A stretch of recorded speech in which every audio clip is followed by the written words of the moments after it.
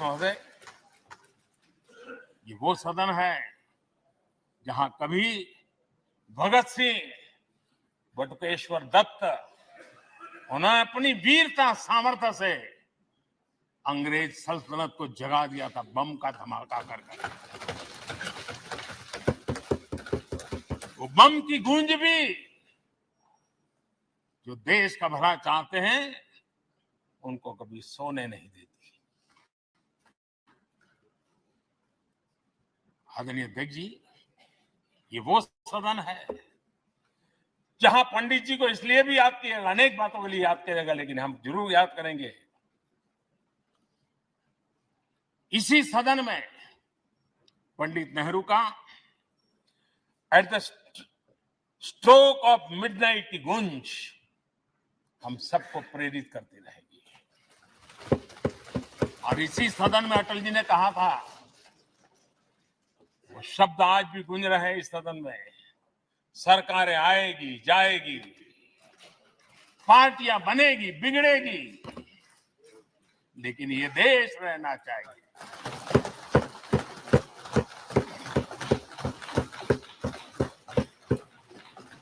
आदरणीय अध्यक्ष जी, पंडित नेहरू की जो प्रारंभिक मंत्री परिषद थी, बाबा साहब आम्बेडकर जी एक मंत्री के रूप में दुनिया की बेस्ट प्रैक्टिसेस भारत में लाने पर बहुत जोर दिया करते थे। फैक्ट्री कानून में अंतर्राष्ट्रीय सुझावों को शामिल करने पर बाबा साहब सर्वाधिक आग्रही रहे थे और उसका परिणाम आज देश को लाभ मिल रहा है।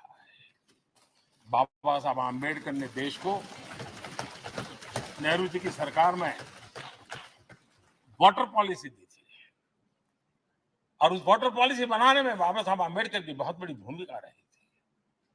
आदरणीय अध्यक्ष जी, हम ये जानते हैं कि भारत में बाबा साहब आम्बेडकर एक बात हमेशा कहते थे कि भारत में सामाजिक न्याय के लिए भारत का औद्योगिकरण होना बहुत जरूरी है, क्योंकि देश के दलित पिछड़ों के पास जमीन ही नहीं है, वो क्या करेगा? औद्योगिकरण होना चाहिए। और बाबा साहब इस बात को मान करके डॉक्टर श्यामा प्रसाद मुखर्जी, जो पंडित नेहरू के मंत्री थे, उन्होंने इस देश में और पहले वाणिज्य मंत्री के रूप में और उद्योग मंत्री के रूप में उन्होंने इंडस्ट्री पॉलिसी इस देश में लाई थी। आज भी कितनी ही इंडस्ट्री पॉलिसी बने, लेकिन उसकी आत्मा वही होती है जो पहली सरकार के थी, और उनका भी बहुत बड़ा अहम योगदान रहा था। आदरणीय अध्यक्ष जी, लाल बहादुर शास्त्री जी ने 65 के युद्ध में हमारे देश के जवानों में का हौसला बुलंद करना, उनके सामर्थ्य के लिए को पूरी तरह राष्ट्र में झोंक देने की प्रेरणा इसी सदन में से दी थी लाल बहादुर शास्त्री का।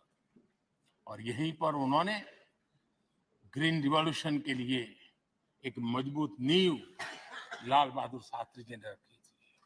आदरणीय अध्यक्ष जी, बांग्लादेश की मुक्ति का आंदोलन और उसका समर्थन भी इसी सदन ने इंदिरा गांधी के नेतृत्व में किया था।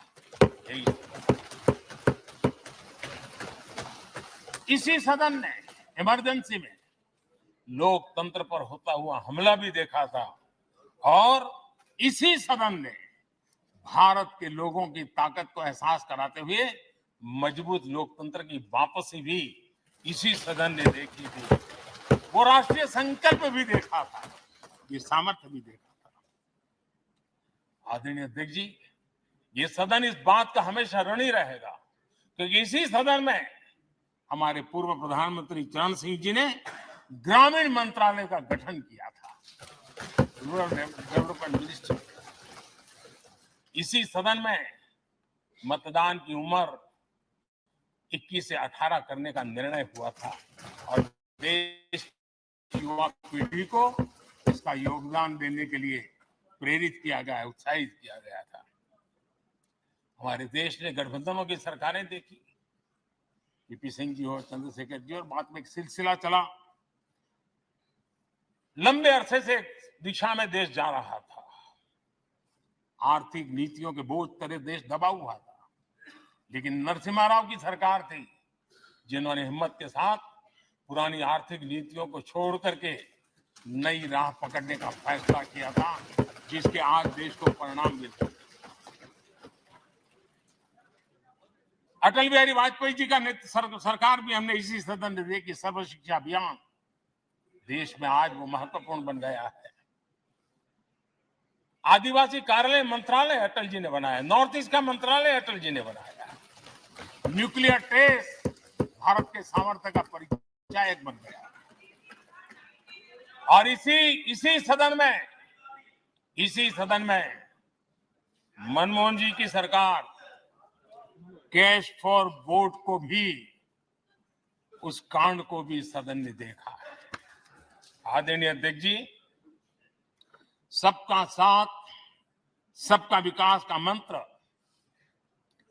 अनेक ऐतिहासिक निर्णय, दशकों से लंबित विषय, उनका स्थायी समाधान भी इसी सदन में हुआ। आर्टिकल 370, ये सदन हमेशा हमेशा गर्व के साथ कहेगा कि सदन के कारण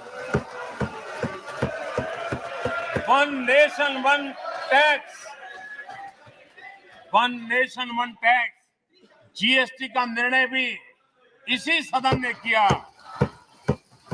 one rank one pension, OROP, ये भी इसी सदन ने देखा। गरीबों के लिए 10% आरक्षण कोई विवाद के बिना पहली बार इस देश में करने में सफल रहे। आदरणीय अध्यक्ष जी, भारत के लोकतंत्र में तमाम उतार चढ़ाव हमने देखे, और ये सदन लोकतंत्र की ताकत है, लोकतंत्र की ताकत की साक्षी है, जन विश्वास का एक केंद्र बिंदु रहा है। इस सदन की विशेषता देखिए, और दुनिया के लोगों का आज भी एतराज होता है। ये सदन है जिसमें कभी 4 सांसद वाली पार्टी सत्ता में होती थी और 100 सदस्य वाली पार्टी विपक्ष में बैठती थी। ये भी सामर्थ्य इस सदन के लोकतंत्र की ताकत का परिचय कराता है। और यही सदन है जिसमें एक वोट से अटल जी की सरकार गई थी और लोकतंत्र की गरिमा को बढ़ाया था। ये भी इसी सदन में हुआ। आज अनेक छोटी छोटी रीजनल पार्टियों का प्रतिनिधित्व हमारे देश की विविधता को, हमारे देश के एस्पिरेशंस का एक प्रकार से वो आकर्षक केंद्र बिंदु बना है। आदरणीय अध्यक्ष जी, इस देश में 2 प्रधानमंत्री ऐसे रहे, मोरारजी भाई वीपी सिंह। एक प्रकार से कांग्रेस में जीवन खपाया था, लेकिन एंटी कांग्रेस गवर्नमेंट का नेतृत्व कर रहे थे। ये भी इसकी विशेषता थी। और हमारे नरसिम्हा राव जी, वो तो बिस्तरा गोल करके घर जाने की तैयारी कर रहे थे, निवृत्ति की घोषणा कर चुके थे, लेकिन यही लोकतंत्र की ताकत देखिए, सदन की ताकत देखिए, वो प्रधानमंत्री के रूप में 5 साल हमारी सेवा कर।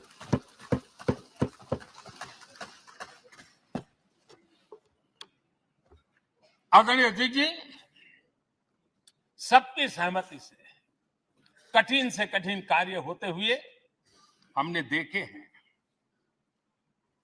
2000 की साल थी, अटल जी की सरकार थी। इसी सदन ने 3 राज्यों का गठन सर्व स्वीकृति से किया और बड़े उमंग उत्साह से किया।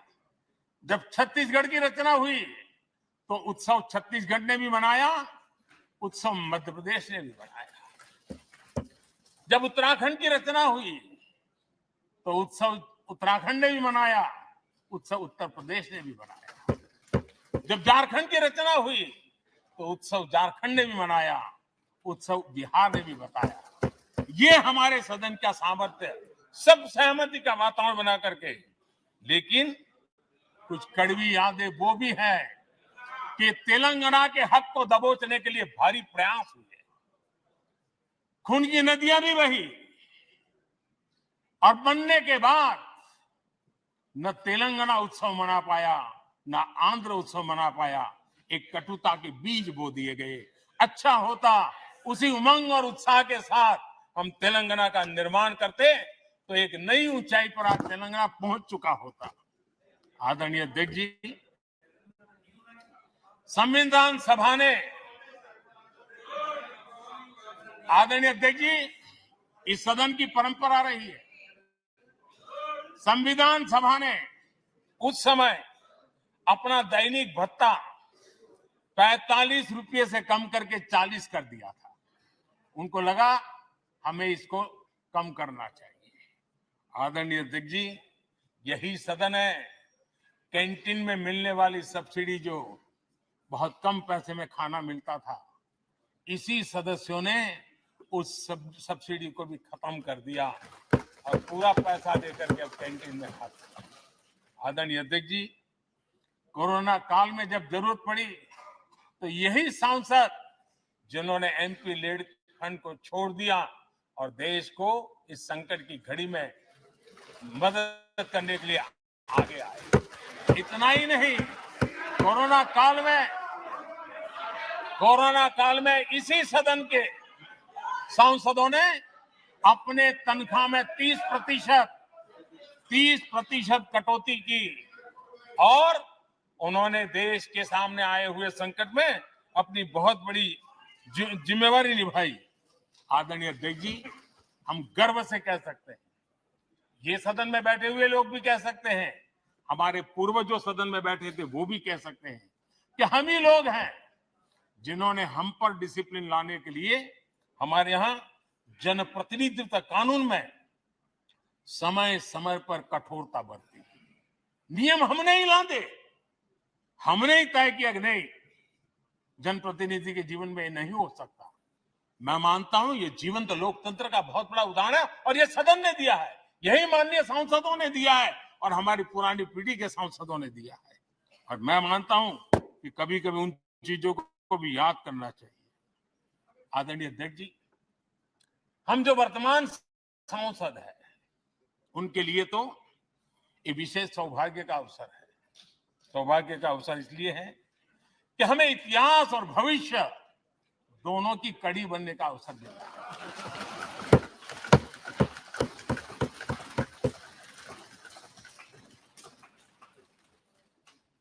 कल और आज से जुड़ने का हमें अवसर मिल रहा है और आने वाली कल निर्माण करने का एक नया विश्वास, नया उमंग, नए उत्साह के साथ हम यहां से विदाई लेने वाले हैं।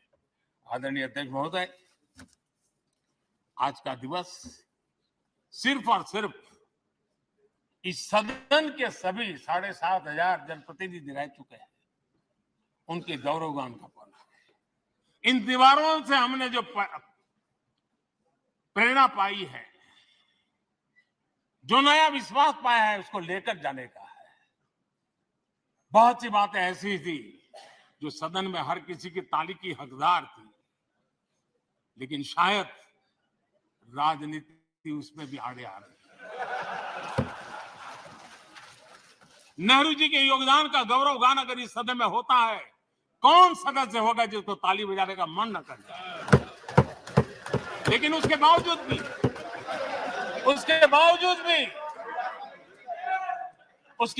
भी देश के लोकतंत्र के लिए बहुत जरूरी है हम सब ने अपने यहां सोच लें। आदरणीय अध्यक्ष जी, मुझे पूरा विश्वास है कि आपके मार्गदर्शन में और इस अनुभवी माननीय सांसदों के सामर्थ्य से हम नई संसद में जब जाएंगे तो नए विश्वास के साथ जाएंगे।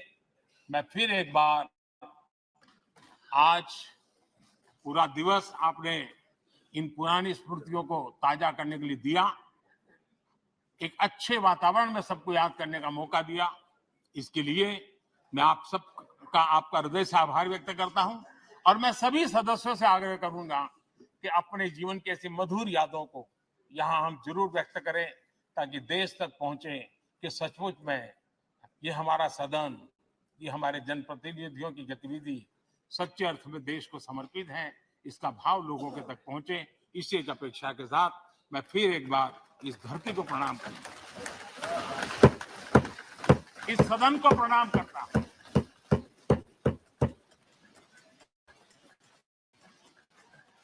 भारत के मंदिरों से बनी हुई हर एक दीवार के हर एक ईंटे को प्रणाम करता हूं और पिछले 75 साल में भारत के लोकतंत्र को नया सामर्थ्य शक्ति देने वाले हर गुंज को, उस नाद ब्रह्म को नमन करते हुए मेरी वाणी को विराम कर देता हूं। बहुत बहुत धन्यवाद।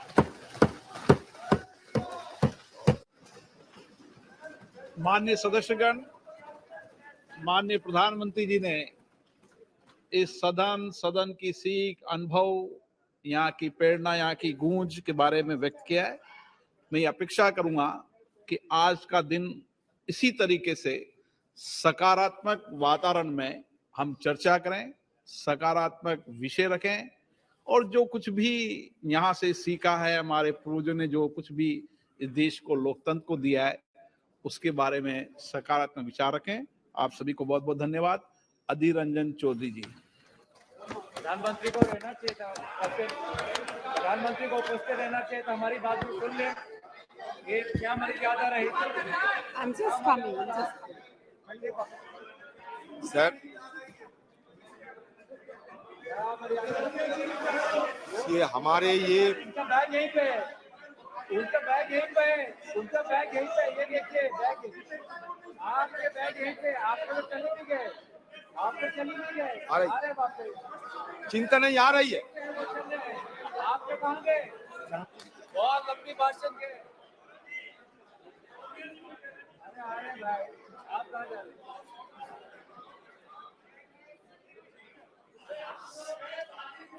Sir, sir,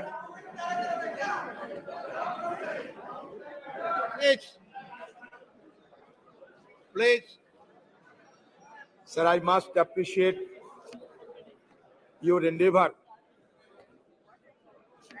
for offering this opportunity to ventilate our views on the constitutional दिवस, संविधान दिवस। लेकिन बात यह सर, कहे तो जाते हैं 75 साल, लेकिन जब तक मेरा जानकारी है, सबसे पहले जो कॉन्स्टिट्यूशन असेंबली की सभा हुई थी वो 1946 में, और 1949 26 नवंबर में ये अडॉप्ट हुई थी, और 1950 26 जनवरी ये चालू हुई थी हमारे संविधान इस देश में। लेकिन आप कहां से 75 साल के अमृतकाल ये लाया गया, ये मुझे समझ में नहीं आते हैं सर। सही मायनों में जब ये सदन, ये खबर मिल रहे हैं कि आज ये सदन की अंतिम दिवस है, तो सही महीनों में भावुक तो होना स्वाभाविक है। कितने सारे विद्वजनों ने, ज्ञानियों ने, पंडितों ने और देश प्रेमी ने हमारे ये सदन, उसके साथ साथ हमारा संविधान और ये देश की लोकतंत्र की रक्षा करने के लिए न जाने कितने योगदान किए होंगे। बहुत सारे हमारे पूर्वजों ने ये दुनिया छोड़ के चले गए, उनका याद हम करते रहेंगे। जिंदगी में ये सदन जरूर कहेगी कि जिंदगी में कितने दोस्त आए और कितने बिखर गए। किसी ने 2 रोज के लिए आए, तो किसी ने चलते ही सांस भर लिए।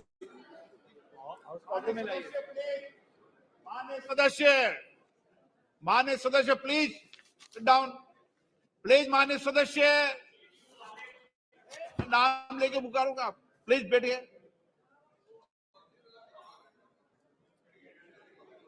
माननीय सदस्य प्लीज बैठिए, बैठिए। सर कैसे जिंदगी में कितने दोस्त आए और कितने बिखर गए। किसी ने 2 रोज के लिए आए, किसी ने चलते ही सांस भर लिए, पर जिंदगी की दूसरा नाम है दरिया, वो तो बस बहते रहेंगे, चाहे रास्ते में फूल गिरे या पत्थर। उसी तरह हमारी ये सदन की कारवां ये भी चलते आ रहे हैं और आज भी ये चल रहे हैं। Sir, today I may come to that conclusion that this is the last day. Naturally, we are all present here to bid the adieu of our old building. Our magnificent building today singing a swan song, because tomorrow onward we will be shifting to a new parliamentary edifice. Sir, मैं शुरू में ये कहना चाहते हैं, मैं ज्यादा समय तो नहीं है हम लोगों के लिए,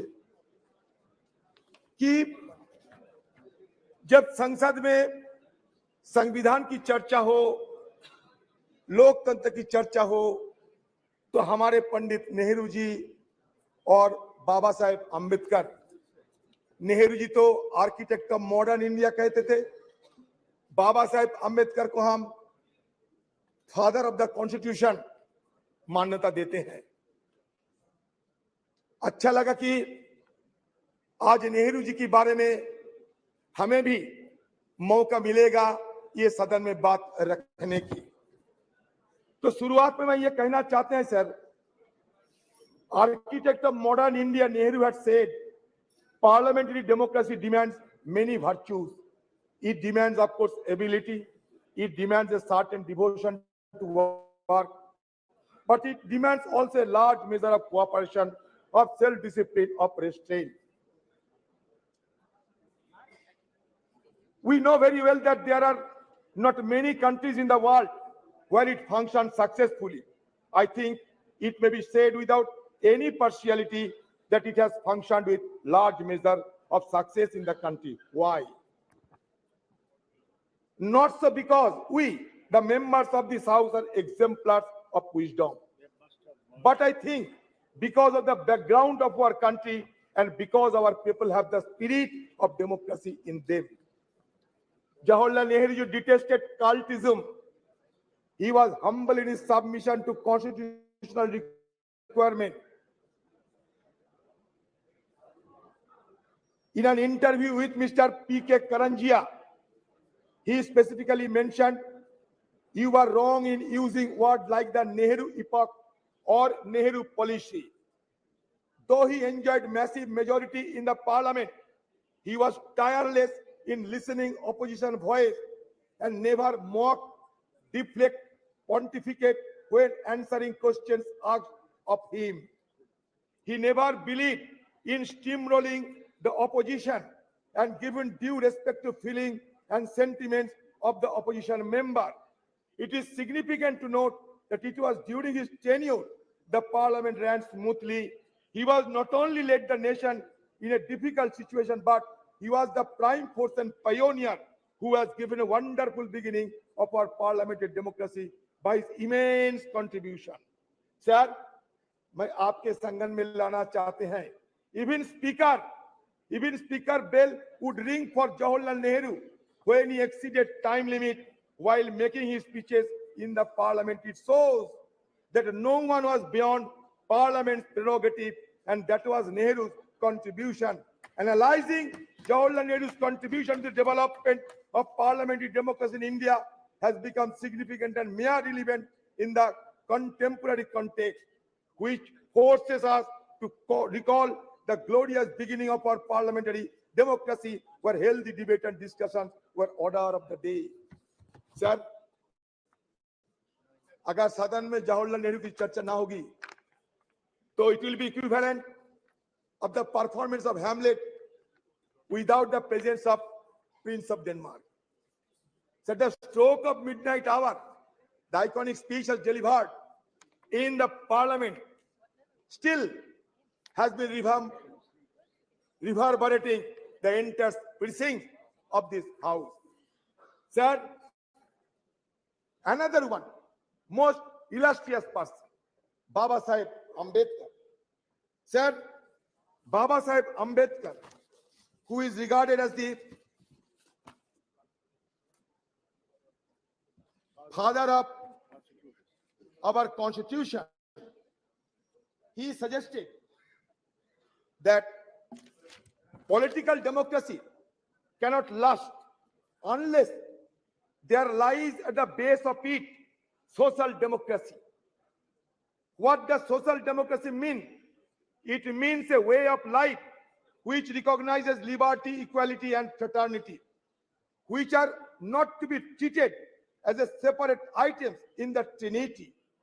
They form a union of Trinity in the sense that to divorce one from the other is to defeat the very purpose of democracy.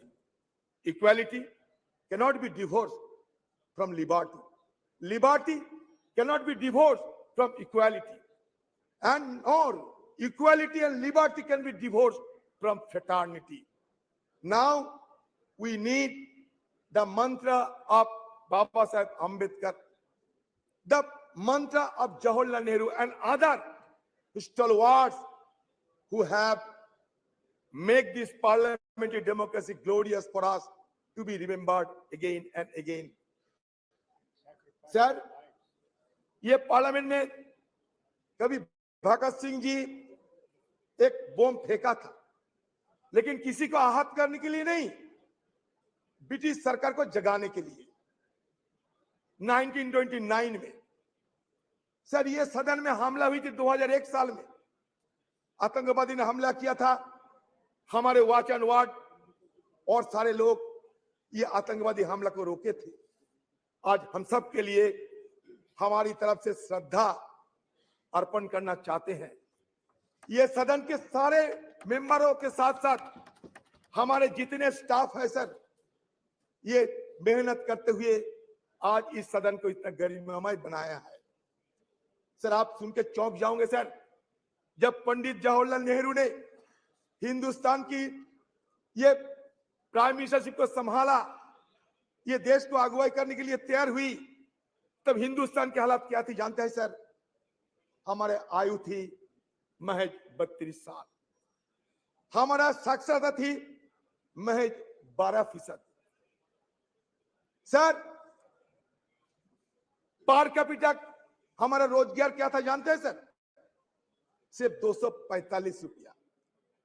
आप सोचिए, एक तरफ अकाल, विभाजन, पाकिस्तान और हिंदुस्तान का बंटवारा, लाखों की तादाद के लोगों को जान गंवाने पड़े, सारे देश में तही तही मच गई थी।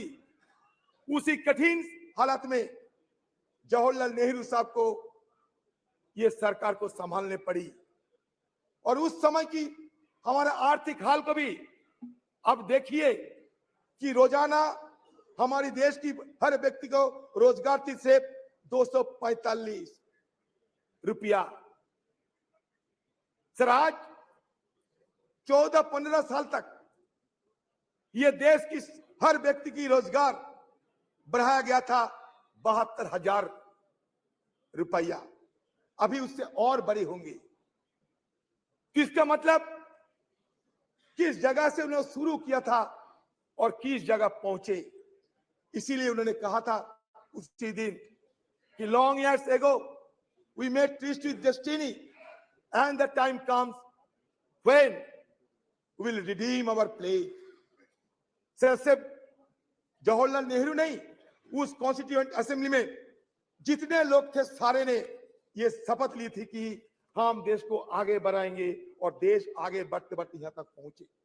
सर, चंद्रयान की बात हो रहे थे, आपको जानकारी देना चाहते हैं, 1946 में हमारे देश की आजादी के पहले ये नेहरू जी के नेतृत्व में एटॉमिक रिसर्च कमेटी बनाया गया था। 1948 से हमारे देश में ये नेहरू जी के नेतृत्व में हम सिर्फ आज की मॉडर्न टेक्नोलॉजी और आज की साइंस विज्ञान की तरफ हम आगे निकलते हुए हमें ये देश के लिए क्या किया सर? ये देश के लिए बनाया इसरो। विक्रम भाई साराभाई की अगुवाई में, नेहरू जी के दर्शन से ये इसरो बने, आज नहीं 1964 में।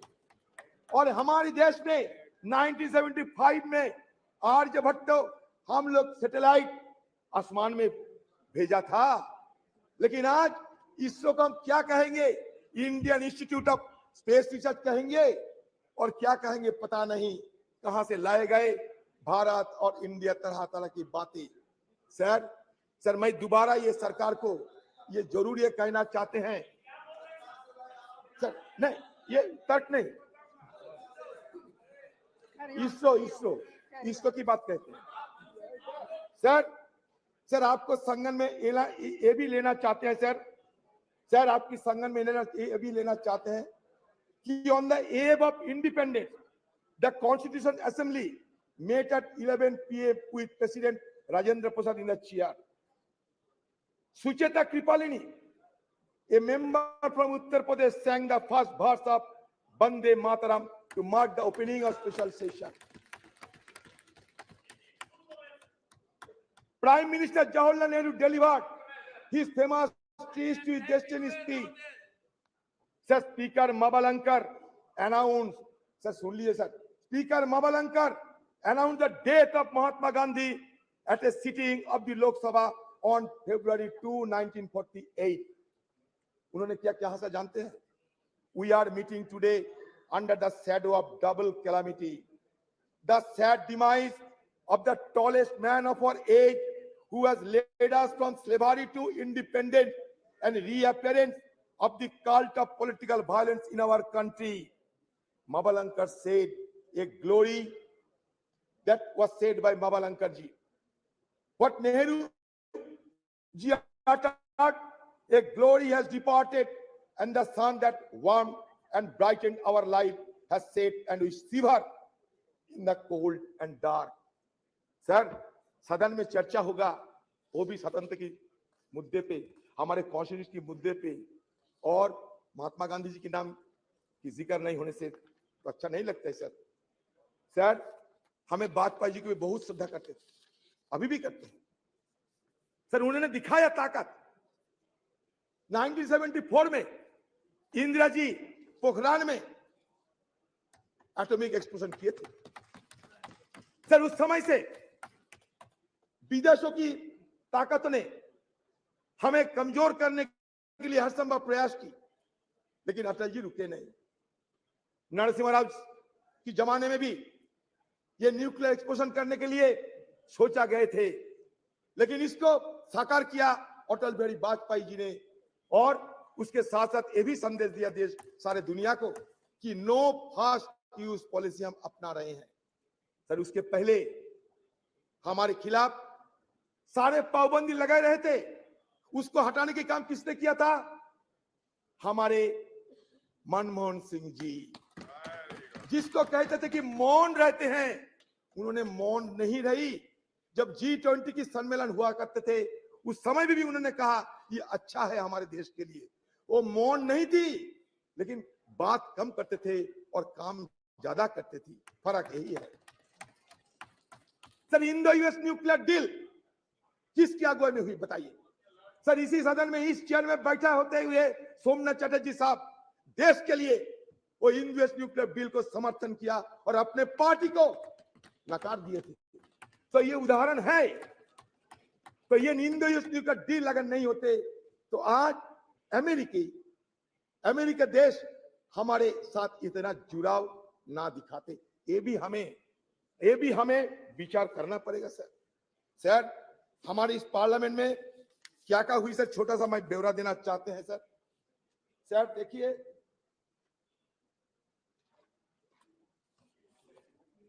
सर, इस सदन में सर 1951 में रिप्रेजेंटेशन ऑफ पीपल्स एक्ट पारित हुई थी to ensure that people are given the right to vote.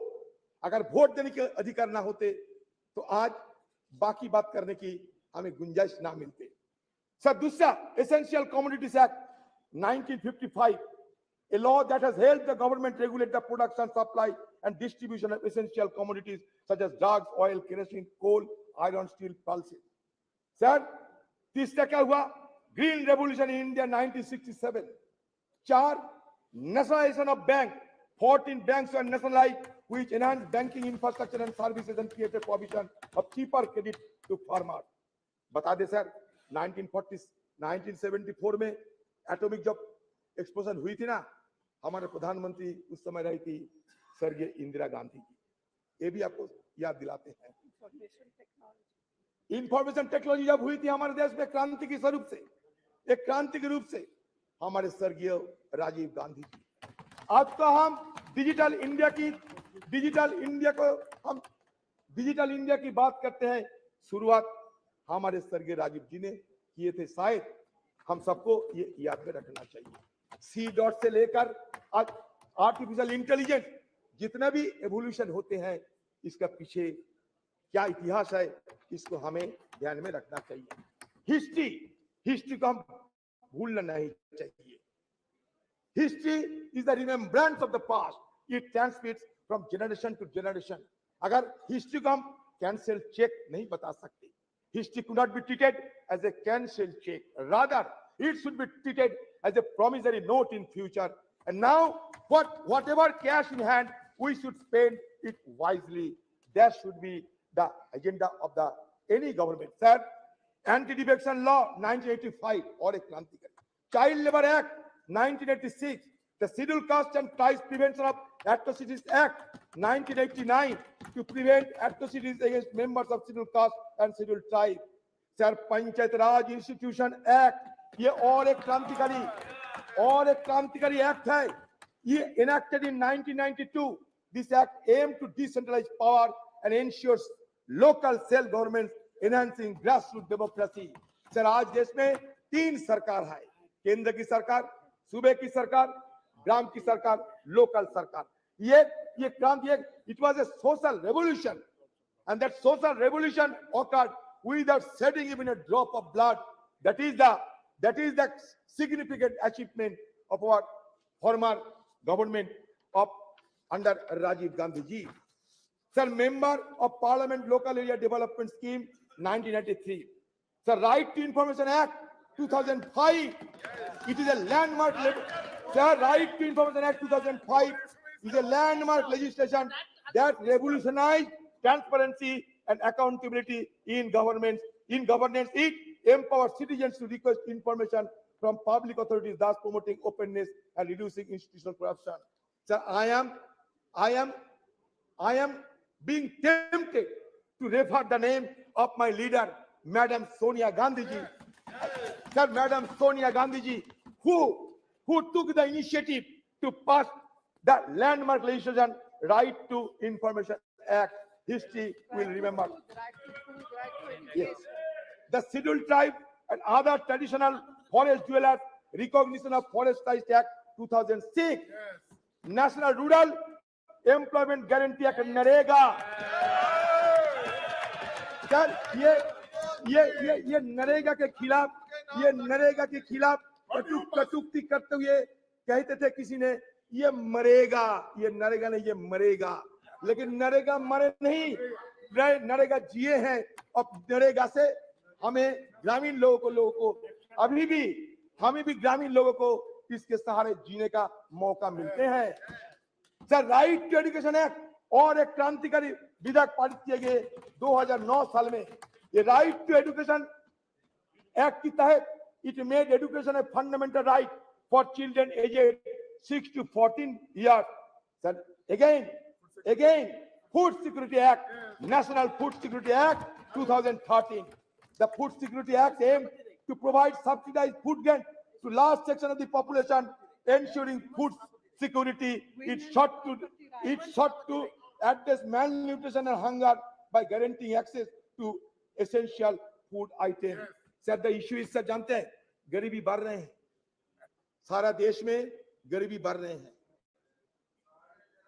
Sir, poverty index में 117 की देश के अंदर हम 107 में आ गए। सर, कभी हमारे देश को देखते हुए ड्रेज और अमर्त्य सेन ने यह कहा था कि it looks like the island of California in a sea of sub Saharan country. इसलिए हमारा ये गरीबी को सबको चूकता है। एक तरफ बढ़ते हैं कुछ चुनिंदे लोगों ने, लेकिन दूसरी तरफ हमारा गरीबी भी बढ़ते जा रहे हैं, इसको ध्यान में रखना चाहिए। Sir, right to fair compensation and transparency in land acquisition, rehabilitation resettlement act 2013, street vendors act 2014। Sir, बाद में क्या देखा हमने? बाद में हमें विरोध करने पड़े, क्योंकि सदन के अंदर विरोध करने का अधिकार तो हमें है, और विरोध करने के अधिकार हमारे संविधान भी हमें देते हैं। सर, यूएस न्यूक्लियर डील जब चर्चा होते थे, जब वोट ऑफ कॉन्फिडेंस हुआ था इस सदन में, तो कौन सा पार्टी कौन सा पक्ष में थे, शायद आपसे ज्यादा जानकारी है। मैं आज इसी शुभ एक अवसर पर किसी को और नहीं बोलना चाहते, लेकिन sir, demonetisation of currency note in 2016 हमने विरोध किया। इंट्रोडक्शन ऑफ कॉम्प्लेक्स जीएसटी उस समय भी लाए गए थे, जिस समय दूसरा सरकार थे, लेकिन फिर भी लाने में जो कमियां थी वो बार बार हम लोग उसका उजागर कर चुके हैं। सर, हमें application of article 370 and flight of Kashmir, ये मुद्दे को भी हमें आलोचना जरूर की थी। कश्मीर हमारा अंग है। सर, आज भी देखिए कश्मीर में हमारे फौजों को जान गंवाने पड़ती, इसमें तो यह साबित होते हैं उस दिन हमारी तरफ से जो शंका जाहिर किए थे वो शंका सही है। सर, आज मैं ये चाहता हूं कि हमारे सदन के अंदर हमारे जो रणकुबड़े जो फौजों ने वहां जान गंवा रहे हैं, उसके लिए कम से कम हम थोड़ा सा मौन व्रत करते थे, थोड़ा सा साइलेंस ऑब्जर्व करते थे, अच्छा होते। सर, एक तरफ मणिपुर, दूसरी तरफ जम्मू कश्मीर जल तो रहे हैं दोनों, और हम जल तो रहे हैं, इसलिए हमें बहुत कुछ करना बाकी है। ये तो सिर्फ एक झांकी है, हमें बहुत कुछ करना बाकी है। सर, और एक देखिए, और एक divisive legislation, citizenship amendment act 2019 and NRC, तो इस तरीके की डिविजन लेजिस्लेशन के विरोध हम लोग किए हैं सदन के अंदर। जो हम किए हैं बताते हैं। सर, हम लोग विरोध किए हैं, ये फार्म लॉ के चलते हम विरोध किए हैं, और हमारे विरोध के चलते, देश की किसानों की विरोध के चलते ये सरकार को फिर वापसी तो लेने पड़ी। सर, फिर digital personal data protection act हम लोग तो विरोध किए थे। सर, जो किए हैं हम वजह क्या है बता दिए हैं सर, और ये सारे हमारी तरफ से बात रखे गए हैं। सर, हम तो ये चाहते हैं कि आज की हालत में हमारी तरफ से और एक मांग आपके पास रखना चाहते हैं। वो मांग ये है सर कि हमारी सदन में एक आप नियम चालू करें, इसमें विपक्ष के लिए सिर्फ एक दिन विपक्ष के लिए डेडिकेटेड किया जाए। उस दिन विपक्ष सब कुछ बोलेगा, विपक्ष को जो मर्जी विपक्ष को बोलते रहेंगे, इसलिए एक दिन विपक्ष के लिए अब रख दिया करो।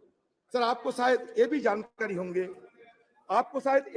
होंगे कि हमारे पार्टी की तरफ से, खासकर हमारे पार्टी की CPP chairperson madam Sonia Gandhi ji, ये Sonia Gandhi ji women reservation bill के लिए सदन में कितने बार सवाल किए हैं, और उन्हीं की अगुवाई में राज्यसभा में पारित होते हुए भी ये आज तक साकार नहीं हो पाए।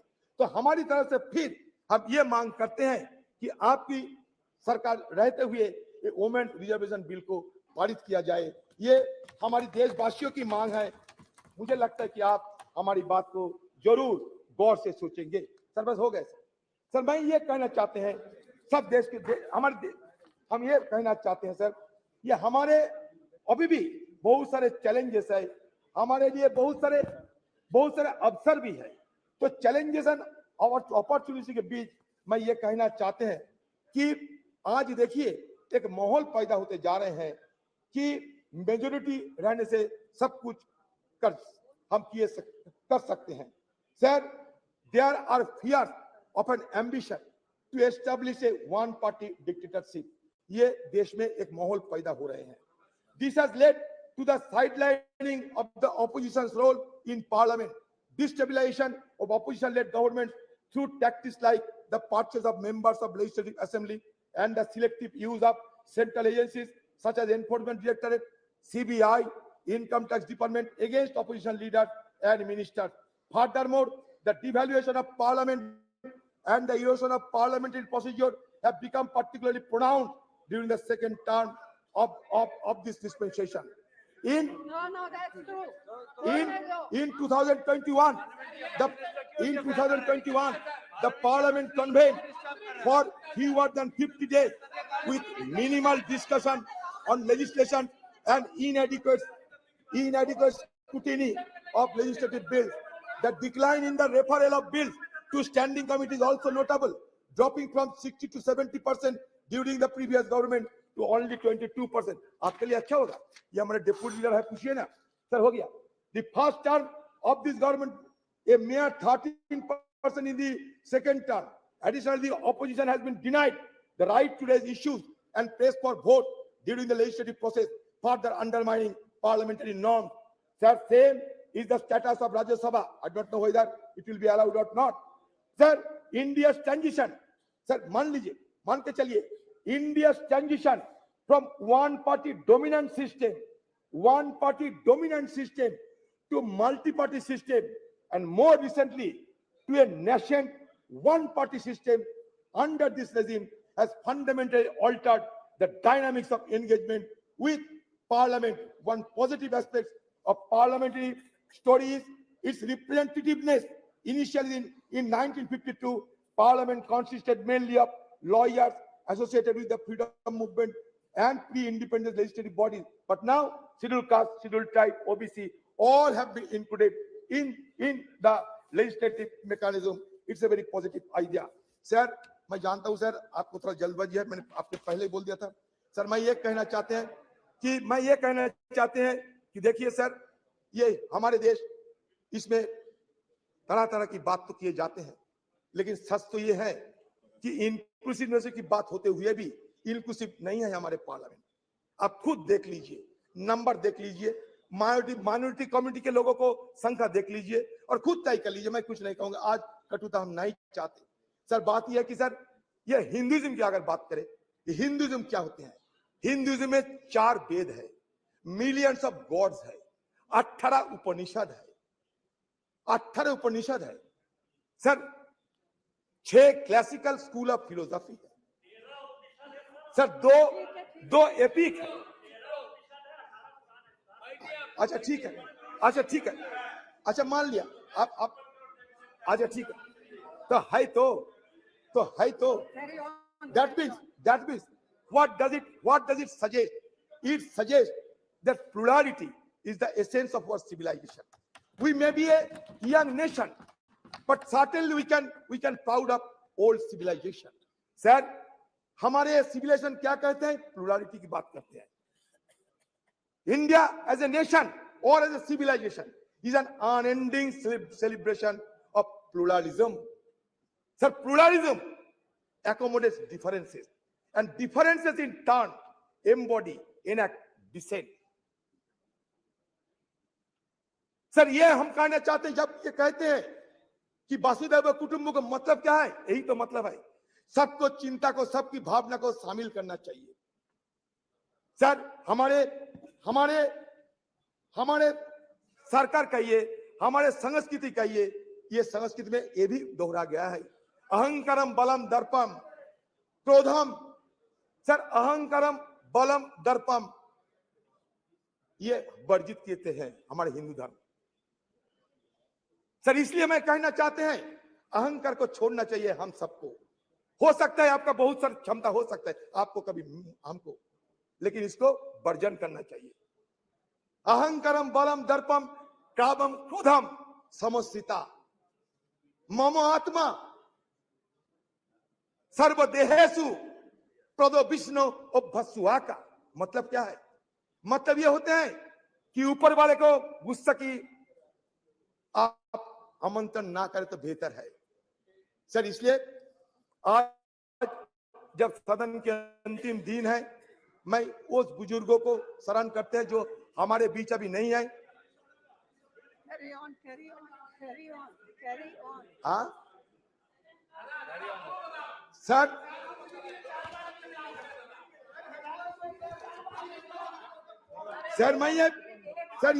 मैं और एक बात रखना चाहता है सर, बस लास्ट बात sir.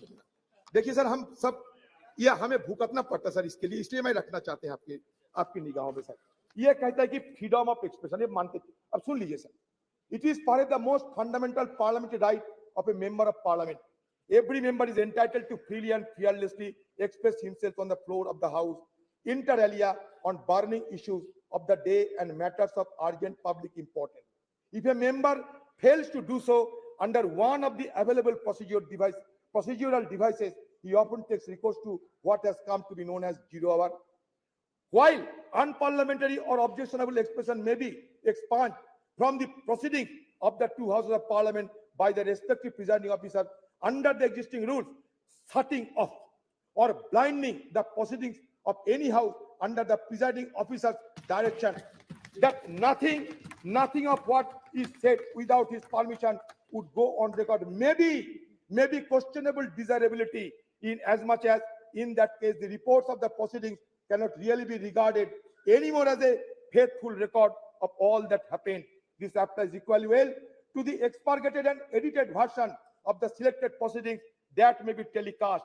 In any case, when the question hour or any other part of the proceeding is telecast live, how can the presiding officer expansion order operate? Sir, इसलिए हम चाहते हैं कि हमारे अधिकार को ये दे जाना चाहिए सर. हम चाहते हैं कि सदन की जो गरिमा, वो गरिमा बरकरार रही है सर. आज स्पेशल सेशन है, ये नॉर्मल सेशन है, क्या है किसी को पता नहीं. हमें बाहर से मीडिया वालों के हवाले से पता चलता कि स्पेशल सेशन है या नहीं. सर, जब मिडनाइट सेशन होते हैं, जैसे कि आजादी के दिन हुई थी 14-15 अगस्त, वैसा मिडनाइट उसमें चर्चा नहीं होते. जैसे कि जीएसटी के लिए नरेंद्र मोदी जी किए थे, चर्चा नहीं होते, लेकिन बाकी स्पेशल सेशन में चर्चा होते. लेकिन इसके साथ साथ बाकी लेजिस्लेशन नहीं जा सकते.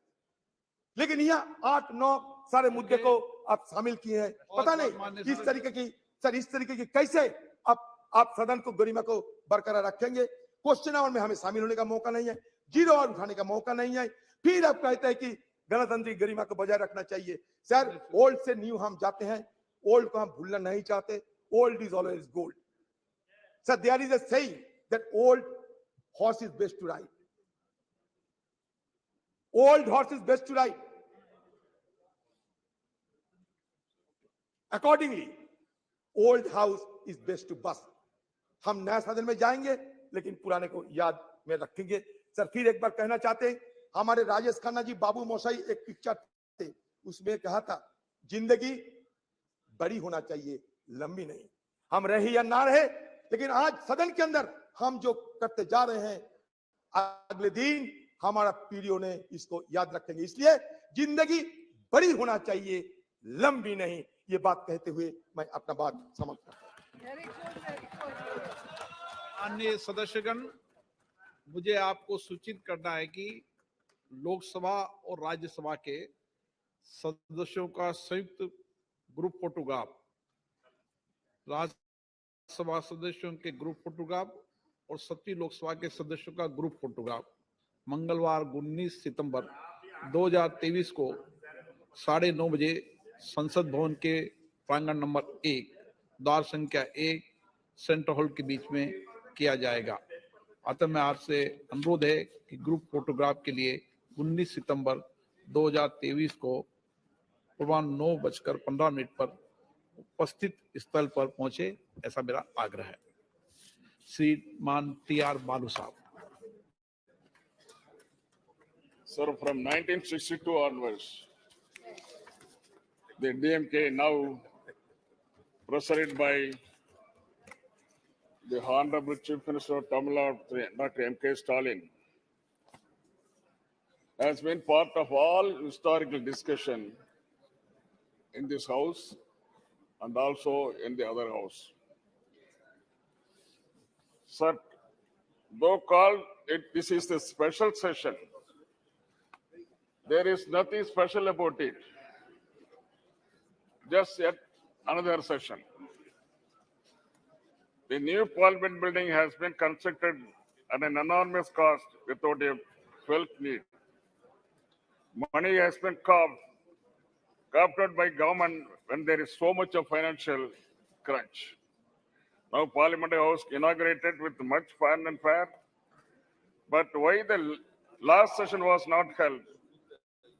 Was it due to any vastu consideration or only today you could find the auspicious moment?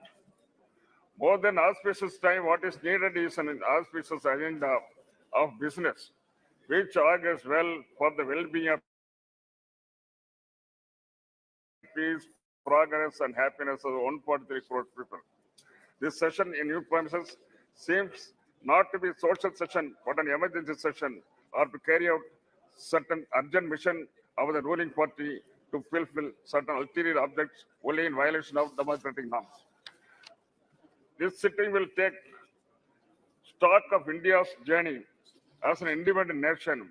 We got independence in 1947.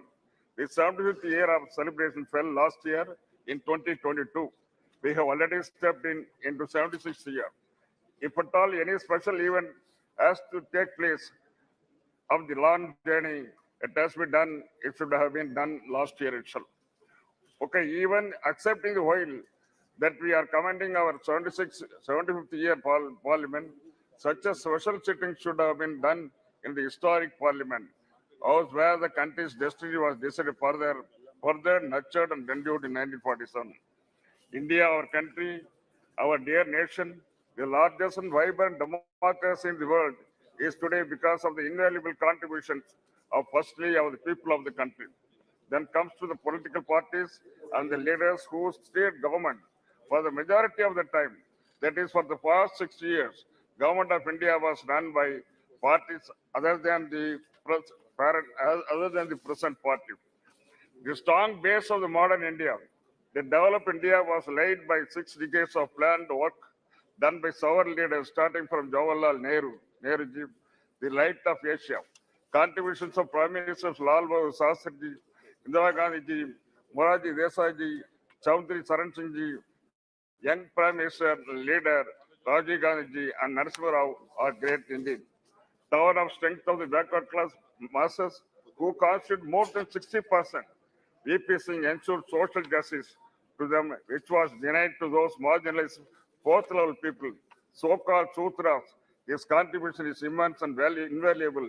It will stand out and shine in our modern history of progress. His government was pulled down with vengeance by forces inimical to empowerment of weaker section.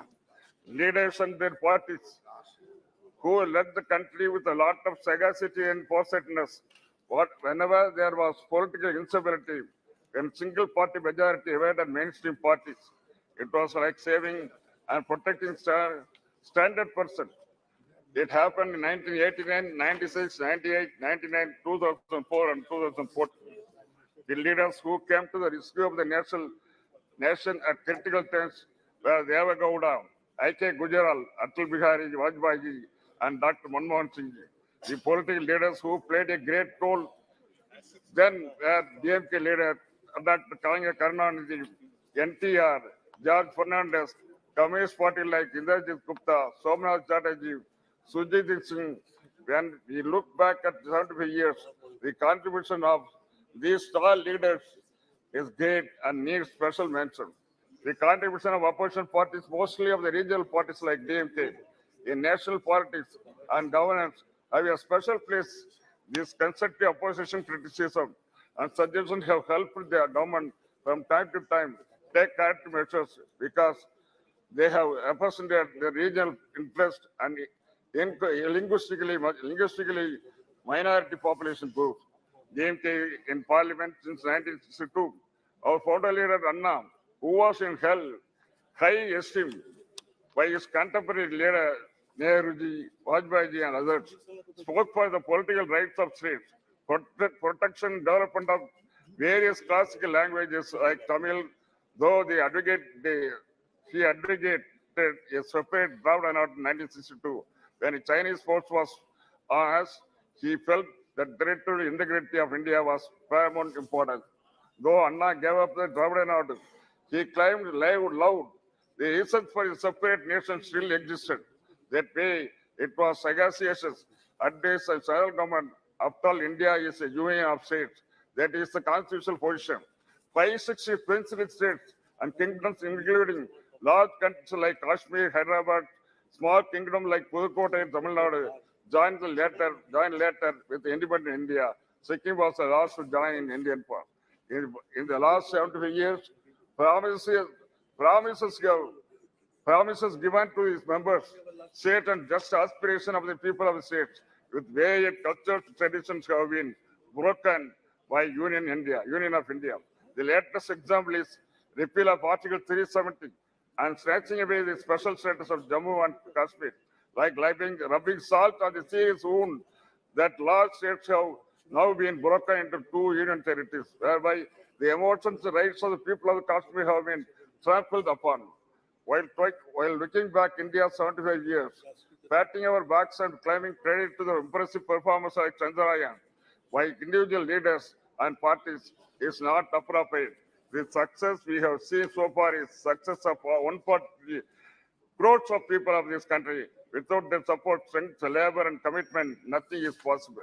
What we have really introspect is the failures we have faced in 75 years. These failures are the result of the broken promises as in Kashmir, Manipur, Tamil Nadu, and other states. Union of India should go extra mile to get full confidence of the people of states and fulfill the regional aspirations in terms of secularism, equal rights for development, linguistic, political, and democratic rights. While mentioning about the crucial role played by DMK party in ensuring stability and national government at the center, I have tell you about the support extended to Indira Ji government in 1969 and Vajpayee government in 1999.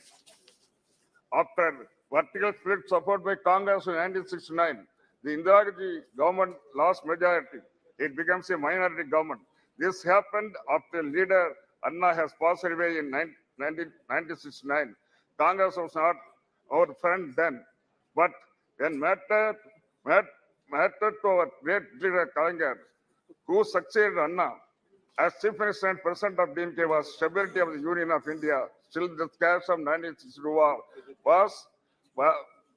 with China was still paining us. Therefore, Kalaignar decided with a clear vision to support Indira Ji with our 26 members in Lok Sabha. With our continued support, she was able to bring the revolutionary policy measures like abolition of privy purse, nationalization of banks, and other poverty alleviation program. Anna, a good friend of Atalji, after a very long political struggle, he is able to lead BJP to power in center 1998. It was a feeble, ragtag coalition with a particular party.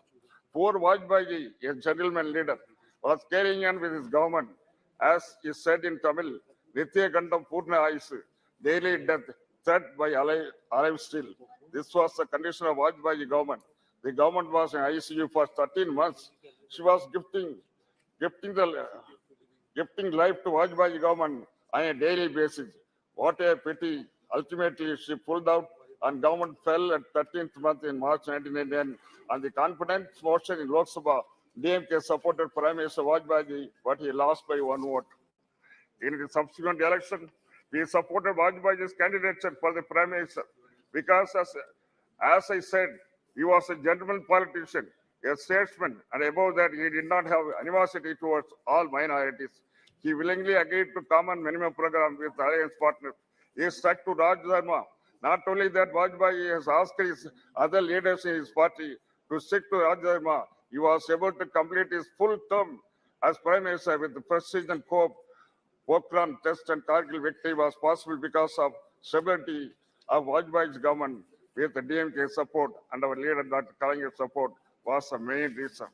The present ruling party should revisit the pages of India's recent history and refresh itself with these important movements and appreciate how DMK has played a respectable role in providing stable government at the center. In the building of the modern India, the role of former young Prime Minister Rajiv Gandhi has an exceptional place. In fact, he is the father of the so-called digital India. His competence and involvement of the people of village level resulted in Panchayat Raj Act and empowerment of rural people's representative. His sacrifice of his life in pursuit of public services unparalleled in Indian history. Sir. With this, I thank you for having given this. Thank you. Thank you. Shri Sudeep Bandyopadhyay ji.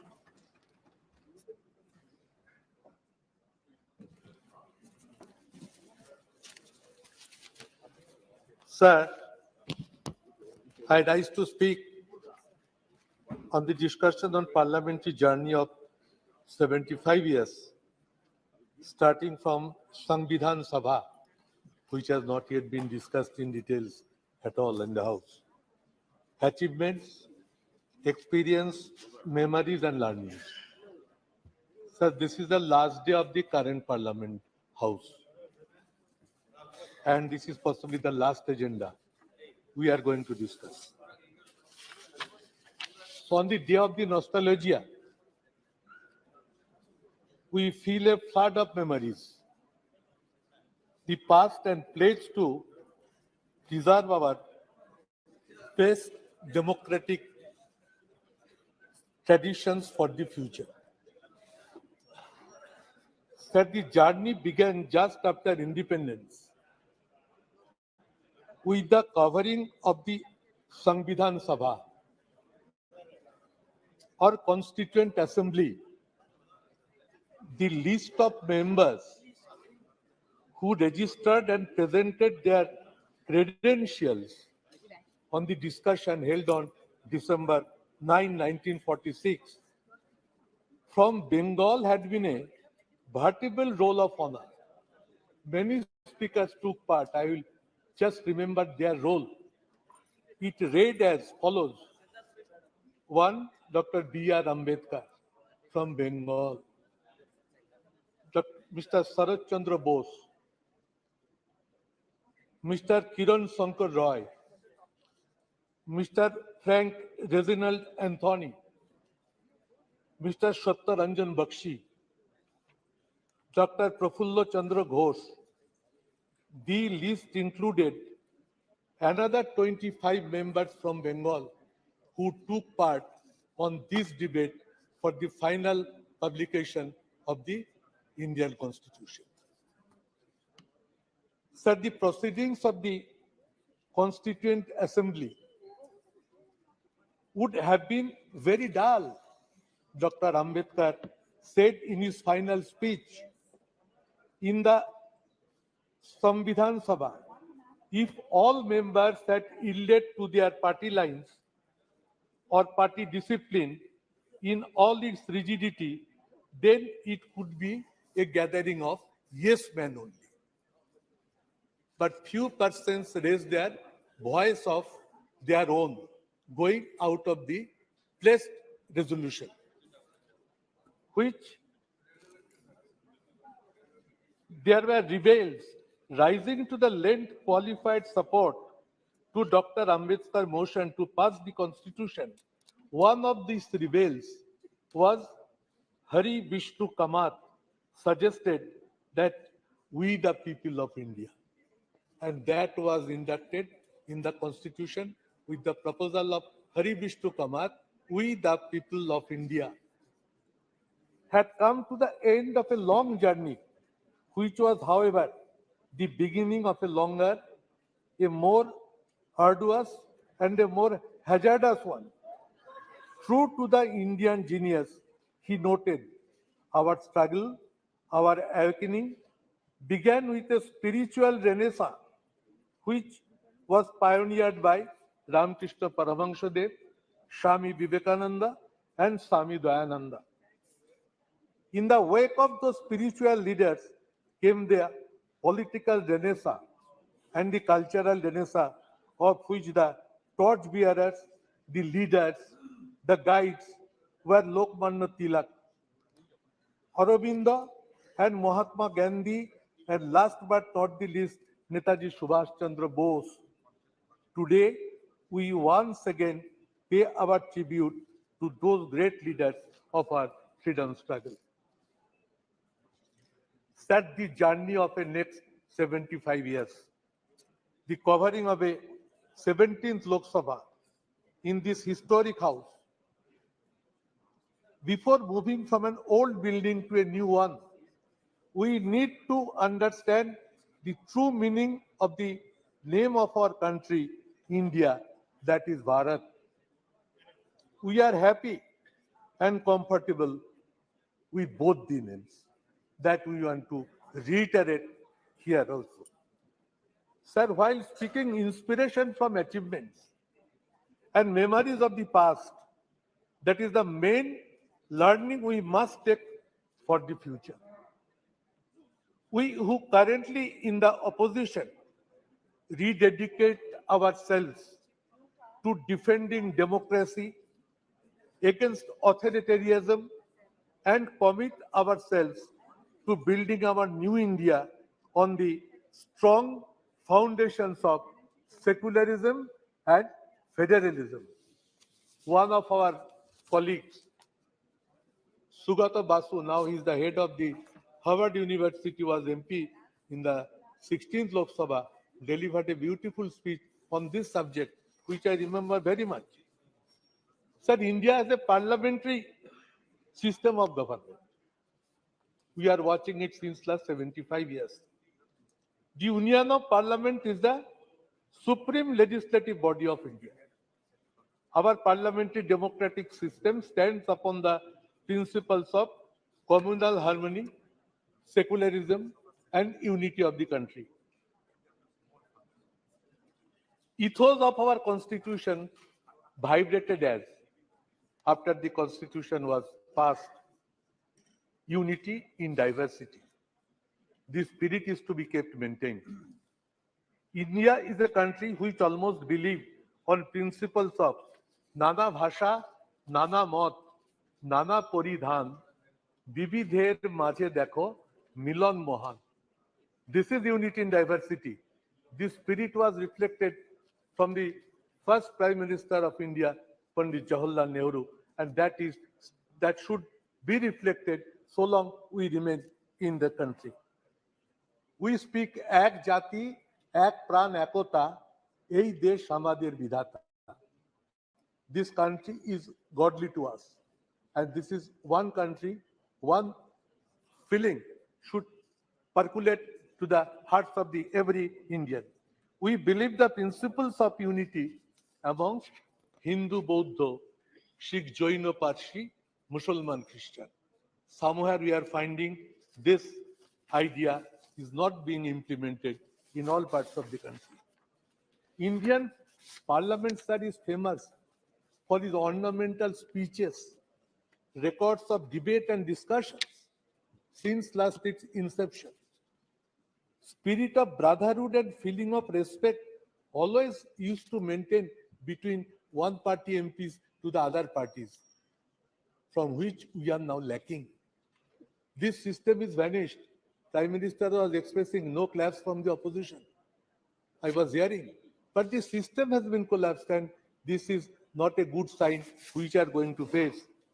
Sir, Indian Parliament at different occasions and different era have proven that how much powerful can Indian Parliament become at the time of crisis of nation.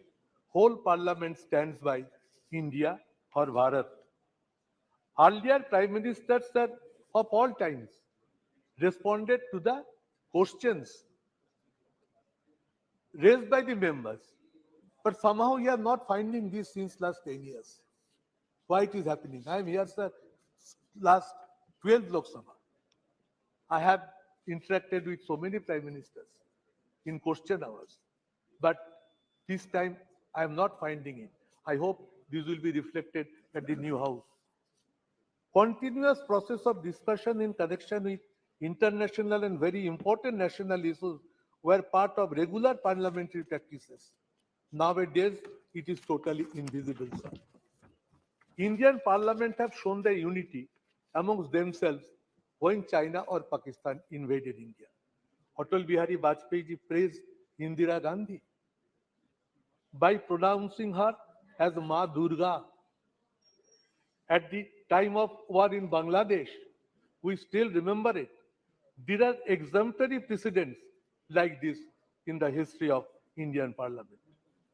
Opposition praising treasury benches opposition, these were reflected in the House on many occasions, on several times, but which is now being totally invisible. Keeping faith upon international solidarity and brotherhood, our Parliament has expressed solidarity with many other countries who have fought for their independence. Sir, I was first elected in 12th Lok Sabha as Trinamool Congress candidate. That time, our party leader, Mamata Banerjee, it was the first time a new political party entered into the parliament. And that time, She raised her voice in Parliament for 1/3 reservation of in Lok Sabha and Assembly. The incident we still remember. She caught one MP by neck when she was going to hear the bill which was going to be placed on the floor of the House. Now Sonia ji has also written a letter to Honorable Prime Minister to take it up. Sir, our demand would be that in the next current new Lok Sabha building, Parliament building, let this woman reservation bill be tabled and let it be passed without further delay.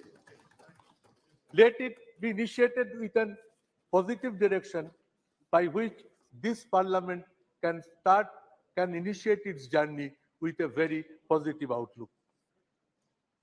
Sir, fall of government by one vote, we have witnessed it sitting on the floor of the House. And we have seen the power of the Parliament.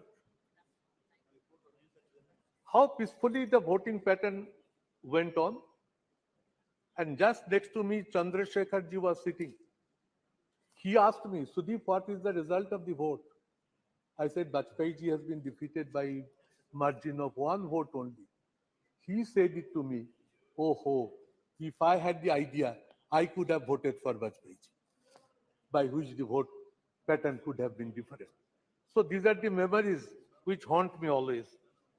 Sir, let the present House run with a positive direction. Common principle of parliamentary democracy is that House belongs to the opposition. I tell it at the all-party meetings whenever Honorable Speaker convenes that in a parliamentary democratic system, House should belong to the opposition. But nowadays, bills are being passed without debate or discussions. It is not a good precedent. Both sides are to be more objective in their approach, in their outlook. And when a House can run properly, if the ruling party takes a positive decision, then only it becomes possible. Otherwise, it is not possible for the opposition to run the House in a proper manner. The GST declaration being celebrated by convening midnight parliament session. It was held to make it historical. But many important and extraordinary situations prevailing in the country are not being allowed to raise and discuss in the House. Sir, brute majority in Parliament by one political party at this present Parliament reflects its arrogance is not desirable. What my long experiences say that if brute majority persists, they are in a mood to gag the voice of the opposition. It is neither desirable nor it is supported by all the members. So we will approach to the ruling party to make themselves restrained in the coming sessions. Long since it is proven, Parliament session must reflect with more positivity and become as result-oriented. But in few last sessions or in few last years, this Parliament session is not becoming result-oriented. That is a part of sorrow. The attitude of the ruling party of Parliament can make it viable and functioning. They will come, sir, if this way runs. The people will start losing their faith in the parliamentary system of process. That what this Parliament is going to give to us. And once people start losing their faith upon this parliamentary system, it is a very dangerous system. So, sir, we must try to remain more committed and faithful at the 75th year of Indian independence to see that parliamentary democratic system remains alive with its massive strength. Sir, we hope we are entering into a new parliament. Let all these systems be approached, be focused, be presented, be ventilated in a positive manner. whole country should feel the change from one building to other building will also carry some feelings, good sense of ideas prevail, and we each one become to the respectful to each other sections in a broader mind. So lastly, I must say the slogan that whatever manner country proceeds, we must say, long live secularism and federalism. The federalism structure of the country is under big threat, where West Bengal is one of the major victims. I should take it up. We are trying our best to draw the attention of the government, and as a leader of a Trinamool parliamentary party in Lok Sabha, I should keep it on record as mentioned. Sir, I repeat, no attempt is to be taken to create division in between India and Bharat. We firmly stand by both. Jai Hind, sir. Jai India, Jai Bharat.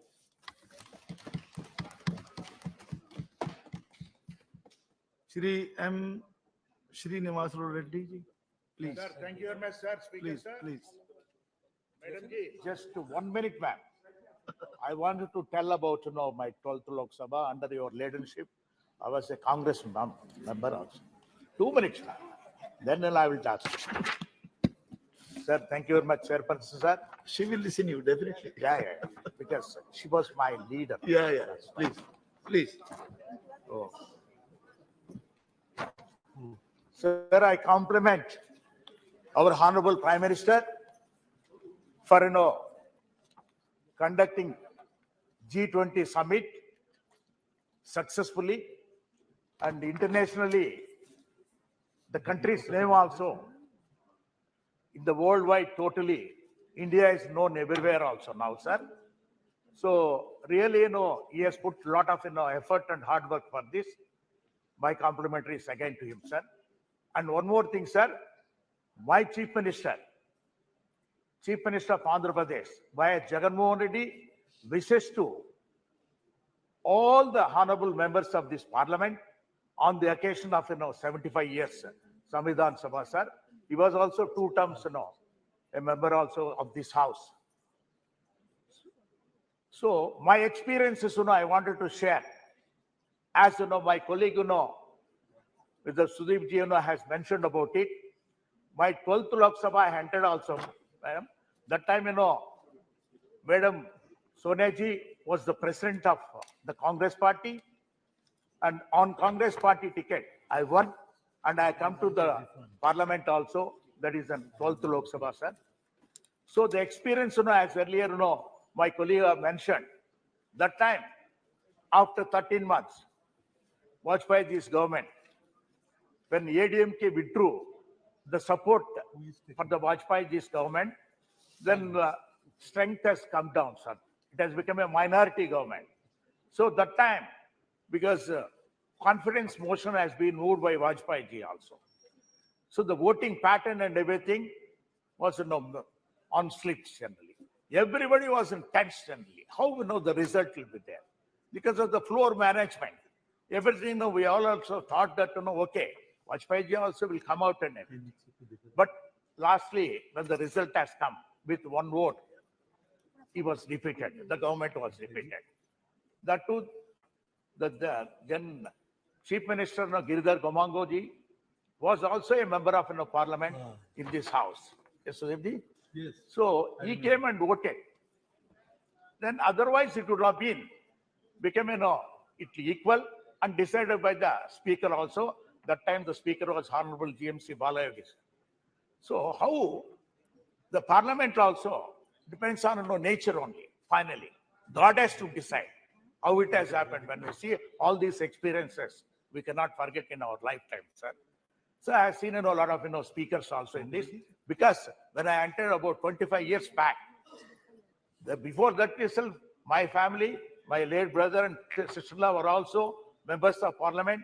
I used to come to the central hall regularly, enjoy the central hall, sitting there yourself. Sorry.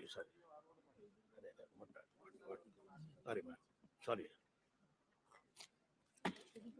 The luxury of the central hall, sir. when you sit in the central hall and look at the dome, you will feel so comfortable also. Because that only now you are going to miss in the new parliament. And these experiences cannot be, generally, only memories will be there always for us also, sir.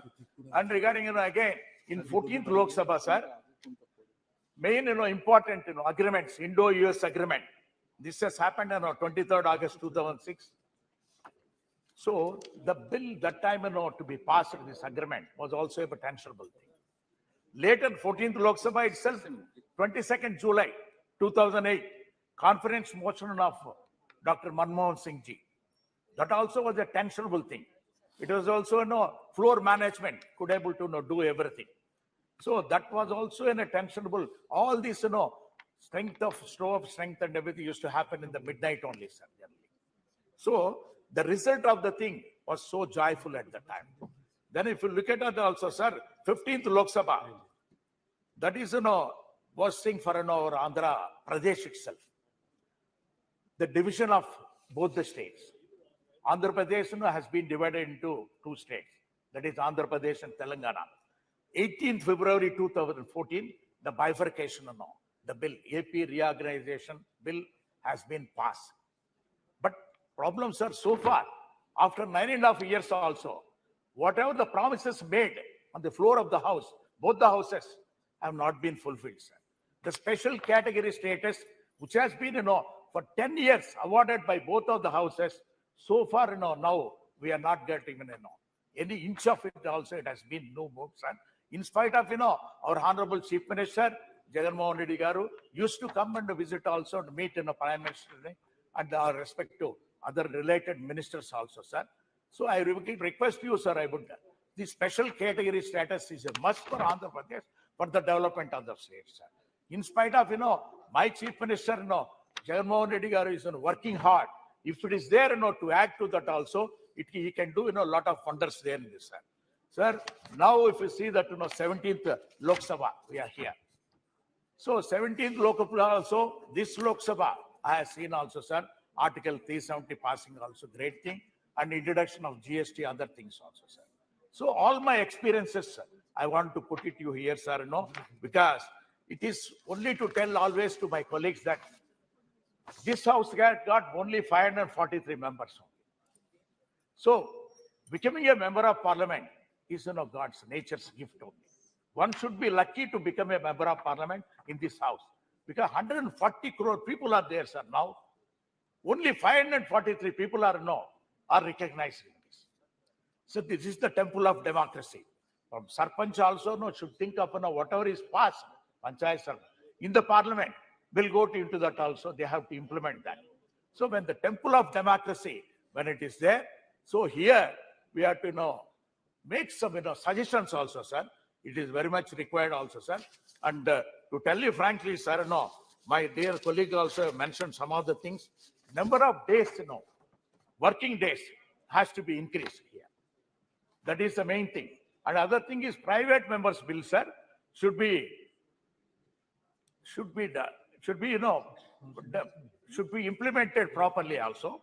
And the third one, sir, 30% of the agenda should be suggested by the opposition parties.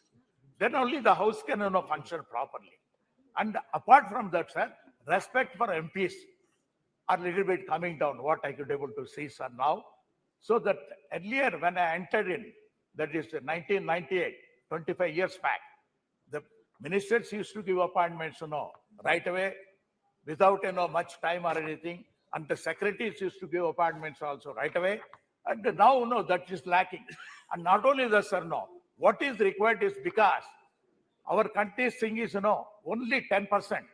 That means strength of the ministers have been decided by long ago. That is 10% of the Rajya Sabha and the Lok Sabha members only can be made as the council of the ministers. See, this time, this thing has been decided when the population was only 50-60 crores. Now the population has increased to 140 crores. This percentage has to be increased automatically to take care of the public, so that, everybody can, get the benefits of the central government. So the states also needs, more powers to be given also, which has to be done by the central government. Sir, my conclusion is that Sir, we have done, beautiful here. We have actually 75 years now we are living in this atmosphere. We are going to miss it. Emotionally, personally also, I feel that I am missing, a great thing. But changing times, changing trends. We need to know everything, for the sake of youngsters. You have to create a beautiful,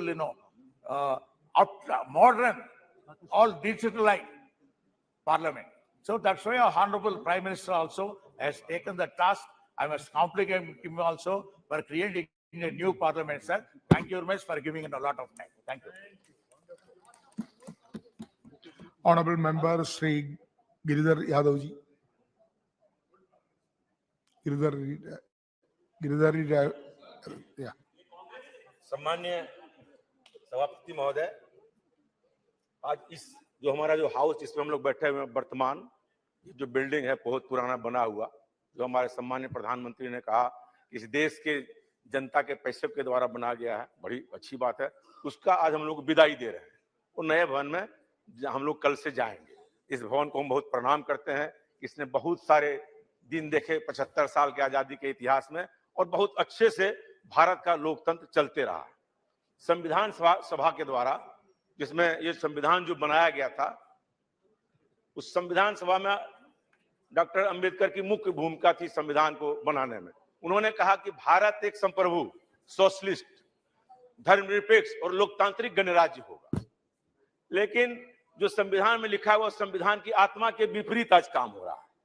लोग धर्म के नाम पर vote मांग रहे हैं, लोग house में जय श्री राम कर रहे हैं, लोग हाउस में कुछ कुछ बोल रहे हैं। समझ में नहीं आता जो हमारे अंबेडकर जी ने जिस संविधान की रचना की थी, जिसमें धर्मनिरपेक्ष शब्द का उपयोग उन्होंने प्रस्तावना में ही किया है, उसके बारे में क्या भावना है इन लोगों को समझ में आता है कि नहीं? जो इन नारों को लगाते हैं हम समझ में आता। वोट में तो देखते हैं जो नेता हैं, बड़े नेता हैं देश के, वो हनुमान जी का गदा लेके कहते हैं कि वोट दे दो, जबकि संविधान में धर्मनिरपेक्ष कहा गया है और धर्म के नाम पर वोट मांगना उसमें तो डिस्क्वालिफिकेशन हो जाता। आपको हमको ताज्जुब लगता है कि पता नहीं इन लोगों को लोकतंत्र तो लोकलाज से चलता है। यदि कोई लोकलाज ही खत्म कर देगा तो लोकतंत्र कैसे चलेगा? लोकलाज बचा के रखिए तभी लोकतंत्र चलेगा। और जहां तक बात है, हम लोग हर अच्छे काम का हमेशा सपोर्ट भी करते हैं। जो अच्छा काम है अच्छी बात है। हमारे सम्मानीय प्रधानमंत्री जी ने कहा कि मैं इस सदस्य का सदस्य एमपी बना। वो कभी सदस्य के एमपी नहीं बने, वो सीधे प्रधानमंत्री बन गए। एमपी का शपथ उन्होंने बाद में लिया, प्रधानमंत्री का पद पहले लिया। सुने, विदाई पर भी बोल रहे हैं, लेकिन उनको एमपी का दर्द समझ में नहीं आता। बोले कि हम सब बंद कर दिए, एक दिन तनख्वाह एमपी का नहीं बढ़ा। क्या एमपी लोग जो गरीब है, जैसे हम लोग हैं, हम लोग तो वो तो आज मेट्रो में चढ़ते हैं, तो रोज मेट्रो में चढ़ के प्लेन पकड़ने जाते हैं। पैसा ही नहीं है, गाड़ी का कहां से जाएंगे? इसलिए जो हमारे एमपी हैं, जो गरीब एमपी हैं, उनका भी ध्यान रखिए। अब निशिकांत दुबे जी के हम बड़े आदमी तो है नहीं, जो हम तो साधारण जानते हैं मेरे बारे में, जानते हैं चौबे जी मेरे बारे में कि कैसे हम गरीबी में चलते हैं। इसलिए हम चाहते हैं कि जो संविधान सभा के द्वारा जो आत्मा किया गया, और बहुत सारे लोग, देश की आजादी में कोई रोल नहीं है, देश के संविधान बनाने में कोई नहीं है। एक है कोई पेपर में पढ़े, कोई विवेक देवराय जी हैं, वो कह रहे संविधान बदल देंगे। ये बताइए संविधान कैसे बदल देंगे? इसलिए इसको हम चाहते हैं कि जो संविधान के साथ छेड़छाड़ किया जा रहा है, ये सब काम नहीं होना चाहिए, तभी लोकतंत्र बचेगा। और देश की जनता ने बड़े बड़े सत्तारूढ़ दल को चने चबवा दिए हैं। ये देश की जो जनता है, ये जागरूक जो भारतवर्ष की जनता है, जितने को भी अहंकार जब सत्ता में हुआ है, उसको चना चिबवाने का काम इस देश की जागरूक जनता ने किया और सत्ता से उखाड़ फेंकने का काम किया। ये हमारा लोकतंत्र है। ये लोकतंत्र कोई एक दिन का नहीं है, वैशाली के जमाने से इस देश में लोकतंत्र चला आ रहा, आज से लोकतंत्र है हमारा। ये तो ट्यूटर पार्लियामेंट जो कहते हैं, वो ट्यूटर पार्लियामेंट जो अंग्रेज लोग बोलते हैं, पहले मेरे यहाँ ट्यूटर पार्लियामेंट था, ब्रिटेन में पहले लोकतंत्र था, उसके पहले मेरे यहाँ लोकतंत्र था। लिच्छवी का गणतंत्र, वैशाली का गणतंत्र, जो गणतंत्र इस देश में है, उसकी एक परंपरा रही है, उसी परंपरा के हम लोग हैं। आप जानते हैं अमेरिका में अभी जो चुनाव हुआ था ट्रंप और जे बाइडेन में, ट्रंप हमला कर दिया कि लोकसभा उसके जो हाउस जो उसका सदन है, बोला कि हम ही प्रधान राष्ट्रपति रहेंगे। लेकिन इस देश में ऐसा कभी नहीं हुआ। जब सत्ता परिवर्तन की बात आई हो, इस देश की जनता ने, इस देश के नेता ने, चाहे वो किसी दल के राजनीतिक नेता हो, किसी दल के प्रधानमंत्री हो, स्वेच्छा से जाके राष्ट्रपति के यहाँ इस्तीफा देने का काम किया। हम तो 3 बार लोकसभा में रहे। 11वीं लोकसभा में मुझे 3 प्रधानमंत्री को देखने का मौका मिला है। वाजपेयी जी 11 दिन के 13 दिन के प्रधानमंत्री थे, तुरंत जाके इस्तीफा दिया। देवगौड़ा जी बने, उन्होंने इस्तीफा दिया। गुजराल जी बने, उन्होंने इस्तीफा दिया। ये तो हमारा स्वस्थ लोकतंत्र है कि जो बहुमत यहाँ होगा उसके बाद सीधे हम राष्ट्रपति के यहाँ जाते हैं और इस्तीफा देते हैं। ये किसी के द्वारा नहीं, हजारों साल की परिपाटी इस देश की जो है उसके द्वारा हमारा लोकतंत्र चल रहा है। और आप एक से एक दिन भी देखा है इस हाउस, बड़े बड़े लड़ाइयां इस हाउस में भी देखा, लेकिन सब मिलके हम जानते हैं जब हम लोग आपस में किसी बात पर बहस करने लगते हैं तो जो हमारे सीनियर मेंबर ऑफ पार्लियामेंट होते हैं वो तुरंत हम लोगों को जाके उस बात को कहते हैं कि नहीं आप लोग शांति रहिए। हम लोगों ने इस हाउस में जब वाजपेयी जी को देखे हैं, जब 96 में हम लोग थे, जब वाजपेयी जी बोलने के लिए खड़े होते तो विपक्ष के लोग बोलते थे, सत्ता पक्ष से सारे लोग हम लोग सुनते रहते थे वो क्या बोल रहे हैं। लेकिन आज क्या परिपाटी है, जब हम लोग बोलते हैं विपक्ष का लोग, एक भी सत्ता पक्ष एमपी नहीं रहता। ये नहीं है ना, ये कोई उपस्थिति है, ये कोई उपस्थिति है क्या कहते हैं निशिकांत जी, ये कोई उपस्थिति तो है नहीं। और हम लोग सब लोग रहते थे। ये स्वस्थ लोकतंत्र का इस देश में हनन हो रहा है। वो ये सत्तारूढ़ पार्टी के आपकी जिम्मेवारी है, अरे आपकी जिम्मेवारी है, लोकसभा चलाना सत्ता पक्ष की जिम्मेवारी है, कोरम पूरा करना सत्ता पक्ष की जिम्मेवारी है, विपक्ष की सूची लागू नहीं है। इसीलिए आप जो कह रहे हैं ये सच बात को स्वीकार करिए, आप ऐसा नहीं करिए, आप हम कोई ऐसा बात नहीं, ये आपकी जिम्मेवारी है। लेकिन आप तो सुनेंगे नहीं किसी का बात, आप बोलेंगे सब लोग चले जाएंगे। इसलिए स्वस्थ लोकतंत्र का हनन हो रहा है, इस पर भी हमारे सम्माननीय अध्यक्ष महोदय को विचार करना चाहिए। जब तक हम लोग इस पर विचार नहीं करेंगे तब तक कैसे चलेगा हम लोग का काम। और हम लोग जिन बातों को आप देख लीजिए, अब हमारे संविधान को बनाया कितने 2 साल कुछ महीना बताए सम्मानित प्रधानमंत्री महोदय, और आज कोई विवेक देवोराय या ओबेराय क्या है पता नहीं, नाम नहीं जानते हैं उतना, पेपर में पढ़े वो कहते हैं संविधान बदल देंगे। ऐसे कैसे होगा, बाहर का आदमी बोल रहा कि संविधान बदल देंगे। अब हम लोगों को कल अपियर होना है कहाँ पे, फोटो सेशन, हम लोग पेपर में पहले ही पढ़ लेते हैं, बाद में सूचना हम लोग को जाती है कि कल हम लोग का ग्रुप फोटो सेशन होना। हम नोटिस ऑफिस में जाके पूछे भाई क्या बोला, सवेरे पेपर में देखे कि पहले ही छप गया। पहले हम लोग को सूचना मिले, लोकतंत्र में हम लोग जब से थे पहले एमपी को सूचना जाती थी तब मीडिया में जाती थी, अब हम ही लोगों पे सूचना बाद में जाती है, मीडिया में पहले चली जाती है। अब बहुत सारी बात है, आप सब जानते हैं कि जो लोकतंत्र जो बना है, अंबेडकर से लेके नेहरू से लेके लोहिया से लेके जितने लोगों ने हमारे लोगों ने किया है सब हम लोग जानते हैं कि कितने अच्छे तरीके से इस हाउस ने आरक्षण का बिल भी पास किया है। बीपी सिंह के नेतृत्व में जब आरक्षण का बिल लाया गया था मंडल कमीशन को, कितना दुराव था, लेकिन सब लोगों ने मान लिया बाद में। फिर हमारे रामकृपाल जी बैठे हैं, अर्जुन सिंह जी ने शिक्षा का बिल लाया आरक्षण का, लेकिन आरक्षण का जो था वो धीरे धीरे निजीकरण कर रहे हैं। जो सोशलिस्ट वर्ड लिखा हुआ है इस सब प्रस्तावना में वो तो खत्म हो रहा है। अब सारा चीज पूंजीपतियों को बेच दे रहे हैं, आप सारे होटल बेच रहे हैं, एयरपोर्ट बेच रहे हैं, रेलवे स्टेशन बेच रहे हैं, तो प्रस्तावना ही खत्म हो जा रहा है। कुछ दिन संप्रभुता का जो वर्ड है ये बचेगा कि ना बचे, इस पर भी हमको ध्यान देना पड़ेगा। सोशलिस्ट तो खत्म हो चुका, सेकुलर खत्म हो चुका, डेमोक्रेटिक अब चुनी हुई सरकार को गिराने का काम करते हैं। एक संप्रभु शब्द अभी तक बचा हुआ है, उसको भी बचाने के लिए मेहनत करना, बाकी तो खत्म हो ही चुका है। आप सब चीज को खत्म कर ही रहे, उसमें कोई बहुमत आप करेंगे ही। बहुमत में लोगों को सत्ता पक्ष और विपक्ष जो बना हुआ है सबको मिलकर काम करने की आवश्यकता, एक एमपी का कोई सलाह नहीं लिया जाता। बात हम लोग की जो स्थिति है, एक पैसेंजर ट्रेन का स्टॉपेज, माननीय सभापति महोदय हम कहना चाहते हैं, एक पैसेंजर ट्रेन हमारे कहने से नहीं रुकती है। ये तो हमारी हाल है एमपीओ की। रिजर्वेशन हम डालते हैं कि कंफर्म होगा कि नहीं होगा, इसका गारंटी नहीं। जो चिट्ठियां मंत्रियों जी को लिखते हैं उसका जवाब तक नहीं आता, जो मंत्री चिट्ठी का जवाब ही नहीं देता। इसलिए हम लोग एमपी का भी मान प्रतिष्ठा इस शासनकाल में गिरा है, इस पर भी विचार करने की आवश्यकता। तनख्वाह तो मिल ही नहीं रहा, हम लोग बहुत परेशान है, इसीलिए इन चीजों पर भी ध्यान देने की आवश्यकता है। इसलिए हम चाहते हैं जो हम नए भवन में जाएं, नए उत्साह के साथ जाएं, नई सोच और नई विचार के साथ जाएं, और लोकतंत्र को में जो संप्रभुता है इसको बचाने के लिए हम सारे लोग काम करें। सेकुलरिज्म को बचावें, सोशलिस्ट को बचावें, और डेमोक्रेटिक गणतांत्रिक राज्य बनाने के लिए हम काम करें, सब मिलके, सारे एमपी मिलके। इन्हीं बातों के साथ मैं अपनी बात को समाप्त करता हूं। जय Hind. Thank you. Honourable member Shri फतरगिरी मेहताब जी। मेहताब जी।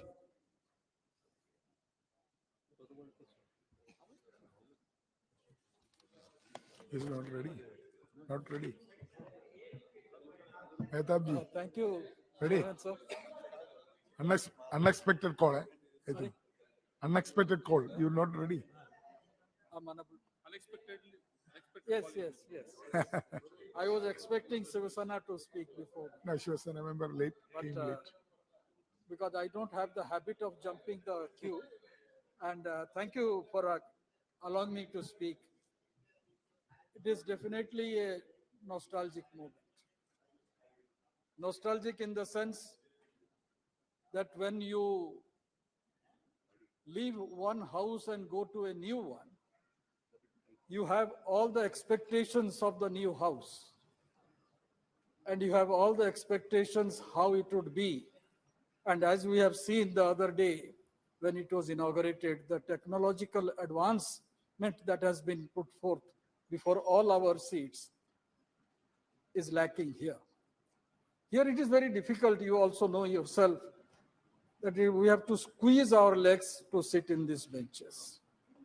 But the best part is, we don't relax while sitting in the Lok Sabha, in this house.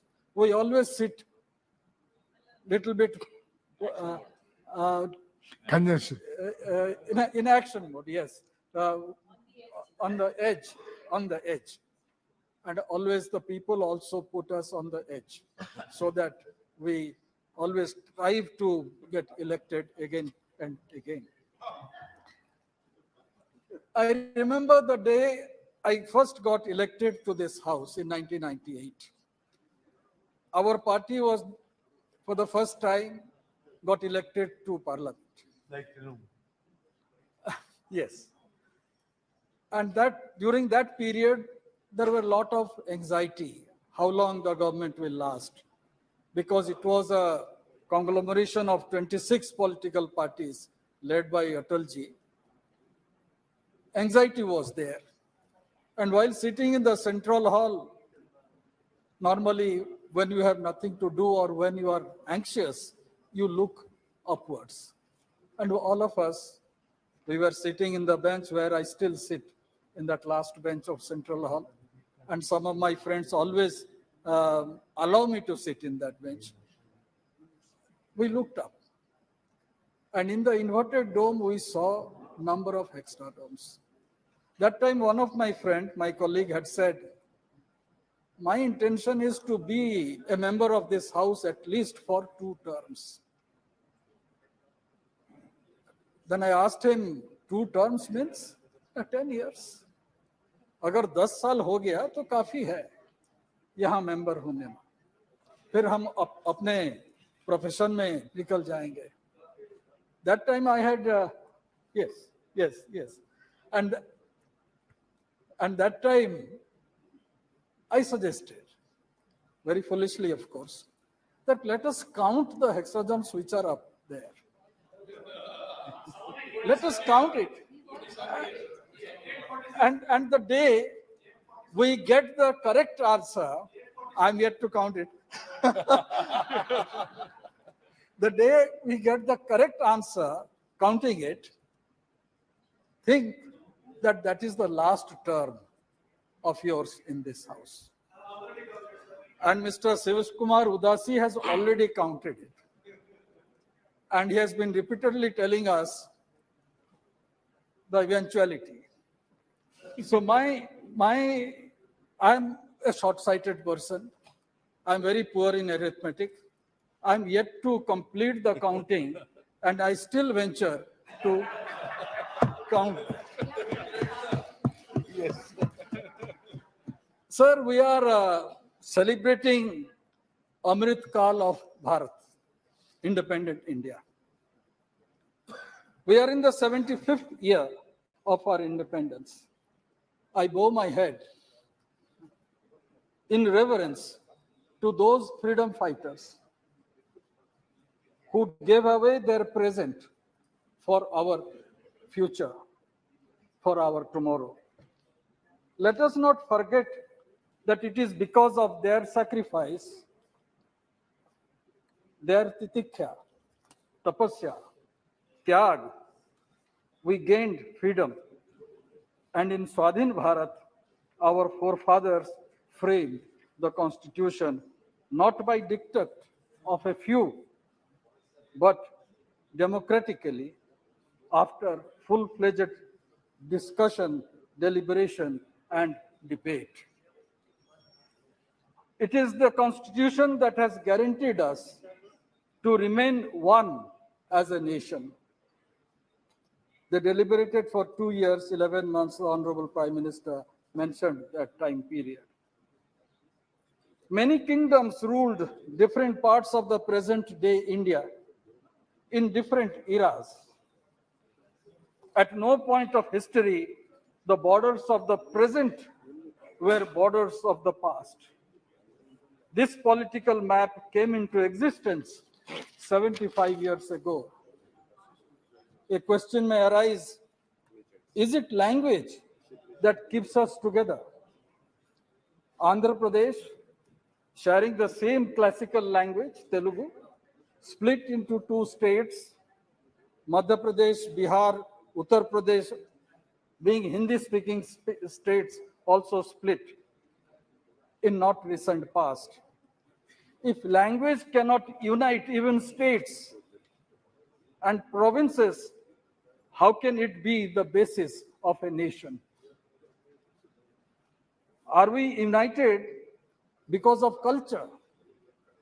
Culturally, Bengalis and Bangladeshis share similar linguistic culture. Icons, food, dress, but they have different majority religions and have fought bitter battles a few decades ago. Is it Hinduism that defines the unity of India? Then why is Nepal a different country? Had religion been the defining force of a nation, then all Muslim countries be one nation. All Christians countries also be in one nation, but that is also not the case.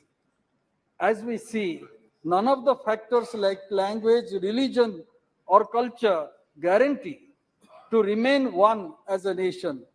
The political landmass that we call Bharat or India as is because of our constitution. Article 1 defines our nation today. And that was framed in this edifice 75 years ago. We all believe in the Constitution. It is our respect towards our national flag, national anthem, and national emblem that holds us to our nation. It is our trust in electoral democracy, despite its flaws. We all believe that all are equal before the law, irrespective of gender, race, religion, caste, language, or culture, and this keeps us together. This present model has so far proved better in keeping us together. If we forget this, it will splinter into many parts, like how it was for most part of our history.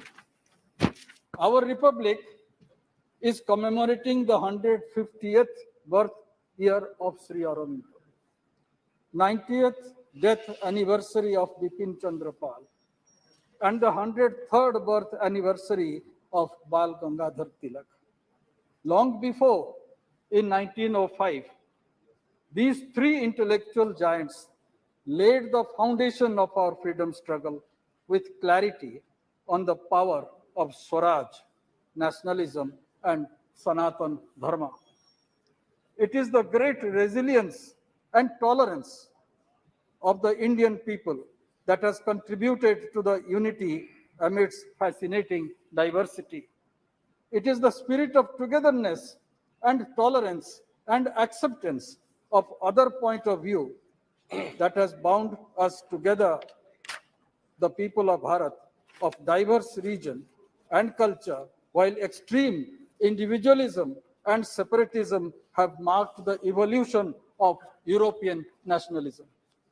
Admittedly, all was not well with the Indian civilization in its journey towards unity and integration of our nation.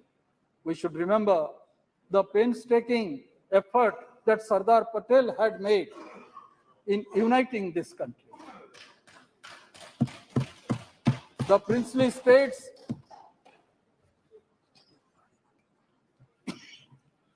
were declared as independent, and there were certain states, major states, princely states of that era, who wanted to ally with Pakistan.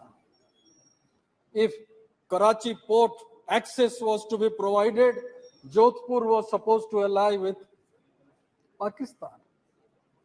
If Vizag port was supposed to be provided, then Hyderabad would have emerged as a bigger country, including the eastern state provinces within it. Today, after 75 years, but that was dealt very strongly, and a great nation was formed. And today, number of fault lines are still there. The fault lines have been too many in modern India that we had inherited. Few from the past and new ones have been created after independence. I'll just give some instances. Caste exists. That is a major fault line in our country. Communal divide is there. No matter what we say, it is there. Terrorism is the biggest enemy. Ultra-communism or communist revolt is also affecting large part of our country. Paradox of personal law is glaring. Constitution guarantees freedom of expression, yet repressive personal laws take away basic fundamental rights of the individual. And this was demonstrated in the late 80s when Shah Banu got a verdict from the Supreme Court, and it was undone here in this house. Yet the concept of Bharat has existed for more than 5,000 years. Since the Harappan age till date, in spite of all the vicissitudes, the sense of oneness exists. Sir, the parliament has been the platform of many events that have shaped this nation in last 75 years. The constitution is the instrument in making this country vibrant, modern, and forward-looking. It ensures rule of law, for which independence of judiciary has been protected and guarded religiously. Our constitution is dynamic. The first amendment moved by the first Prime Minister, Jawaharlal Nehru, in May 1951, just a year after Constitution being adopted in the Constituent Assembly, clearly demonstrates keeping in tune with the time. And here I would like to quote what Pandit Nehru had stated.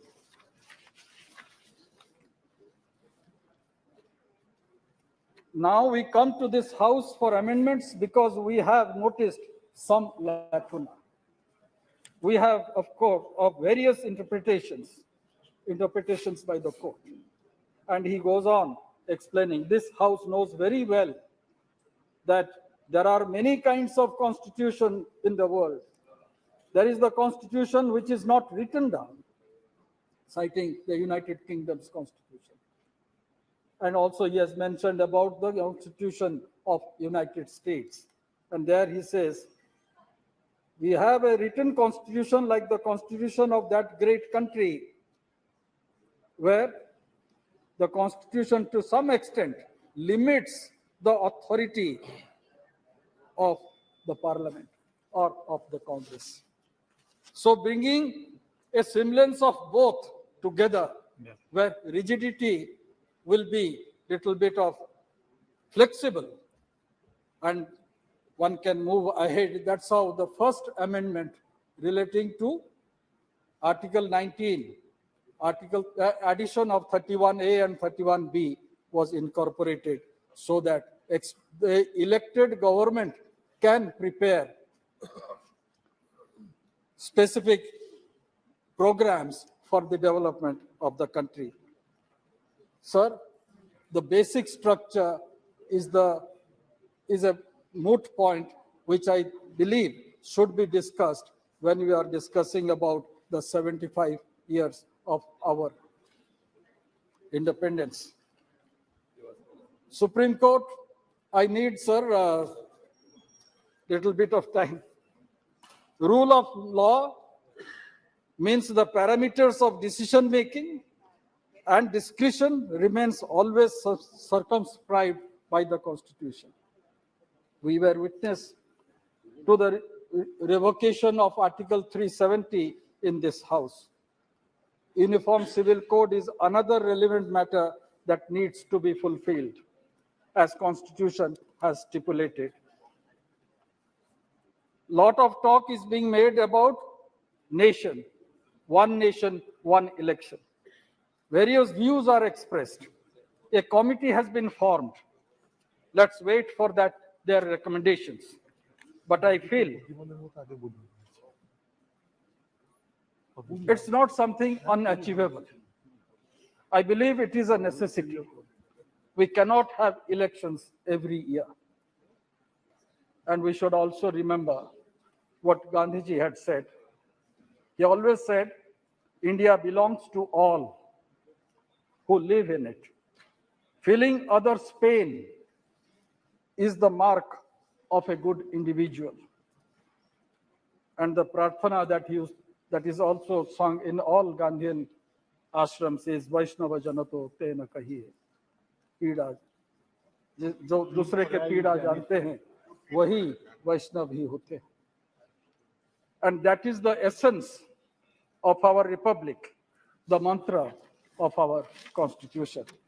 Sir, during my 25 years in this house, I've seen completed silver jubilee, the important matter. I have seen stringent law being implemented like POTA in a joint session, and the division of this house relating to Indo-US nuclear treaty. I witnessed Atalji's government fall by one vote when Naitikata was given a goodbye. I had the fortune to represent our parliament in the making of the Right to Information Act. That was in 2005. I felt elated the other day when I received a small note from the then Prime Minister after criticizing him forcefully in this house relating to the nuclear agreement, and I was totally taken aback. And that demonstrated the true democratic temper of the then Prime Minister.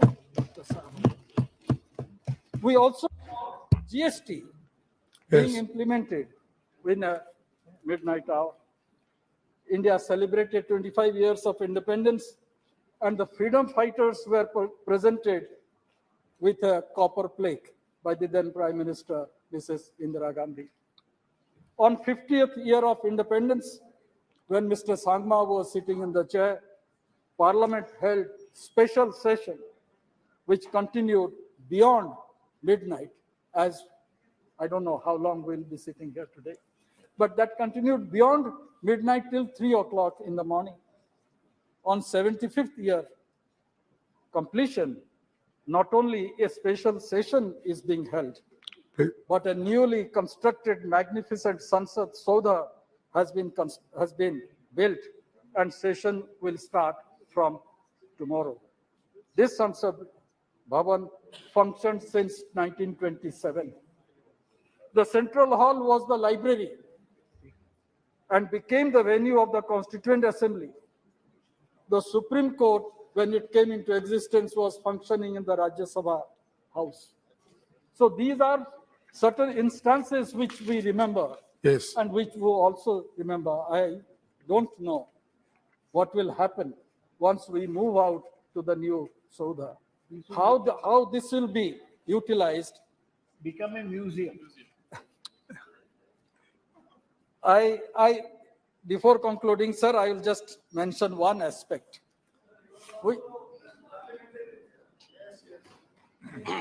And that aspect is in this house in Lok Sabha, when the ruling party had brute majority of more than 400 members during Rajiv Gandhi's time. Constitution amendment was made and 10th schedule was added. For the first time in the Constitution, party was mentioned. Earlier in the Constitution, party within quote was never mentioned. It was all individual members. The rights of the individual was recognized. But after 10th schedule addition, party came into existence. Yes. And by that, all of us have lost our voice. Individual opinion does not, we cannot express it here. Though no matter how much we oppose certain aspects of a bill, when there is a whip, the terrorism of whip is very much hanging over our head. That needs to be corrected. If not today, of course in future, I believe the people of India will correct it. Thank you. Because with rampant fractured mandate, that became a necessity.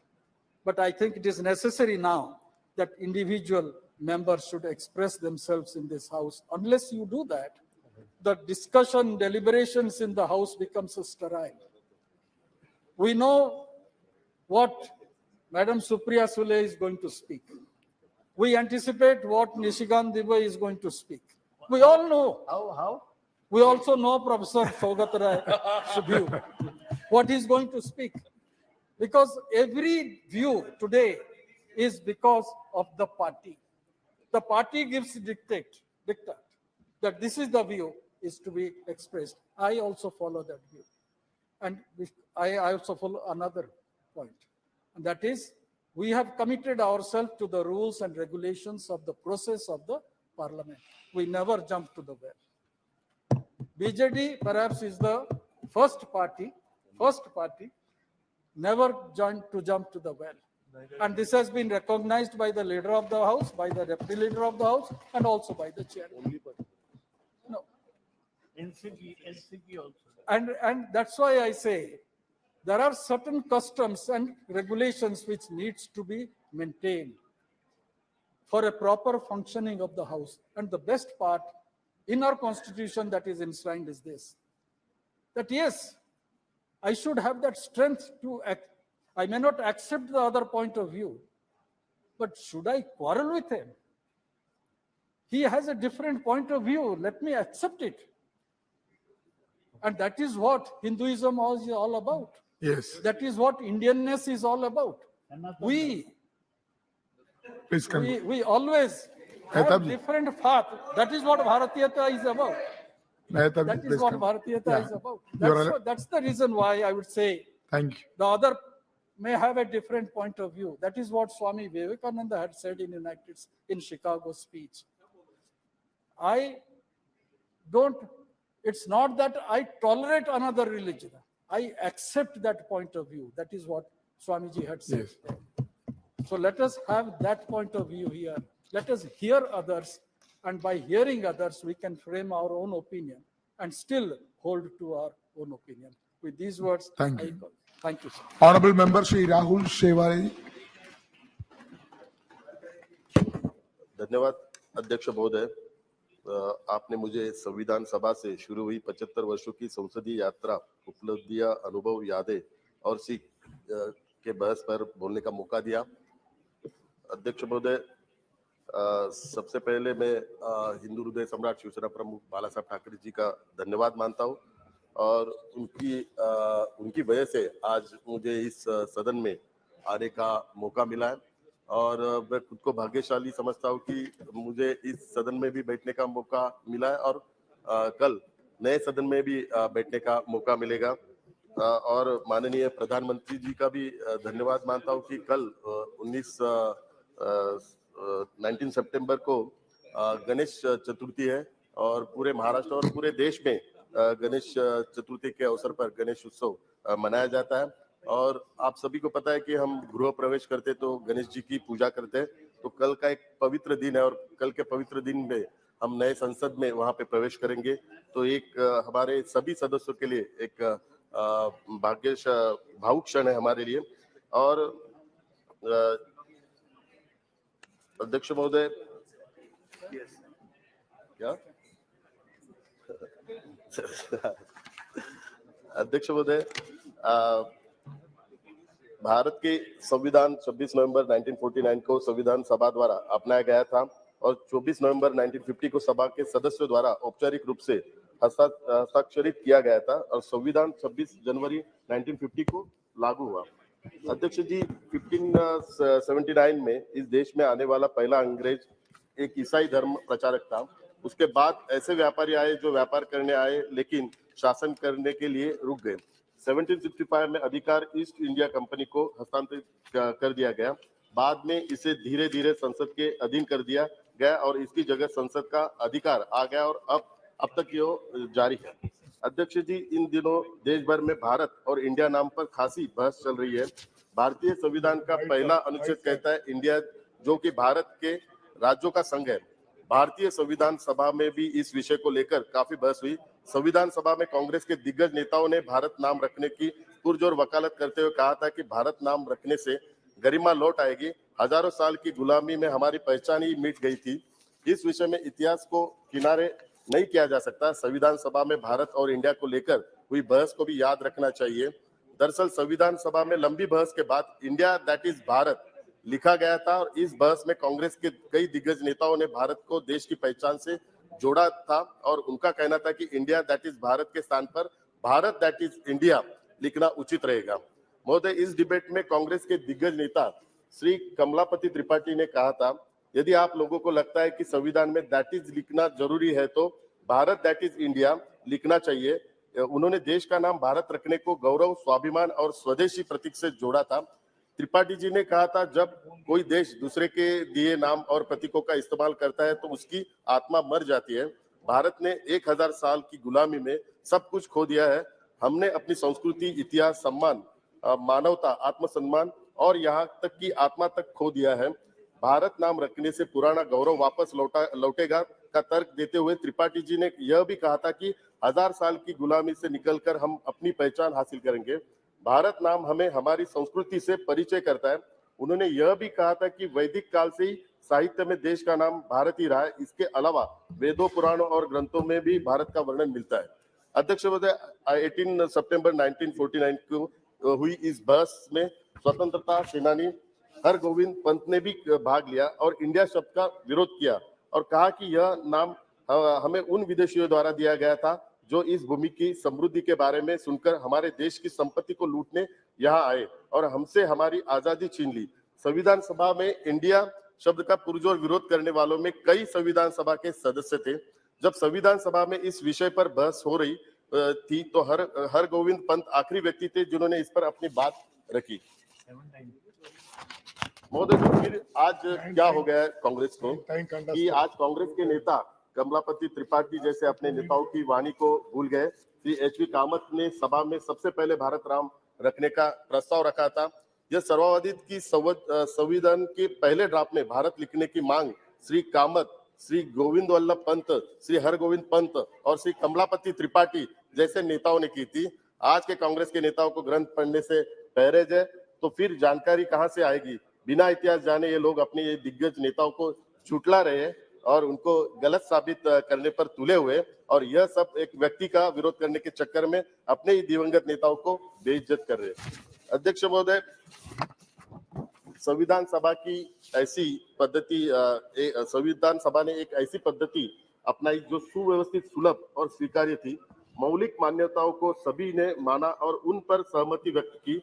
हाल की आधी सदी में किसी भी प्रमुख सामाजिक संगठन या राजनीतिक दलों ने कभी भी संविधान की वैधता पर सवाल नहीं उठाया है। संविधान केवल अपने सदस्यों की राय का प्रतिनिधित्व नहीं करता है, यह उस समय की व्यापक सहमति को दर्शाता है। संविधान सभा का चुनाव भारतीय जनता द्वारा किया गया था। उस समय कोई वैश्विक वैश्व मताधिकार नहीं था। भारत का संविधान देश का सर्वोच्च कानून है, जिसके आधार पर संपूर्ण शासन व्यवस्था चलती है। संस्थापकों ने नवजात गणतंत्र के लिए शासन प्रणाली के रूप में संसदीय लोकतंत्र को चुना था। अध्यक्ष महोदय, भारत की स्वतंत्रता का 76 वर्ष है और इस पूरे काल में देश में 15 प्रधानमंत्रियों की सरकार बनी। आज कुछ लोग कई बार पिछले 10 साल में मोदी जी ने क्या किया ये सवाल करते हैं, लेकिन ये लोग बहुत ही बेखूबी से भूल जाते हैं कि पिछले 76 वर्षों में कुल मिलाकर 54 वर्ष सिर्फ कांग्रेस और यूपीए की सरकार थी और इसमें भी कुल मिलाकर 38 साल एक ही परिवार राज कर रहा था। तो उनको मैं बताना चाहता हूं कि मोदी जी के नेतृत्व में भारत सरकार ने महिलाओं का सशक्तिकरण, बालिकाओं की शिक्षा पर विशेष जोर दिया। स्वच्छ भारत मिशन, नागरिकों को वित्तीय और अन्य सब्सिडी, लाभ और सेवाओं का सीधा हस्तांतरण, गरीबों और उन लोगों के लिए बैंकिंग सुविधाएं प्रदान की जो बैंकिंग के दायरे में नहीं आते थे। किसानों के लाभ के लिए प्रणाली, नीतियां और कार्यक्रम, हाशिए पर मौजूद लोगों के लिए सामाजिक सुरक्षा योजनाएं लागू की। फिर भी ऐसे ही कई अन्य क्षेत्र हैं जिन पर भी ध्यान केंद्रित करने की आवश्यकता है। माननीय मोदी जी के नेतृत्व में भारत सरकार बड़ी दृढ़ता से संविधान निर्माताओं के सपनों को पूरा करने के लिए आगे बढ़ रही है। एनडीए सरकार ने माननीय मोदी जी के नेतृत्व में भारत के संविधान को सही रूप में लागू करने और देशवासियों को उनके मौलिक अधिकारों को अनुरूप जीने का अवसर प्रदान किया है। अध्यक्ष जी, साल 2023 में हमारे देश की आजादी के 75 साल पूरे हो रहे और हमारा संकल्प नए भारत का निर्माण करना है। नया भारत एक आधुनिक समाज होगा जिसमें करुणा का लोकाचार समाहित होगा। एक ऐसा समाज जहां सभी हितधारकों को सर्वांगीण विकास और भागीदारी का ध्यान रखा जाता है, चाहे वो बच्चा हो, युवा हो या वृद्ध हो, पुरुष हो या महिला, गरीब हो या वंचित, जहां सुलभ, सस्ती और उच्च शिक्षा और गुणवत्तापूर्ण स्वास्थ्य देखभाल और पोषण, जहां प्रत्येक भारतीय अपनी क्षमता का एहसास करने और ऐसा करने में सक्षम है जिसमें हम में हर कोई संतुष्ट और खुश हो। और माननीय मोदी जी के नेतृत्व में भारत सरकार इसके लिए दृढ़ता से आगे बढ़ रही है। इसी से कहते हैं सबका साथ, सबका विकास और सबका विश्वास।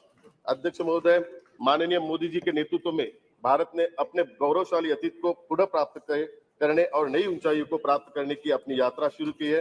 बुनियादी ढांचे के विकास, रेलवे के आधुनिकीकरण और विस्तार, बंदरगाहों के विकास, हवाई अड्डों के विकास, शहरों के विकास, चिकित्सा विज्ञान और स्वास्थ्य देखभाल प्रणाली में विकास, खेल में विकास, विज्ञान और प्रौद्योगिकी में विकास, अंतरिक्ष में विकास के क्षेत्र में उपलब्धियां है। प्रौद्योगिक परमाणु ऊर्जा में विकास, देश की रक्षा में विकास और भारत में विशाल आबादी के लिए खाद्य उत्पादन।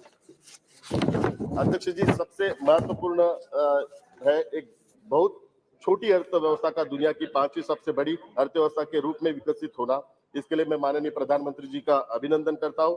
अर्थव्यवस्था की वृद्धि भारत को जल्द ही दुनिया की तीसरी सबसे बड़ी अर्थव्यवस्था में ले जा सकती है। एक और महत्वपूर्ण उपलब्धि आजादी के बाद से भारत में लोकतंत्र की सफलता।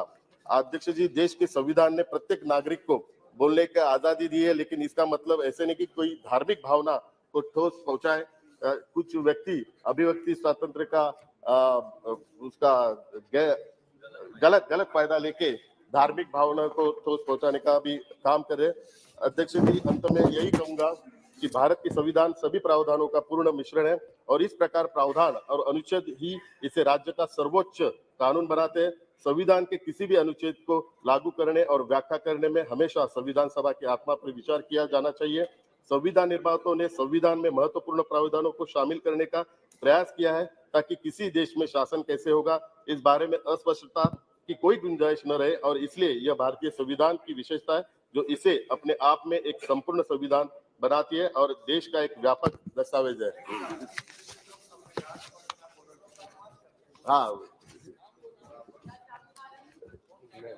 अध्यक्ष महोदय, मैं अपनी वाणी को विराम देते हुए यही कहता हूँ कि सभी सदस्यों को मैं शुभकामनाएं देता हूँ, गणेश चतुर्थी की भी शुभकामनाएं देता हूँ और जब भी हम नए सदन में जाएंगे तो पूरी जिम्मेदारी के साथ हम जाएंगे। नए भारत निर्माण के लिए सभी का सहयोग रहेगा और जब भी मैं पहली बार इस सदन में आया था तभी मेरे साथ हमारे उस वक्त के एक्स मिनिस्टर अनिल विजय जी थे। तभी उन्होंने मुझे कहा था कि पूरे देश की आबादी हमारी 140 करोड़ लोगों की आबादी है, लेकिन केवल 545 लोगों को ही इस सदन में आने का मौका मिलता है, तो 140 करोड़ लोगों को रिप्रेजेंट करने के लिए हम सभी यहाँ पे आते हैं, तो जिम्मेदारी से देश को आगे बढ़ाने का काम करेंगे। धन्यवाद।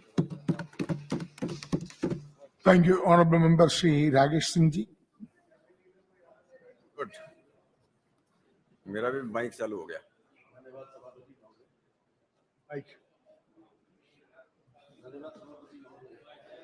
माइक, मेरा माइक चालू हो गया, पीछे का माइक यहाँ से चालू नहीं होता, माइक वहीं से चालू होता। हो गए। धन्यवाद सभापति महोदय,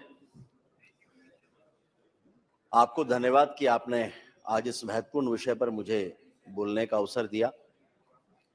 मैं अपने नेतृत्व के प्रति भी आभार प्रकट करना चाहता हूं, जिन्होंने इतिहास में अंकित होने वाली इस चर्चा में मुझे बोलने का अवसर दिया है।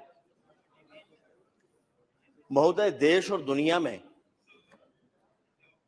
अनेकों घटनाएं ऐसी होती हैं जो इतिहास के पन्नों में अंकित होती हैं, और उनमें से भी कुछ ऐसी होती हैं जिन्हें इतिहास स्वयं में समेटकर गौरवान्वित होता है।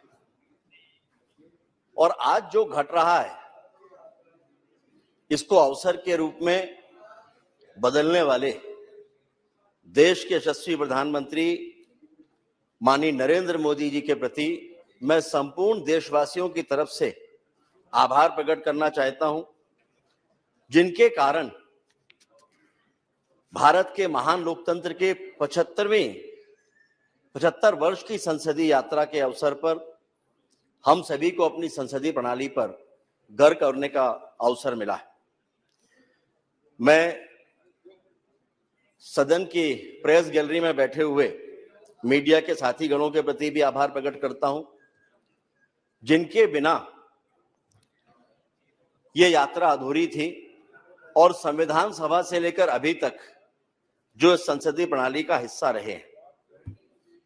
ये यात्रा कितनी महत्वपूर्ण है महोदय, इसका अंदाजा इस बात से लगाया जा सकता है कि जब संविधान सभा की पहली बैठक हुई थी,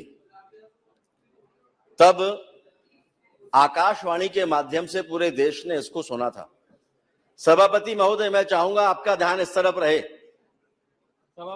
सभापति महोदय, आपका ध्यान इस तरफ रहे।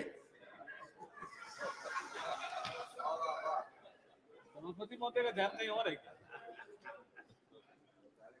तब आकाशवाणी के माध्यम से देश ने संविधान सभा की पहली बैठक और उस पूरी कार्यवाही को सुना था, और आज संसद टीवी के माध्यम से देश प्रत्यक्ष रूप से इस चर्चा को सुन रहा है। जैसा माननीय प्रधानमंत्री जी ने कहा कि इस पूरी यात्रा में संसद के सभी अधिकारियों और कर्मचारियों की भी महत्वपूर्ण भूमिका है। महोदय, अभी कुछ दिनों पहले ही G20 का ऐतिहासिक सम्मेलन भारत की धरती पर हुआ है। पूरे विश्व में जिसने भारत की साख बढ़ाई और प्रत्येक भारतवासी को जिस पर गर्व और गौरव की अनुभूति हुई, ऐसा वो सम्मेलन भारत मंडपम में जब आयोजित हुआ तो वहां हम में से अनेक लोगों ने देखा होगा कि वहां लोकतंत्र की जननी भारत ये प्रदर्शनी लगी थी, और विश्व में लोकतंत्र का उद्गम किस तरह से भारत में हुआ, इसका सुंदर चित्रण उस प्रदर्शनी में है। लेकिन ये मान्यता देश और दुनिया के सामने इतने प्रभावी रूप से लाने के लिए मैं माननीय प्रधानमंत्री जी के प्रति भी आभार प्रकट करना चाहता हूं। महोदय, ऋग्वेद को विश्व का सबसे प्राचीन ग्रंथ माना जाता है, और इस ऋग्वेद में हमारी लोकतांत्रिक परंपराओं का स्पष्ट उल्लेख है। 40 स्थानों पर ऋग्वेद में और 9 स्थानों पर अथर्ववेद में गणतंत्र शब्द का उल्लेख आता है। यानी हजारों सालों से हमारे भारत में लोकतंत्र की सनातनी परंपरा रही है। ऋग्वेद के 10वें अध्याय के 174वें सूक्त के पहले श्लोक के अनुसार देश में राजा या राष्ट्राधिपति के चुनाव तब भी होते रहे हैं।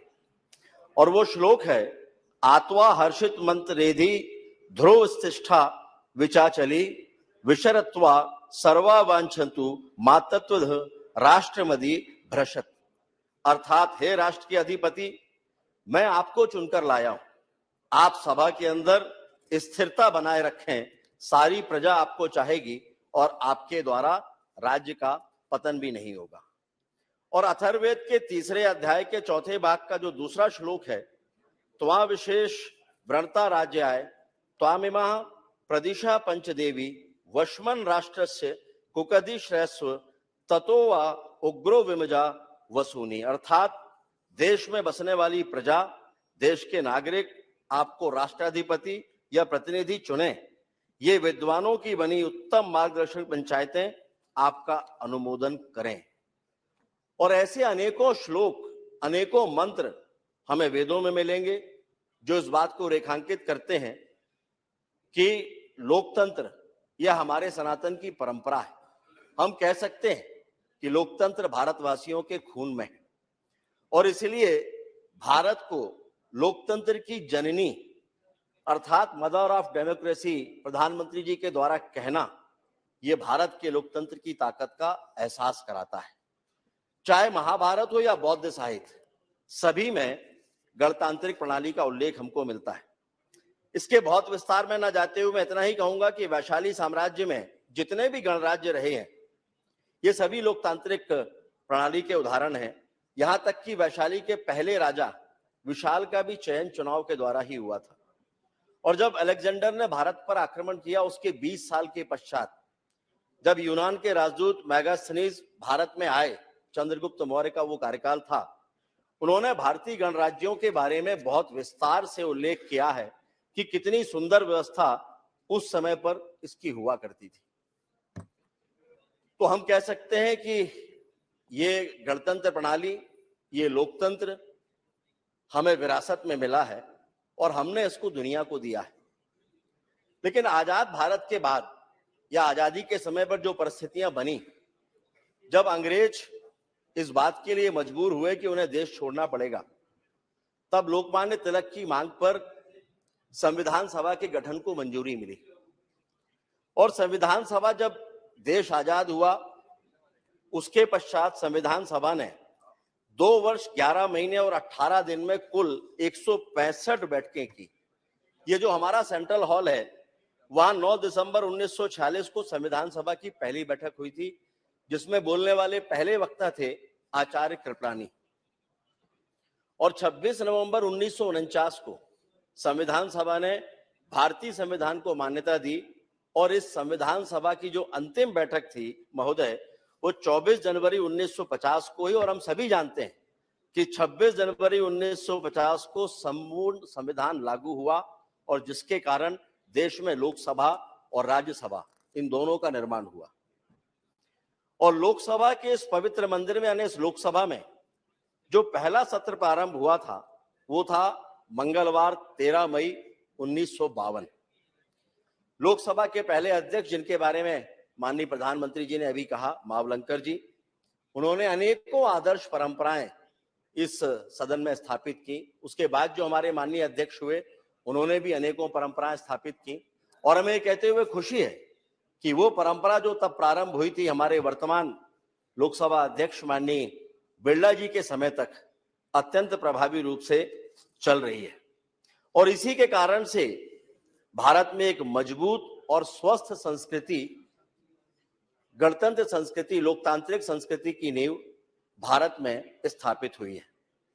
1952 के बाद से अभी तक लगभग 71 सालों में अनेक विद्वान सांसदों के भाषण को सदन ने और देश ने सुना है।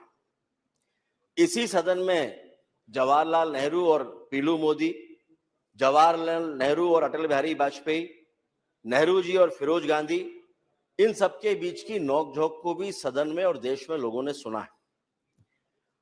और जो ऐसे बड़े प्रमुख वक्ता थे जिन्होंने सदन में ऐतिहासिक वक्तव्य दिए हैं, उनमें मधुलिमे, डॉक्टर लोहिया, श्रीपद डांगे, आचार्य कृपलानी, इंद्रजीत गुप्त, ओम प्रकाश त्यागी, प्रकाश वीर शास्त्री, लाल कृष्ण आडवाणी, कार्तिक उरांव, मधु दंडवते, ऐसे अनेकों नाम हैं जिनके सारे नाम यहां पर ले पाना संभव नहीं होगा। चलिए दादा, जो नाम आप बोल रहे हैं उनका नाम भी जोड़ लेते हैं। क्या नाम बोला उन्होंने? सुषमा स्वराज जी। सुषमा स्वराज जी। सुषमा स्वराज जी हमारी नेता थी और सुषमा स्वराज जी के भाषण आज भी लोग उनसे प्रेरणा लेते हैं, उन भाषणों से। उनमें हम सभी लोग भी शामिल हैं। आएगा आगे उसका उनका नाम। माननीय प्रधानमंत्री जी ने विस्तार से इन सभी नामों का उल्लेख किया है। माननीय चंद्रशेखर जी भी उसमें रहे हैं और तब से लेकर अभी तक इस विशाल देश में लोकसभा और राज्यसभा के माध्यम से लोकतंत्र का अविरल प्रवाह जारी है। लेकिन इसमें महोदय एक अपवाद भी है। लोकतंत्र की जो धारा प्रवाहित हुई थी उसमें 26 जून 1975 से 23 मार्च 1977 का कालखंड, यानी आपातकाल के 21 काले महीने, वो लोकतंत्र के इस मंदिर पर एक दाग है। अभी अधीर रंजन जी यहां पर होते तो अच्छा लगता, काफी सारी बातें वो कह रहे थे। और उस समय उन 21 महीनों में देश के सभी मौलिक अधिकारों का हनन करके देश ही पूरा जैसे कारावास में बदल गया था। लेकिन महोदय, हमारा देश का लोकतंत्र ही परिपक्व नहीं है, बल्कि देश की जनता भी परिपक्व और समझदार है। और इसलिए उसने एक रक्तहीन क्रांति करके लोकतांत्रिक पद्धति के माध्यम से ही व्यवस्था को बदल दिया। और भारत के लोकतंत्र की सुंदरता देखिए महोदय, जब हम संसदीय प्रणाली पर बात कर रहे हैं तो आपातकाल के उन अंतिम दिनों में लोकतंत्र के इस दाग को हटाने के लिए बाबू जगजीवन राम, आचार्य कृपलानी, विजय लक्ष्मी पंडित, हेमवती नंदन बहुगुणा और चंद्रशेखर जी जैसे लोग भी सामने आए, जो कांग्रेस की संस्कृति में ही पले बढ़े थे। लेकिन उन्होंने देश के माथे के इस काले दाग को स्वीकार नहीं किया और संघर्ष का रास्ता अपनाया। और हमारी संसदीय प्रणाली पर समय समय पर अनेकों महत्वपूर्ण लोगों ने अपने विचार रखे हैं। डॉक्टर एपीजे अब्दुल कलाम हो, जयप्रकाश नारायण जी हो, देश के प्रधानमंत्री माननीय मोदी जी हो, श्रद्धेय अटल बिहारी वाजपेयी जी हो, लाल कृष्ण आडवाणी जी हो, इन सभी के विचार समय समय पर आए हैं और सभी ने, मैं उनके विस्तार में नहीं जा रहा हूं, और सभी ने भारत के लोकतंत्र की ताकत और उसके महत्व को स्थापित किया है। इस समय पर हम जरूर अंबेडकर जी को स्मरण करना चाहेंगे। जो ड्राफ्ट कमेटी बने थे उसके वो चेयरमैन थे और अंबेडकर जी ने ये कहा था कि हमने जनता के लिए और जनता द्वारा बनाई गई सरकार का सिद्धांत जब स्थापित किया है तो हमें यह प्रतिज्ञा भी करना चाहिए कि हमारे रास्ते में जो बुराइयां खड़ी हैं उनको मिटाने में हम किसी तरह की कोई ढिलाई नहीं बरतेंगे और देश की सेवा का इससे बेहतर कोई दूसरा रास्ता नहीं हो सकता, ये अंबेडकर जी का मानना था। महोदय, ये विचार अंबेडकर जी के, अब इसकी व्याख्या अलग अलग तरह से लोग अपने अपने तरीके से कर सकते हैं, लेकिन एक मायने में उनका विचार एकदम स्पष्ट है, प्रतिज्ञा पूर्वक बुराइयों का समापन करना या मिटाना। अधीर जी अभी चले गए। हाँ, कोई नहीं है। चलिए, वो होते तो प्रतीक के रूप में हम उन्हीं को मान लेते, लेकिन वो नहीं है। तो ये देश जानना चाहता है कि क्या महोदय भ्रष्टाचार देश की सबसे बड़ी राजनीतिक, नैतिक और सामाजिक बुराई नहीं है? और अगर जब ये है और देश के गरीब से गरीब आदमी का भी जब इस बुराई से बचाने के लिए उसका जनधन खाता खोला जाता है, तो क्या ये भ्रष्टाचार पर एक सबसे बड़ी नकेल नहीं है? वो उन परिस्थितियों में कि आजाद भारत के इतिहास में 57 सालों तक जिस पार्टी की सरकारें रही हैं देश में और प्रदेशों में, एक पूर्व प्रधानमंत्री ने कहा था कि हम यहां से 1 रुपया भेजते हैं और केवल 15 पैसे गांव तक पहुंचता है। तो क्या उस परिस्थिति में यह आवश्यक नहीं है कि जब ये जनधन योजना खाता खोला गया तो भ्रष्टाचार की बड़ी नकेल के रूप में कांग्रेस भी इसकी सराहना करती? और क्या यह देश के लोकतंत्र और संविधान निर्माता अंबेडकर जी के विचारों का सम्मान नहीं है? मैं फिर से अधीर जी को याद करना चाहूंगा, कई सारी बातें वो कहकर गए थे। उन्होंने कहा कि देश में गरीबी बढ़ रही है। ये अपेक्षा होती है महोदय कि जब सदन में कांग्रेस जैसी राष्ट्रीय पार्टी का नेता जब अपनी बात रखेगा तो कुछ अध्ययन के साथ में रखेगा, लेकिन ये कहते हुए खेद है कि बगैर अध्ययन के इन्होंने सारी बातें रख दी, केवल राजनीतिक आरोप लगाने के लिए आज के दिन का चयन किया, अन्यथा मुझे भी उनकी बातों का उत्तर नहीं देना पड़ता। उन परिस्थितियों में जब देश में 13.5 करोड़ गरीबी रेखा से हटके अलग हो गए, तब वो ये कहते हैं कि गरीबी बढ़ रही है। उन्होंने मनरेगा के बारे में भी आरोप लगाया कि इसको मरेगा बोल दिया गया। मनरेगा को मरने के लिए हमने नहीं छोड़ा, कांग्रेस ने छोड़ा। नाम तो दिया मनरेगा, लेकिन पैसा कितना दिया? अभी यहां पर होते तो वो सुनते कि भारतीय जनता पार्टी और एनडीए की सरकारों ने 3 गुना ज्यादा पैसा इस मनरेगा योजना के लिए दिया है। हाँ, जियो टैगिंग के माध्यम से सीधे खाते में आज पैसा पहुंचता है, जो वो नहीं कर पाए थे। अभी ये इससे बड़ी भ्रष्टाचार पर नकेल और क्या होगी? उन्होंने आज के दिन जब संसदीय प्रणाली के पक्ष में बातें करना थी, तब उन्होंने भारत के हमारी संस्था के सदन के क्वेश्चन आवर के बारे में भी बातें रखी कि बोलने नहीं मिलता। लेकिन आज कोई बताए कि पिछले ये 3 सत्र होने को आ रहे हैं, कौन यहां की कार्रवाई को बाधित कर रहा है? कौन यहां पर क्वेश्चन आवर होने से रोक रहा है? जो रोक रहे हैं वही ये सवाल खड़े करें कि उन्हें क्वेश्चन आवर में बोलने नहीं मिलता। इससे ज्यादा शर्मनाक स्थिति कोई दूसरी नहीं हो सकती। अभी महिला रिजर्वेशन पर भी वे अपनी बात रखकर बस्ता लेकर चले गए, लेकिन विचार करना चाहिए कि 57 साल तक शासन करने के बाद ये सारी बातें वो क्या इस बात के लिए छोड़कर गए थे कि देश में कभी नरेंद्र मोदी जी प्रधानमंत्री के रूप में आएंगे और उस समय देश की समस्याओं का निराकरण होगा? महिला रिजर्वेशन पर बोलने के पहले एक बार कम से कम उनको याद करना चाहिए था कि कांग्रेस ने इस दिशा में क्या काम किया। वो तो आज भी अगर चंद्रयान चांद पर उतर रहा है तो वो 1964 में नेहरू जी ने इसरो का गठन किया था। 74 बोला या 64 बोला उन्होंने? भाभा का गठन किया था। वो इसको इससे जोड़ते हैं कि तब भाभा का गठन हुआ था, यानी अनुसंधान प्रारंभ हुआ था, तो चंद्रयान जो आज जा रहा है उसका क्रेडिट कांग्रेस को जाना चाहिए। और इतनी बचकाना बातें इस सदन के भीतर कांग्रेस के किसी नेता से उम्मीद नहीं की जा सकती। चंद्रयान तो अटल जी की कल्पना थी। अटल जी की कल्पना थी भाई चंद्रयान। महोदय, 75 सालों की संसदीय यात्रा श्रद्धेय अटल बिहारी वाजपेयी जी के स्मरण के बगैर अधूरी है। और सभी इस बात को कोट करते हैं। माननीय प्रधानमंत्री जी ने बहुत गर्व के साथ कहा कि उन्होंने कहा था सरकारें आएंगी, सरकारें जाएंगी, लेकिन लोकतंत्र रहना चाहिए और देश रहना चाहिए और लोकतंत्र मजबूत बनना चाहिए, क्योंकि देश का लोकतंत्र महान है महोदय। और इसकी संसदीय यात्रा भी इतनी प्रेरणादायक है, उसको समझने के लिए 2 उदाहरण ही काफी हैं। देश के प्रधानमंत्री नरेंद्र मोदी जी जब पहली बार सदन में आते हैं तो लोकतंत्र के सर्वोच्च मंदिर की सीढ़ियों पर वो माथा रखकर नमन करते हैं, जो ये साबित करता है कि लोकतंत्र के इस सर्वोच्च मंदिर के प्रति भारतीय जनता पार्टी या देश के प्रधानमंत्री के मन में कितना सम्मान है। और जब उन्हें कांग्रेस के नेता लोकतंत्र के बारे में ज्ञान देते हैं, जिन्होंने देश के माथे पर आपातकाल जैसा काला दाग लगाया, तो फिर देश की जनता को उन पर हंसी आती है।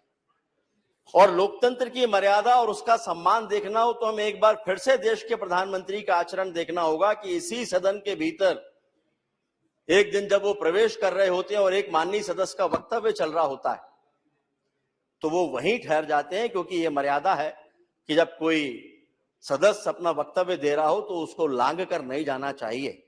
और दुनिया के सबसे लोकप्रिय नेता भारत के प्रधानमंत्री तब तक वहां पीछे खड़े रहते हैं जब तक उस हमारे सदस्य का वक्तव्य पूरा नहीं हो जाता, उनका भाषण पूरा नहीं हो जाता। इससे ज्यादा देश की संसदीय प्रणाली पर देश के प्रधानमंत्री के विश्वास का और कौन सा दूसरा उदाहरण होगा। और यह घटना केवल आज के लिए नहीं, आने वाली पीढ़ियों को भी प्रेरणा देने वाली ये घटना होगी। महोदय, अटल जी ने कई बातों के माध्यम से देश और लोकतंत्र के बारे में अलग अलग तरह से अपनी बातें रखी थी, जिसमें उन्होंने एक बार कहा था कि हम केवल अपने लिए ना जिएं, औरों के लिए भी जिएं, हम राष्ट्र के लिए अधिकाधिक त्याग करें। अगर भारत की दशा दयनीय है तो दुनिया में हमारा सम्मान नहीं हो सकता, किंतु यदि हम सभी दृष्टियों से सुसंपन्न हैं तो दुनिया हमारा सम्मान करेगी। दूसरा उन्होंने कहा था, गरीबी, दरिद्रता और गरिमा का विषय नहीं है, बल्कि ये विवशता है, ये मजबूरी है, और विवशता का नाम संतोष नहीं हो सकता। ये दोनों बातों को उद्धत करने का केवल एक मतलब है कि देश के प्रधानमंत्री माननीय नरेंद्र मोदी जी ने इस पीड़ा से, इस दंश से न केवल देश को, गरीब को मुक्ति दिलाने का काम किया है, बल्कि देश के लोकतंत्र को भी मजबूत करने का जो प्रयास किया उसकी निरंतरता जारी है। यहां मैं नेहरू जी को भी उद्धत करना चाहूंगा। नेहरू जी ने संविधान सभा की बैठक में एक संकल्प पर चर्चा के दौरान कहा था, 22 जनवरी 1947 को, मैं वो साथ में कांग्रेस उस पर आपत्ति करे तो उसके लिए मैं रिकॉर्ड भी लेकर आया हूं, कि एक व्यक्ति जो भूखा है, गरीब है, जिसके शरीर पर पहनने को कपड़े नहीं है और उसके लिए वोट का भी महत्व नहीं है, हमें उस पर विचार करना है। महोदय, कितना विचार करना है? हम अपने इस महान लोकतंत्र में कब तक लोगों को भूखा और गरीब रखकर उनके वोट के महत्व की प्रतीक्षा करेंगे? 57 साल का समय कांग्रेस की सरकारों के लिए कम था क्या? जो ये पहले आपको वहीं से पूछना चाहिए, केवल उत्तर जा रहे हैं जिन्होंने प्रश्न किया था। ना, ये आप उस समय उधर बोलना चाहिए था, ये केवल मैं उत्तर दे रहा हूं। और यदि देश के प्रधानमंत्री माननीय मोदी जी उसकी गरीबी दूर करने के लिए प्रधानमंत्री आवास का पक्का मकान उसको देते हैं, जिसके घर दीपावली के दिन भी बिजली का बल्ब नहीं जला, उसके घर में बिजली का कनेक्शन देते हैं, उज्ज्वला की रोशनी देते हैं, शौचालय देते हैं, कोरोना से लेकर अभी तक मुफ्त का राशन देते हैं, और ऐसा करते समय बिना किसी भेदभाव के अपनी जिम्मेदारी का निर्वहन करते हैं, सबको समान अवसर देते हैं, तो क्या ये उस गरीब को वोट का महत्व समझाने और देश में लोकतंत्र का सम्मान नहीं है? और अगर सम्मान है तो क्या कांग्रेस कभी इसके पक्ष में कुछ कहना चाहेगी? महोदय, अभी आप कह रहे थे कि ये विषय नहीं है आज का, ये मैं भी जानता हूं, लेकिन जिस समय पर कांग्रेस के नेता इस बात को यहां पर रख रहे थे, मुझे आश्चर्य है कि आप में से किसी ने भी उनको ये नहीं टोका कि आज का विषय ये नहीं है। आज जब उसका उत्तर मिलना शुरू हो रहा है, तब आप ये कह रहे हैं कि आज का विषय नहीं। चलिए मैं उसी पर आता हूं जिस पर आज का विषय है। महोदय, इस सदन में अनेकों फैसले हुए, लेकिन इस सदन में इतिहास की गलतियों को सुधारने वाले भी कुछ ऐसे फैसले हुए हैं जो इतिहास में दर्ज हुए हैं। इसी सदन के भीतर जम्मू और कश्मीर को लेकर भी अनेकों बार चर्चाएं हुई हैं। इसी सदन के सदस्य रहे डॉक्टर श्यामा प्रसाद मुखर्जी जी ने जो गलती उस समय पर हो रही थी उसका विरोध किया था। उन्होंने कहा था कि देश में 2 प्रधान, 2 विधान और 2 निशान नहीं चलेंगे। मैंने क्या कहा? नहीं, आपको इतनी आपत्ति हो रही है। नहीं, आप ये बताइए, मैंने कब कहा कि हाउस में कहा? नहीं, मैंने कब कहा कि हाउस में कहा? मेघवाल जी, मैंने कब कहा? मैंने कब कहा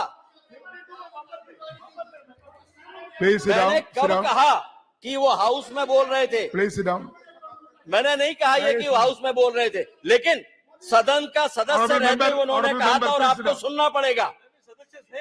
वही मैं कह रहा हूं, सदन का सदस्य रहते हुए का आपको सुनना पड़ेगा। कश्मीर के मामले में आपको जो तकलीफ होती है, उस समय कश्मीर के लाखों करोड़ों लोगों का भविष्य आपको ध्यान में नहीं आता।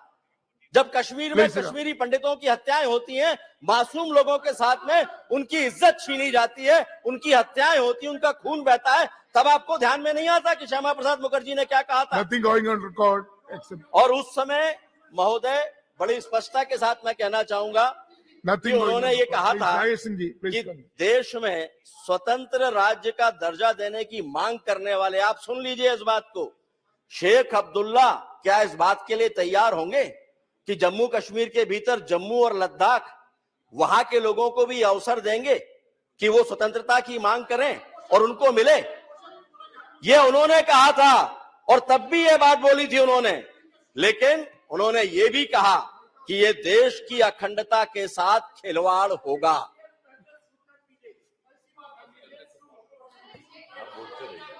सभापति महोदय, मैं जो भी कह रहा हूं वो देश के संसदीय इतिहास के संदर्भ में कह रहा हूं। ये पुरानी बात है जिसका उल्लेख मैंने किया है। दादा, इतनी फुर्ती से आप तब खड़े होते जब जम्मू कश्मीर पर यह बिल आया था और वहां से लोग विरोध कर रहे थे 370 समाप्त करने का। तब आपको ध्यान में नहीं आया कि आपको उसके बारे में, उसके विरोध में कहना चाहिए। लेकिन उन्होंने कहा कि देश की अखंडता के साथ ये खिलवाड़ स्वीकार। दादा आप तो बैठ जाओ, कल्याण दादा आप तो बैठो।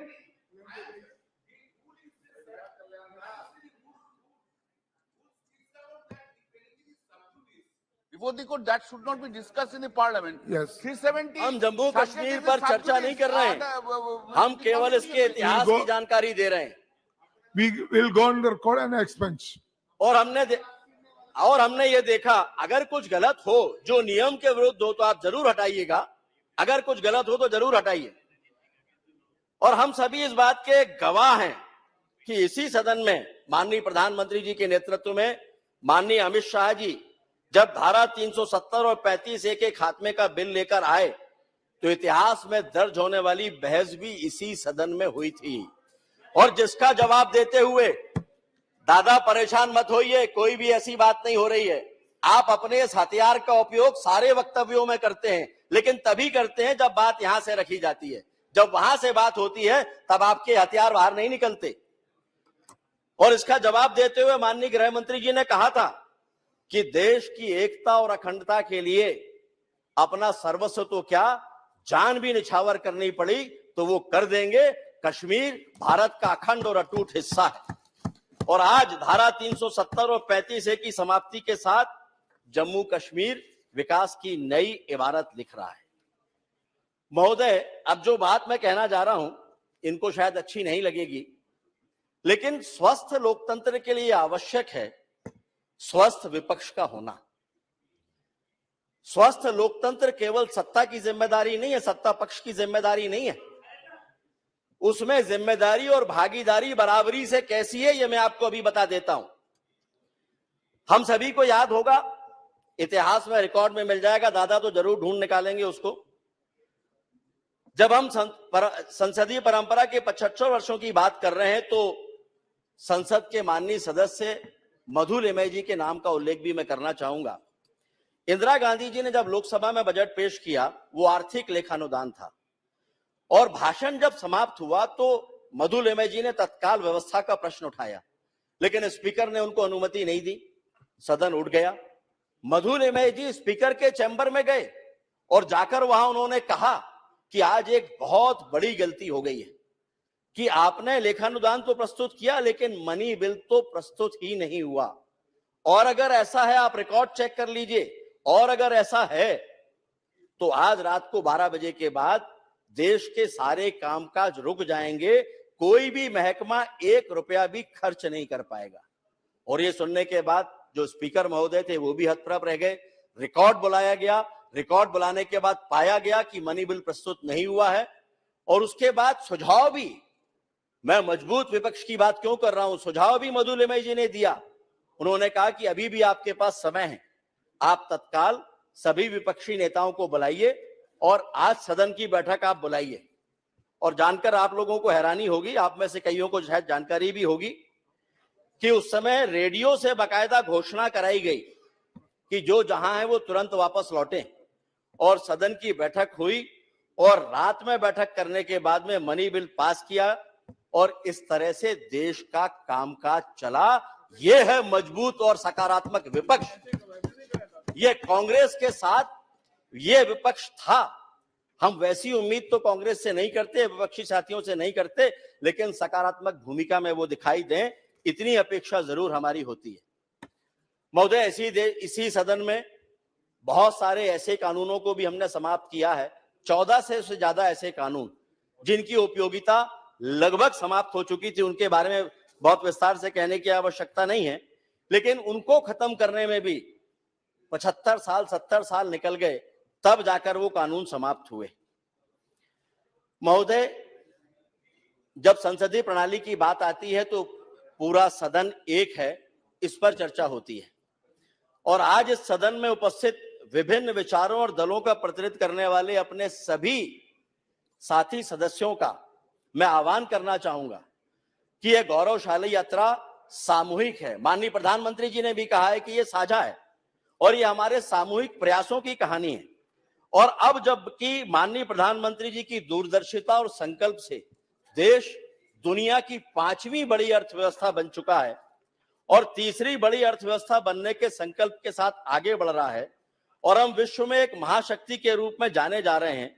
और इस समय हम पूर्णतः भारतीय ज्ञान और भारत की अपनी आर्थिक ताकत के बूते बने संसद के नए भवन में प्रवेश करके गुलामी के प्रतीकों को हटाते हुए आगे बढ़ रहे हैं, तब ये हमारी सामूहिक जिम्मेदारी है कि उस नए भवन को भावी पीढ़ियों और भविष्य के भारत की नींव रखने वाले लोकतंत्र के ऐसे मंदिर के रूप में स्थापित करें जहां मंदिर के घंटे से नाद की तरह एक ही गूंज हो, सबका साथ, सबका विकास, सबका विश्वास और सबका प्रयास।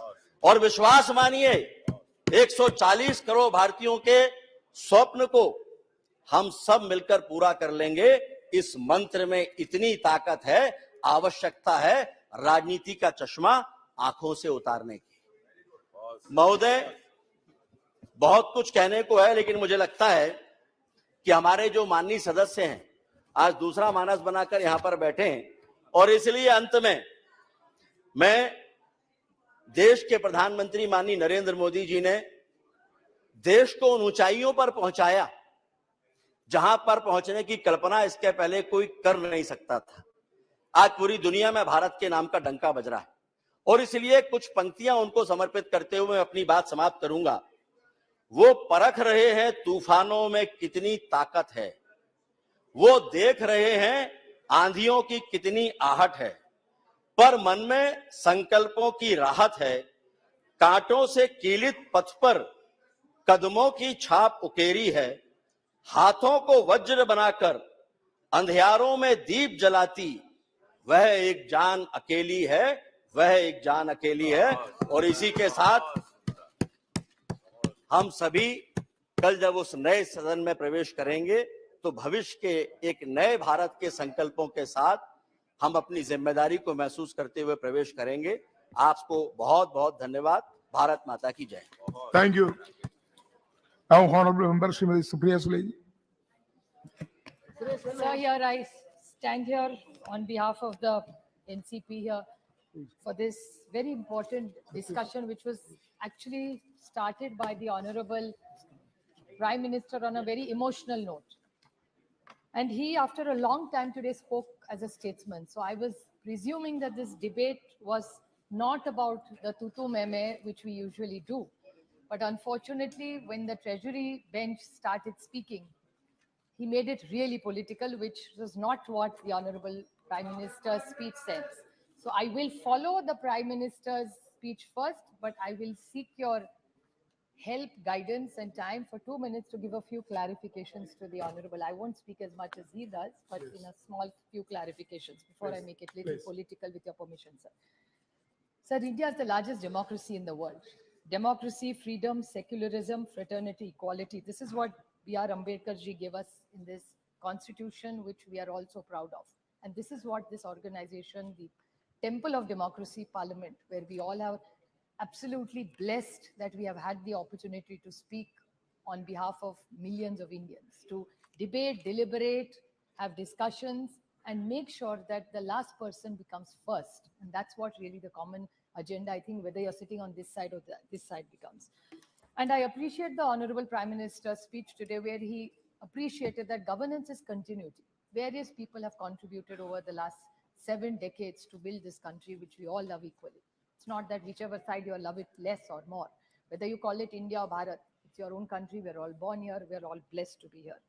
And I think I would take the point forward what Mehtab ji said, that unity in diversity, this is the beauty of India. And I think that's what clearly comes across in most of the speeches which came. And I'd like to quote Dr. Ambedkar, The B.R. Ambedkar in the Constitution Assembly said that the Constitution is a federal constitution. The Union is not a league of states, nor in the states is the agencies of the Union deriving powers from each other. Both Union and the states are created by the Constitution. Both derive their respective authority from the Constitution. And here, unfortunately, I felt a little sorry because I am the 2009 Member of Parliament here. Clearly, this is a huge legacy that we have been blessed to have. But I would like to put on record two people who have not been mentioned by the BJP today, who I've been highly influenced by in my parliamentary work, who come from the BJP, but I still feel that they were one of the tallest leaders and excellent, extraordinary parliamentarians who we looked up to. One was Honorable late Sushma Swaraj ji, and second was Shri Arun Jaitley ji, who constantly talk about cooperative federalism. It's not on this side or that side. Good work has to be established. So this building that we are all sitting in today, it was the Herbert Baker who opened this in 18 January 1927. And this building was made by sandstone. You know, Dushyant Singh ji comes from Dholpur. And fortunately enough, SP Baghel ji is here from Agra. ये जो मिट्टी इससे बनाई है, ये आपके निर्वाचन क्षेत्र आगरा से आई है.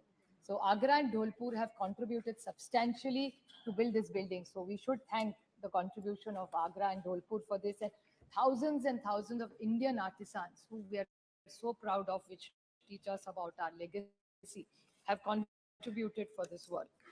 While we are here, everybody talked about Panditji, President Rajendra Prasad. These are walls which the Honorable Prime Minister, or every wall, every tile, every bench has a story to tell. They can't articulate it, but they have so many stories, decisions, controversies that these walls of this beautiful parliament have seen.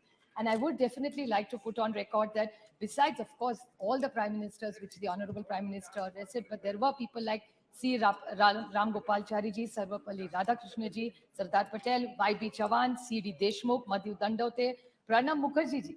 In this debate will be completely incomplete if we don't talk about Pranab Mukherjee, who we all learned so much from here while we were sitting here. So, while we talk about various, lot of debate has gone about which bill. They did a lot of good work, we did a lot of good work. So nobody can take away from each other here. But I definitely like to make a few suggestions while we are here. See, sir, the average age, this is something for us to deliberate, which I'd like to highlight. These are just observations and suggestions for us to deliberate as a team. That the average age of today's parliament is much older than when we really started. And this is one of the youngest countries. So this is something we, whichever side you sit on, must think about this factor for sure. Plus the women MPs. I would like, most of these women here today have been asking about the women reservation bill. My friend Kanimoli, Dimple, everybody who's sitting here has been concerned about it. And all the parties are concerned and would support it. But there was a question Rakesh Singh ji raised, which I'd just like to put the record straight. That he said, "Itne saalon se aapki sarkar thi, aapne kya kiya?" The first woman president of India, Pratibha Tai Patil, was from the Congress. The first prime minister of this country, a woman, Indira Gandhi ji, was from the Congress. The first speaker who was a woman was Meera Kumarji, was from the Congress. So this is what is done. And I would like to put one more thing on record, which probably Rakesh Singh ji missed out, that the women's reservation bill was also brought out. Unfortunately, we didn't have the numbers, so we couldn't pass it. That was also brought by the Congress.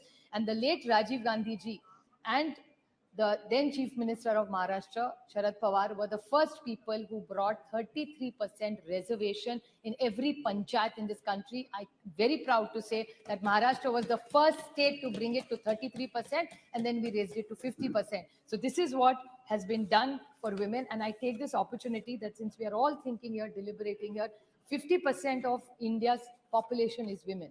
So why don't we all deliberate in the new building, and maybe the first decision that the Honorable Prime Minister can take is ask, and we all support him if he brings in the reservation for women in Parliament and in assemblies. We all wholeheartedly support it. So there is another small observation which I would like to make. Please don't take it negatively. But this is the first session, as I mentioned, which has no deputy speaker.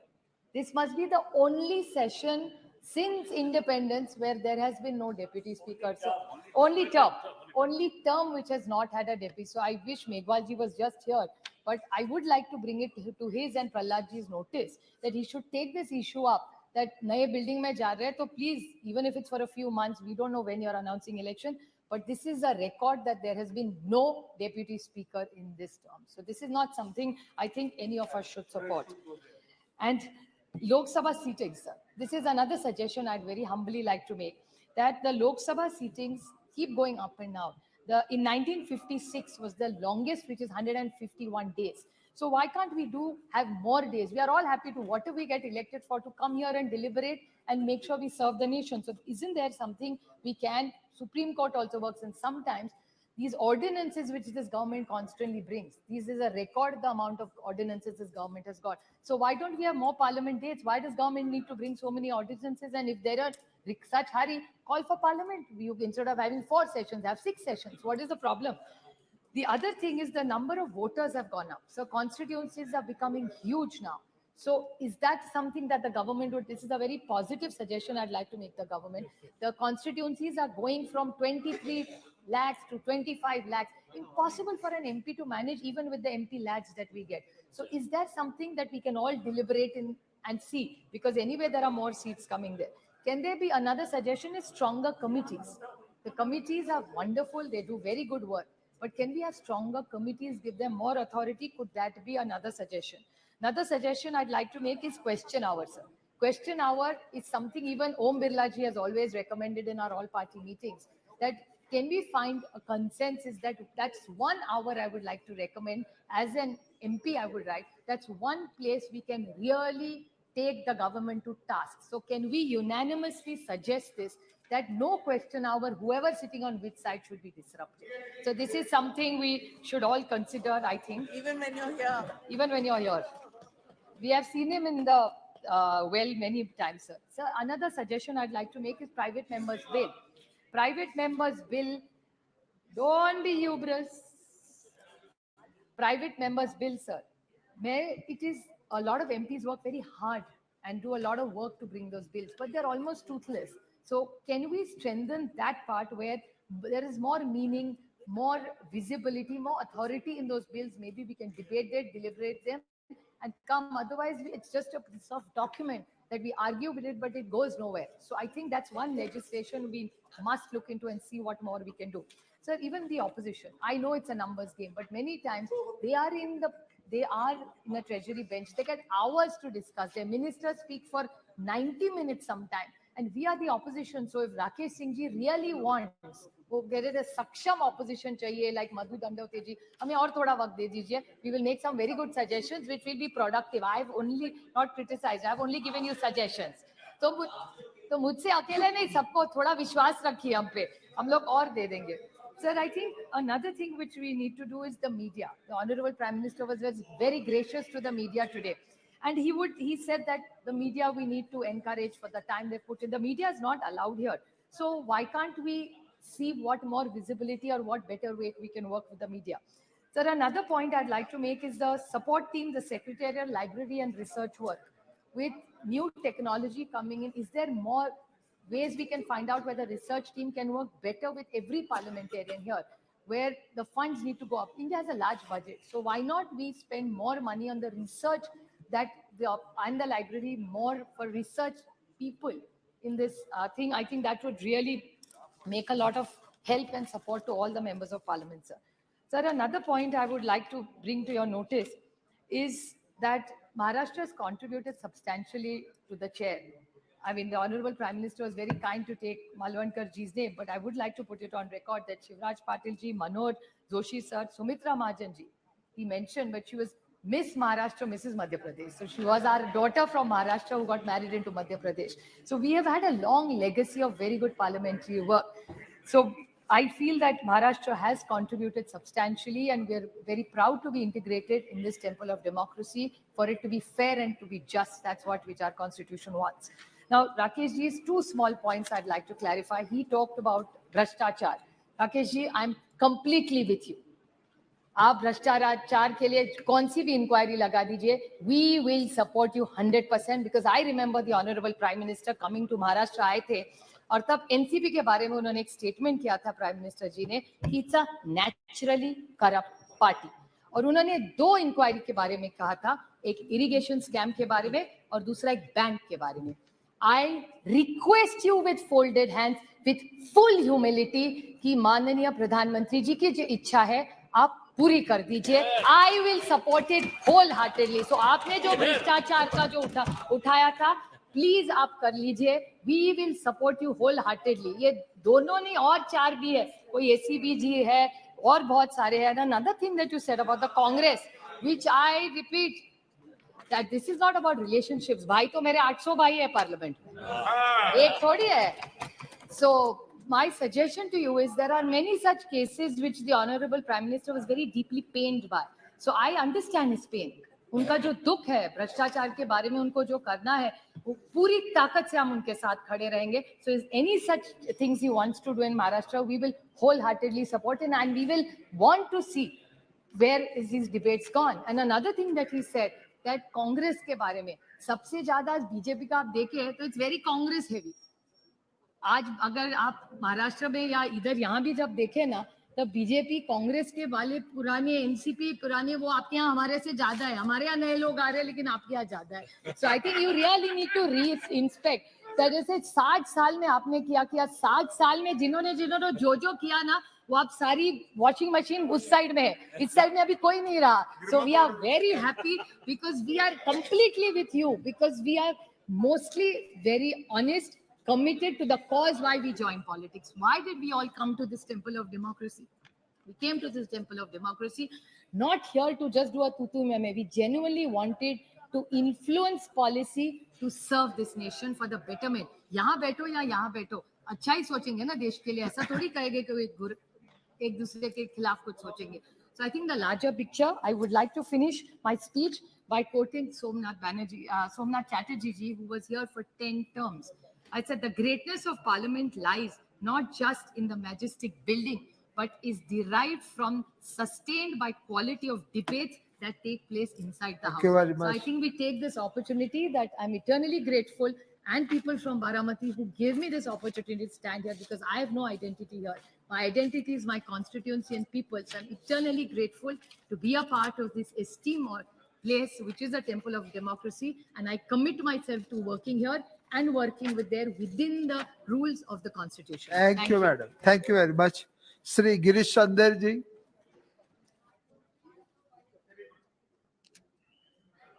महोदय, आज मुझे संविधान सभा से अब तक 75वें वर्षों की संसदीय यात्रा, अब तक उपलब्धियां, अनुभव, स्मृतियां और सीख पर चर्चा में भाग लेने के लिए इस ऐतिहासिक दिन पर अवसर प्रदान किया. मैं आपका आभार व्यक्त करना चाहता हूं.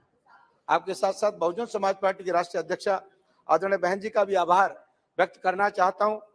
महोदय, आज हम धन्य हैं कि हमारे बीच बाबा साहब डॉक्टर भीमराव अम्बेडकर साहब का जन्म हुआ, जिन्होंने उस जमाने में अपने इस भारत देश में फैली कुरीतियां, भेदभाव, ऊंच नीच, सामाजिक, आर्थिक, शैक्षणिक विषमताओं को समाप्त करने के लिए जीवन के अपने अंतिम समय तक कार्य करते रहे.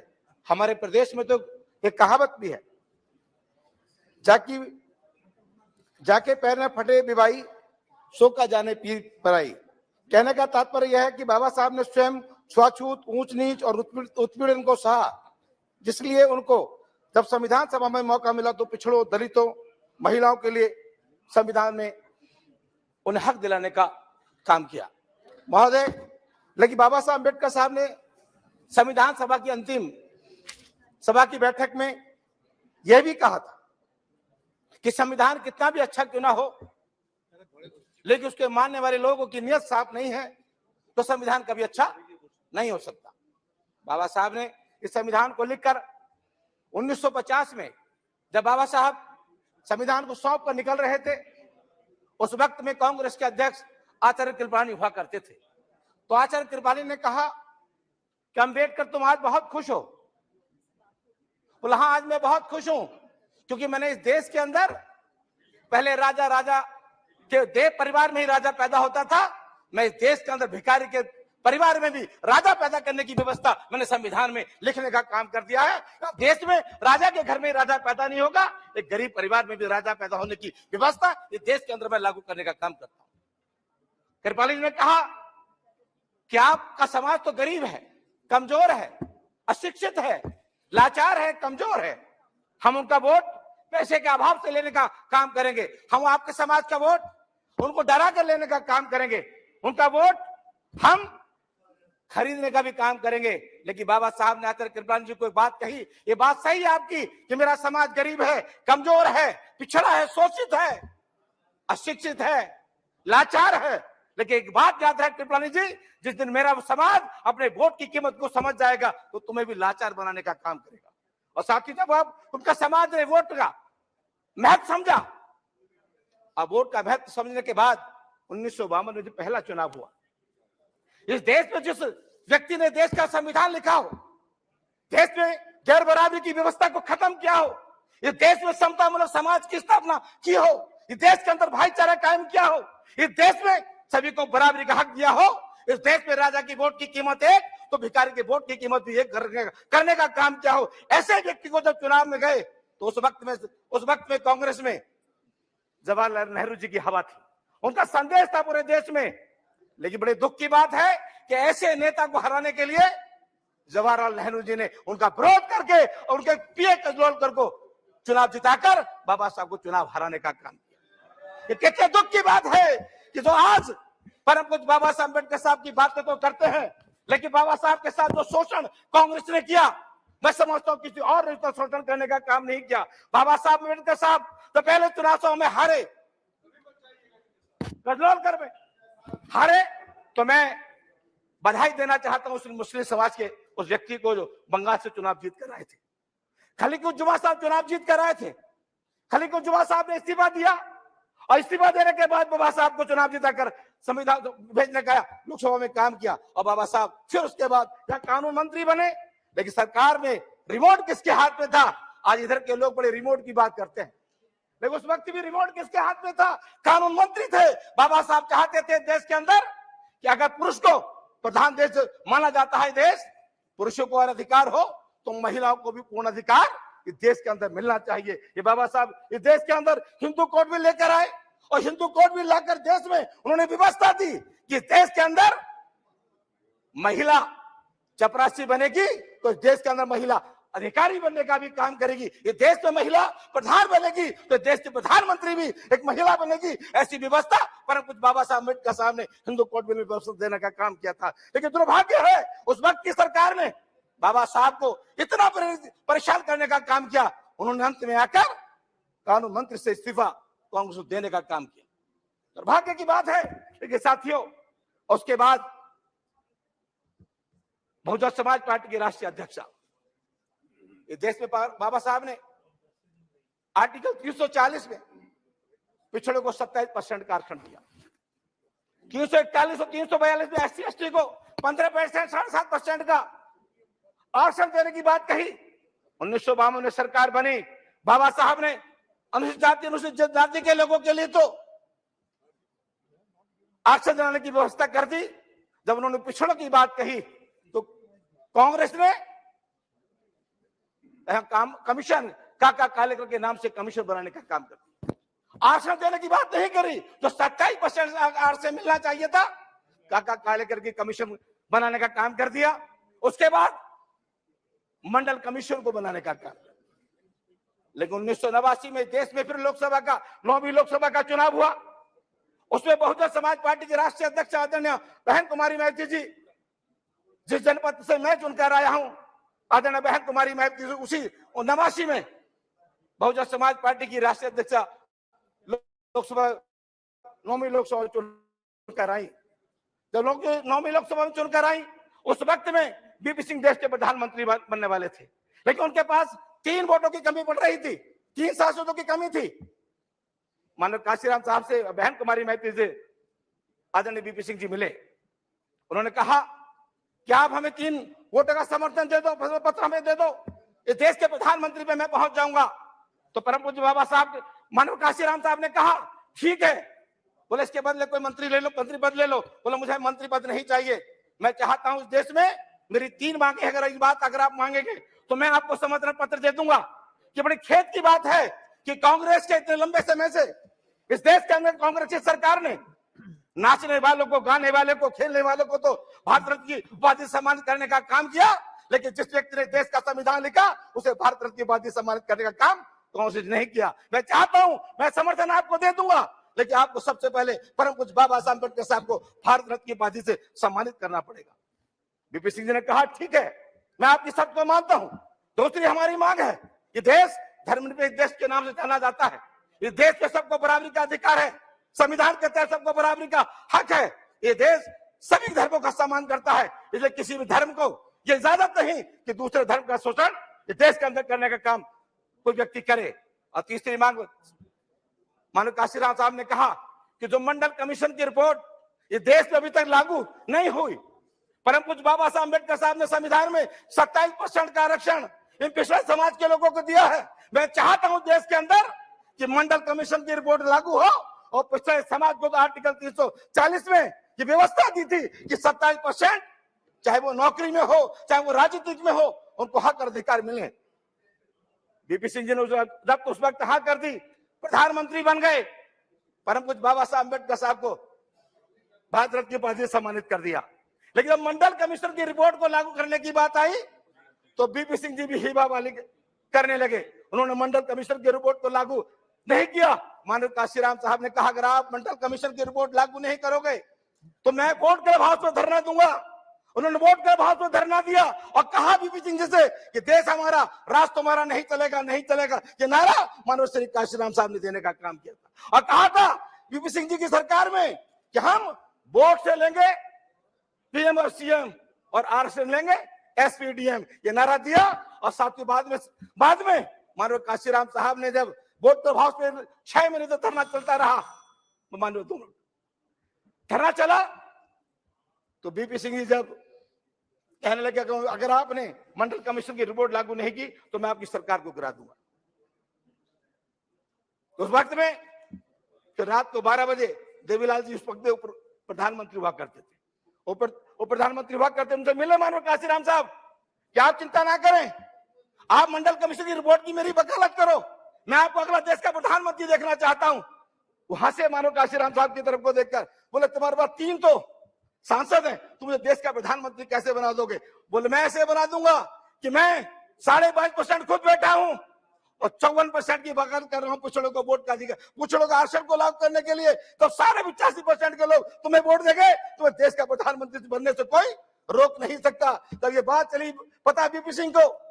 बीपी सिंह ने रात को 12 बजे माननीय प्रधानमंत्री जी ने अपनी कैबिनेट को बुलाया और देश के अंदर 27% का आरक्षण मंडल कमीशन की रिपोर्ट को लागू करने का काम किया। कांग्रेस चाहती इस मंडल कमीशन की रिपोर्ट को तो आज पिछड़े समाज के लोग तो बात करते हैं कि अगर पिछड़े समाज के लोगों को 27% का आरक्षण, चाहे वो हिंदू हो चाहे हमारे मुस्लिम भाई हो, 27% के आरक्षण की बदौलत तो आज नौकरी और जो पा रहे हैं, तो आज नगर निगम, नगर पालिका, जिला पंचायत अध्यक्ष, जिला पंचायत पे चुनाव जीत कर जा रहे हैं, ये किसी और की बदौलत नहीं, परम पूज्य बाबा साहब अम्बेडकर साहब के आर्टिकल 340 के 27% के आरक्षण की बदौलत ये लोग जीत कर जा रहे हैं।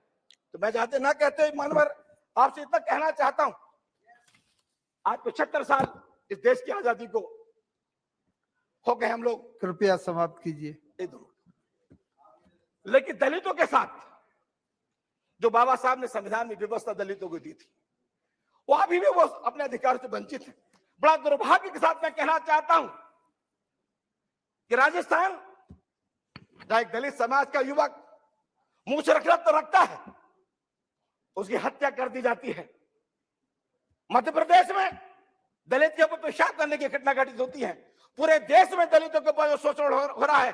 तो मैं आपके माध्यम से सरकार से कहना चाहता हूं कि ये देश में अगर आप चाहते हैं कि तरक्की बढ़े तो आप दलितों के शोषण को रोकने का काम करो, दलितों को उनके बराबरी का अधिकार में लाओ और दलितों की लड़ाई को अपनी लड़ाई की लड़ो, वो भी आपके अपने परिवार के हैं।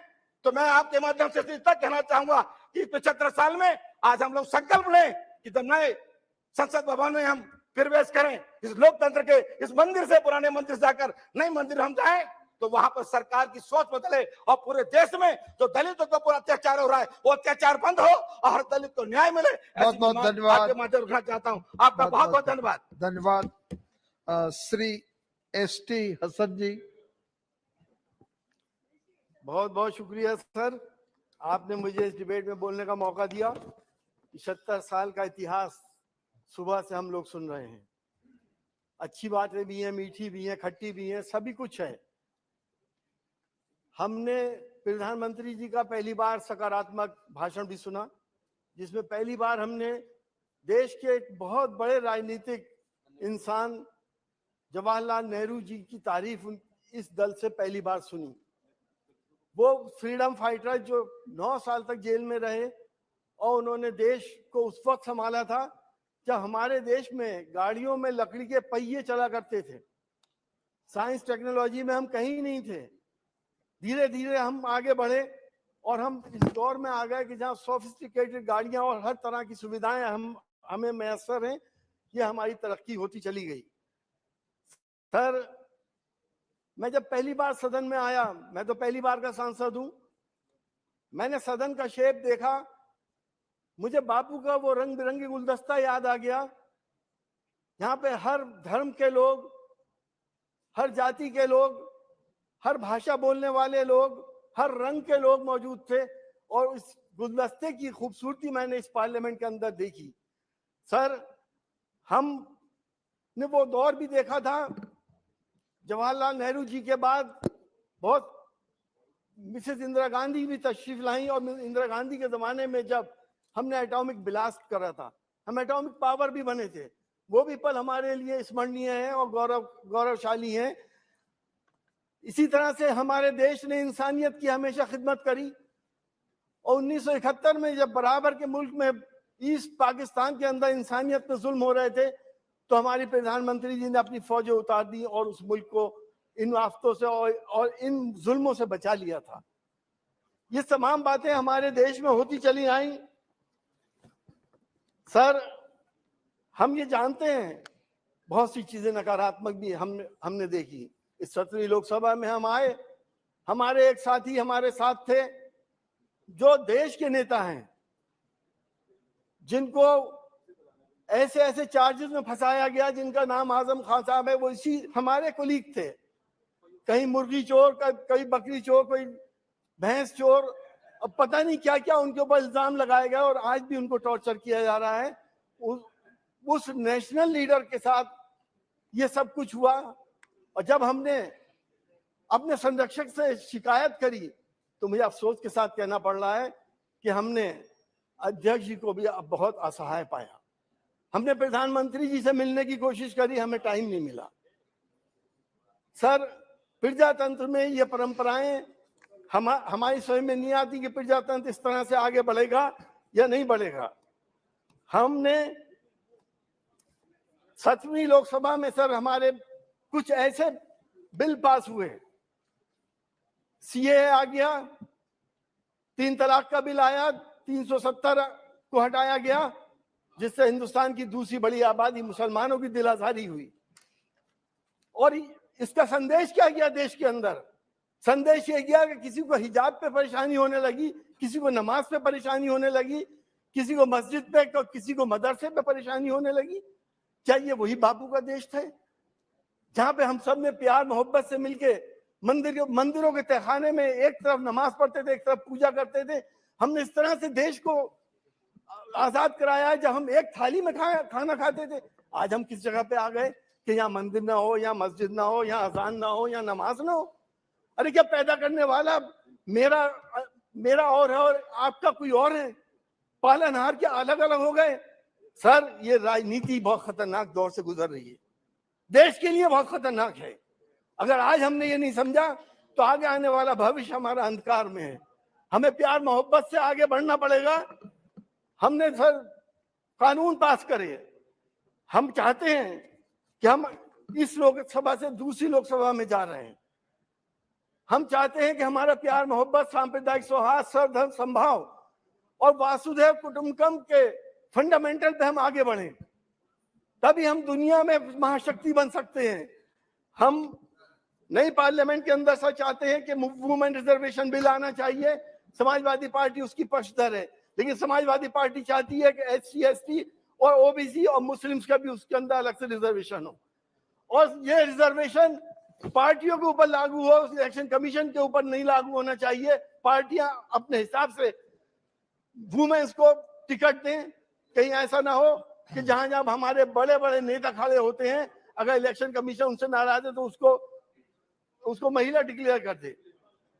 सर, हम चाहते हैं कि नई पार्लियामेंट के अंदर प्लेस ऑफ वर्शिप एक्ट को और स्ट्रेंथन किया जाए ताकि एक सांप्रदायिक सौहार्द बने। लोग मौका उठा रहे हैं देश के सांप्रदायिक सौहार्द बिगाड़ने का। अगर प्लेस ऑफ वर्शिप एक्ट को आप और स्ट्रेंथन करेंगे, प्लीज सुन लिए, स्ट्रेंथन करेंगे तो हम प्यार मोहब्बत से, एकता से और सांप्रदायिक सौहार्द, गंगा जमनी तहजीब से अपनी नस्लों को ये तहजीब दे के चले जाएंगे। वरना हमारी नस्लें, यकीन जानिएगा, हमें कभी याद नहीं करेंगी। वो हालात पैदा ना हो जाएं। आज देश की दूसरी बड़ी आबादी मुसलमान बहुत फिक्रमंद है, बहुत परेशान है कि हमारी नस्लों का आगे क्या होगा, कहाँ हमें इंसाफ मिलेगा और कहाँ हमारी बात सुनने वाला कोई होगा या नहीं होगा। हालांकि मैंने देखा इस पार्लियामेंट के अंदर, मैं धन्यवाद देता हूँ अपने स्टेजी बेंच वालों को कि जब भी हमने कोई समस्या, लोगों की समस्या की बात करी तो इन्होंने हमारी मदद करी। जब भी हमने कोई क्वेरीज करी तो इन्होंने हमारी मदद करी। हमारे मनभेद हरगिज नहीं है, हमारे मतभेद जरूर हैं। वो हम पार्लियामेंट के अंदर हैं, बाहर हम सब एक हैं। सर, G20 हुआ, हमें खुशी है कि देश का नाम आगे बढ़ा। ऐसे आयोजन पहले भी बहुत हुए थे और होते रहने चाहिए। G20 से हमें किसी बात की कोई परेशानी नहीं है। नॉन अलाइंड मूवमेंट भी हुआ था यहाँ पर, उसकी भी बहुत बड़ी एक इवेंट हुई थी। सर, मैं आपसे ये कहना चाहता हूं कि हमारे देश के फंडामेंटल है सर्वधर्म समभाव, वासुदेव कुटुंबकम। अगर हमने इसको नहीं बचाया तो भी हम देश को नहीं बचा पाएंगे। बहुत बहुत शुक्रिया। बहुत बहुत धन्यवाद। श्री मनीष तिवारी जी। सभापति महोदय, आपका बहुत धन्यवाद कि आपने मुझे ये जो हमारा संसदीय सफर रहा है पिछले 7 दशकों का, उसके ऊपर जो इस सदन में चर्चा हो रही है उसमें भाग लेने का मौका दिया। 9 दिसंबर 1946 को पहली बार भारत की जो संवैधानिक सभा है उसकी बैठक यहीं इसी सेंट्रल हॉल में हुई थी और उसका एक परिप्रेक्ष्य था। अगस्त 1945 में दूसरे महायुद्ध की समाप्ति हुई। पहली बार जो परमाणु शक्ति है उसका उपयोग किया गया और लाखों लोग पूरी दुनिया में 1939 से लेकर 1945 तक मारे गए। और उस परिप्रेक्ष्य में जब भारत के आजादी का संग्राम चल रहा था, इस संविधान सभा की बैठक हुई। पर वो जो संघर्ष था जिसने उस संवैधानिक सभा को जन्म दिया, वो संघर्ष 90 वर्ष पहले शुरू हुआ। 1857 में जब आजादी की पहली लड़ाई हुई और उसके बाद अंग्रेजी साम्राज्यवादियों ने यह तय किया कि जो भारत की बागडोर है वो ईस्ट इंडिया कंपनी से उन्होंने अपने हाथ में ले ली, तो एक संघर्ष का दौर शुरू हुआ। और वर्ष 1885 से जो भारत के स्वतंत्रता संग्राम का इतिहास है वो लगभग कांग्रेस पार्टी के इतिहास के साथ समानांतर चला। निर्णायक मोड़ 1920 में आया, पहला महायुद्ध समाप्त होने के बाद, जब महात्मा गांधी जो दक्षिण अफ्रीका से लौट के वापस आए थे 1915 में, उन्होंने असहयोग आंदोलन, नॉन कोऑपरेशन मूवमेंट शुरू किया। उसके बाद 1930 में सिविल डिसोबीडियंस मूवमेंट हुई। 1942 में भारत छोड़ो आंदोलन हुआ और एक लंबे संघर्ष के बाद, जिसमें लाखों भारतीयों ने अपनी कुर्बानी दी और जिस संग्राम का नेतृत्व भारतीय राष्ट्रीय कांग्रेस ने किया था, ये मुल्क 15 अगस्त 1947 को आजाद हुआ। पर उस आजादी के साथ साथ एक आपदा भी आई कि धर्म के नाम पर इस देश का विभाजन हो गया। और जब 14 अगस्त 1947 को यह संविधान सभा दोबारा से उसी सेंट्रल हॉल में मिली जहां पे पंडित जवाहरलाल नेहरू ने वो भाषण दिया था इंडिया स्ट्राइव्स विद डेस्टिनी, तो भारत के संविधान के जो निर्माता थे उन्होंने ये बात तय की कि एक धर्म के आधार पर विभाजन के बावजूद जिस भारत का वो निर्माण करेंगे, उस भारत में चाहे किसी मजहब से, चाहे किसी जात से, चाहे किसी संप्रदाय से, चाहे गरीब हो चाहे अमीर हो, सबको बराबरी का दर्जा दिया जाएगा। और वो जो मूल भावना थी, उस मूल भावना को उन्होंने भारत के संविधान में पिरोया। शायद जो शब्द पंथ निरपेक्ष 42वें संसदीय संशोधन में से 1976 में भारत के संविधान में जोड़ा गया, पर जो उसका मूलभूत ख्याल था, वो मूलभूत ख्याल जब उस संविधान को ढाला गया, जब वो कॉन्स्टिट्यूशनल डिजाइन बनाया गया, तो उस कॉन्स्टिट्यूशनल डिजाइन में उस ख्याल को बहुत केंद्रीय तरीके से उसको इनकॉर्पोरेट किया गया। और जब हम संविधान की चर्चा करते हैं सभापति महोदय, तो बहुत सी धाराओं की चर्चा करते हैं, पर कई धाराएं ऐसी हैं जिन्होंने मूलभूत रूप से इस मुल्क का सुधार किया, वो बुनियाद रखी, और मैं उसका जिक्र करना चाहता हूं। भारत के संविधान निर्माताओं ने भारत के संविधान में धारा 17 को शामिल किया, और उन्होंने क्या कहा कि जो सदियों से चली आ रही ये कुरीति है छुआछूत की, इसको संवैधानिक तौर से हम समाप्त करेंगे। उन्होंने धारा 18 को शामिल किया। धारा 18 ने क्या कहा कि ये जो राजाओं महाराजाओं की परंपरा है, इसको हम समाप्त करते हैं। धारा 23 को उसमें इनकॉर्पोरेट किया, जिसने कहा कि ये जो बेगार है, जो लोगों से जबरदस्ती काम कराया जाता है, उस बेगार को हम समाप्त करते हैं। मैं इन धाराओं का जिक्र इसलिए कर रहा हूं क्योंकि जो सामाजिक असमानता है, जो सोशल इनइक्वालिटी है, जो आज भी हमारे मुल्क की सबसे बड़ी चुनौती है, सबसे पहले अगर किसी ने संवैधानिक तौर के उसको समाप्त करने की कोशिश की, तो वो भारत के संविधान के निर्माता थे डॉक्टर बाबा साहब भीमराव अंबेडकर, पंडित जवाहरलाल नेहरू, सरदार पटेल, मौलाना अबुल कलाम आजाद और अनेकों ऐसे लोग जिन्होंने उस संवैधानिक सभा में बैठकर अपने विवेक से ऐसे संविधान की संरचना की जिसने सबको बराबरी का दर्जा देने की कोशिश की। उसके protection of civil rights act इस सदन ने बनाया। उसके बाद आपके जो बैंकों का राष्ट्रीयकरण है कि सब लोगों को बैंकों का फायदा मिल सके, बैंकों का राष्ट्रीयकरण हुआ 1969 में। 1971 में जो राजा महाराजाओं की बची कुछ ही संपत्ति थी, जो प्रिवी पर्सेस थे, उसको समाप्त किया गया। उसके बाद जो शायद सबसे बड़ा क्रांतिकारी कदम इस सदन ने मरहूम स्वर्गीय प्रधानमंत्री श्री राजीव गांधी के नेतृत्व में लिया कि भारत के युवाओं पर उन्होंने भरोसा किया और जो मतदान की आयु सीमा थी वो 21 से घटाकर 18 वर्ष की। 1993 और 94 में ये जो हमारी संसदीय प्रणाली है, हमारा लोकतंत्र है, उसको और ब्रॉड बेस बनाने के लिए जो पंचायती राज से जुड़े हुए प्रावधान हैं वो भारत के संविधान में जोड़े गए।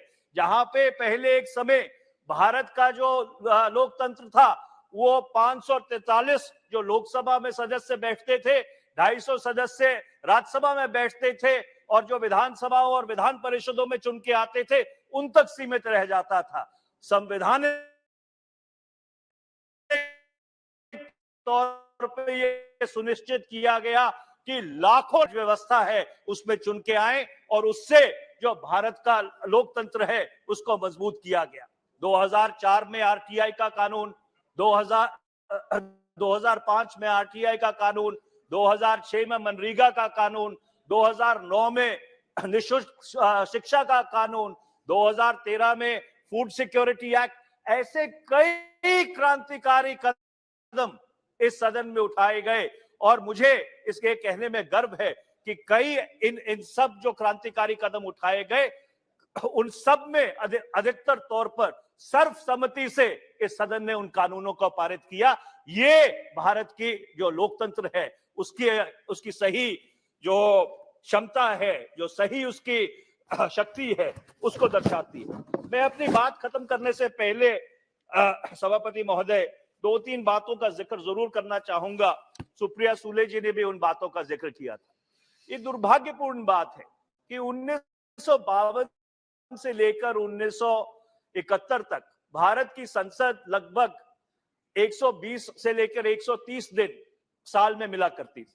1971 से लेकर वो जो समय है वो कम होता गया और ये लगभग घटकर 2014 तक लगभग 80 से 85 दिन तक रह गया और 2014 के बाद वो और घटकर 45 से 50 दिन तक रह गया। मैं आपके माध्यम से अनुरोध करना चाहता हूं कि जैसे इस सदन ने कानून पारित किया था कि किसी भी मंत्रिमंडल में 10% से ज्यादा लोग मंत्री नहीं बनेंगे, हमें एक कानून पारित करना चाहिए कि भारत की संसद लगभग 120 से 130 दिन हर वर्ष मिलेगी और ये अधिक जरूरी है हमारी विधानसभाओं के लिए। कई विधानसभाएं ऐसी हैं जो साल में एक हफ्ते के लिए मिलती हैं। ये किस तरह का लोकतंत्र है? और इसलिए ये प्रावधान करना जरूरी है कि जो बड़े राज्य हैं उनकी विधानसभाएं 100 दिन तक मिले, जो छोटे राज्य हैं उनकी विधानसभाएं 75 दिन तक मिले। इसके साथ साथ अध्यक्ष महोदय, सर्वसम्मति से सदन में कानून पारित हुआ जिसको हम 10th शेड्यूल कहते हैं, जो एंटी डिफेक्शन लॉ। शायद समय आ गया है कि उस एंटी डिफेक्शन लॉ को भी दोबारा से हम अपने संज्ञान में ले, क्योंकि जो उसका मूलभूत उद्देश्य था, उसका मूलभूत उद्देश्य वो पूरा करने में असफल रहा है। जो पिछले कुछ वर्ष की घटनाएं हैं वो उसको बहुत साफ तौर पे प्रमाणित करती हैं, पर जो हमारी संसदीय प्रणाली में लोकतंत्र है उसके ऊपर उसका बहुत नकारात्मक असर पड़ा है। और आखिर में मैं ये कहूंगा कि सदन में जो सत्ता का दल है, सत्तारूढ़ दल है, उसका अपना एक स्थान है। ये सदन जरूर जो विधेयक सत्तारूढ़ दल लेके आता है उसको पारित करने में के लिए बना है, पर इसके साथ साथ इस सदन में विपक्ष का भी एक स्थान है। जो विपक्ष के मुद्दे हैं, जो इस देश के मुद्दे हैं, जो शायद जो भी सत्ता पक्ष में बैठा हो, हम भी वहां बैठते थे, आज ये बैठते हैं, कल घटनाक्रम क्या रहेगा, कभी कभी उनके अनुकूल नहीं होते। पर संसदीय प्रणाली हमारी तब मजबूत होगी अगर वो जो सत्तारूढ़ दल के लिए भी चीजें अनकंफर्टेबल हो, वो भी पूरी तरह से इस सदन में उसके ऊपर चर्चा होनी चाहिए। और मैं दुर्भाग्यपूर्ण बात है कि सितंबर 2020 से इस सदन में चीन के ऊपर एक बारी भी चर्चा नहीं हुई है, जो हमारे सामने सबसे बड़ी राष्ट्रीय सुरक्षा की चुनौती है। आखिर में मैं बस एक बात कह के अपनी बात समाप्त करना चाहता हूं सभापति महोदय, ये सब 70 साल में संभव इसलिए हो पाया क्योंकि जो संविधान के असूल थे, संविधान की बुनियाद थी, जो उसकी मूल भावना थी, उसके प्रति हम पूरी तरह से समर्पित रहे और जो संविधान निर्माताओं का ख्याल था हमने उसके ऊपर पूरी तरह से खरे उतरने की कोशिश की। मैं ये आग्रह करना चाहता हूं कि इस देश में ये बहस बंद होनी चाहिए कि भारत का जो संविधान है उसकी जगह हम कोई और संविधान लेके आएंगे। इस चर्चा से भारत नकारात्मक रास्ते पर चलता है और भारत का जो लोकतंत्र है वो कमजोर होता है। मैं एक बार फिर से आपका बहुत बहुत धन्यवाद करता हूं। बहुत बहुत धन्यवाद। श्रीमती लॉकेट चैटर्जी। धन्यवाद स्पीकर महोदय। I am greatly honored that you have allowed me to put my views on the auspicious occasion of 75 years of our great parliament journey.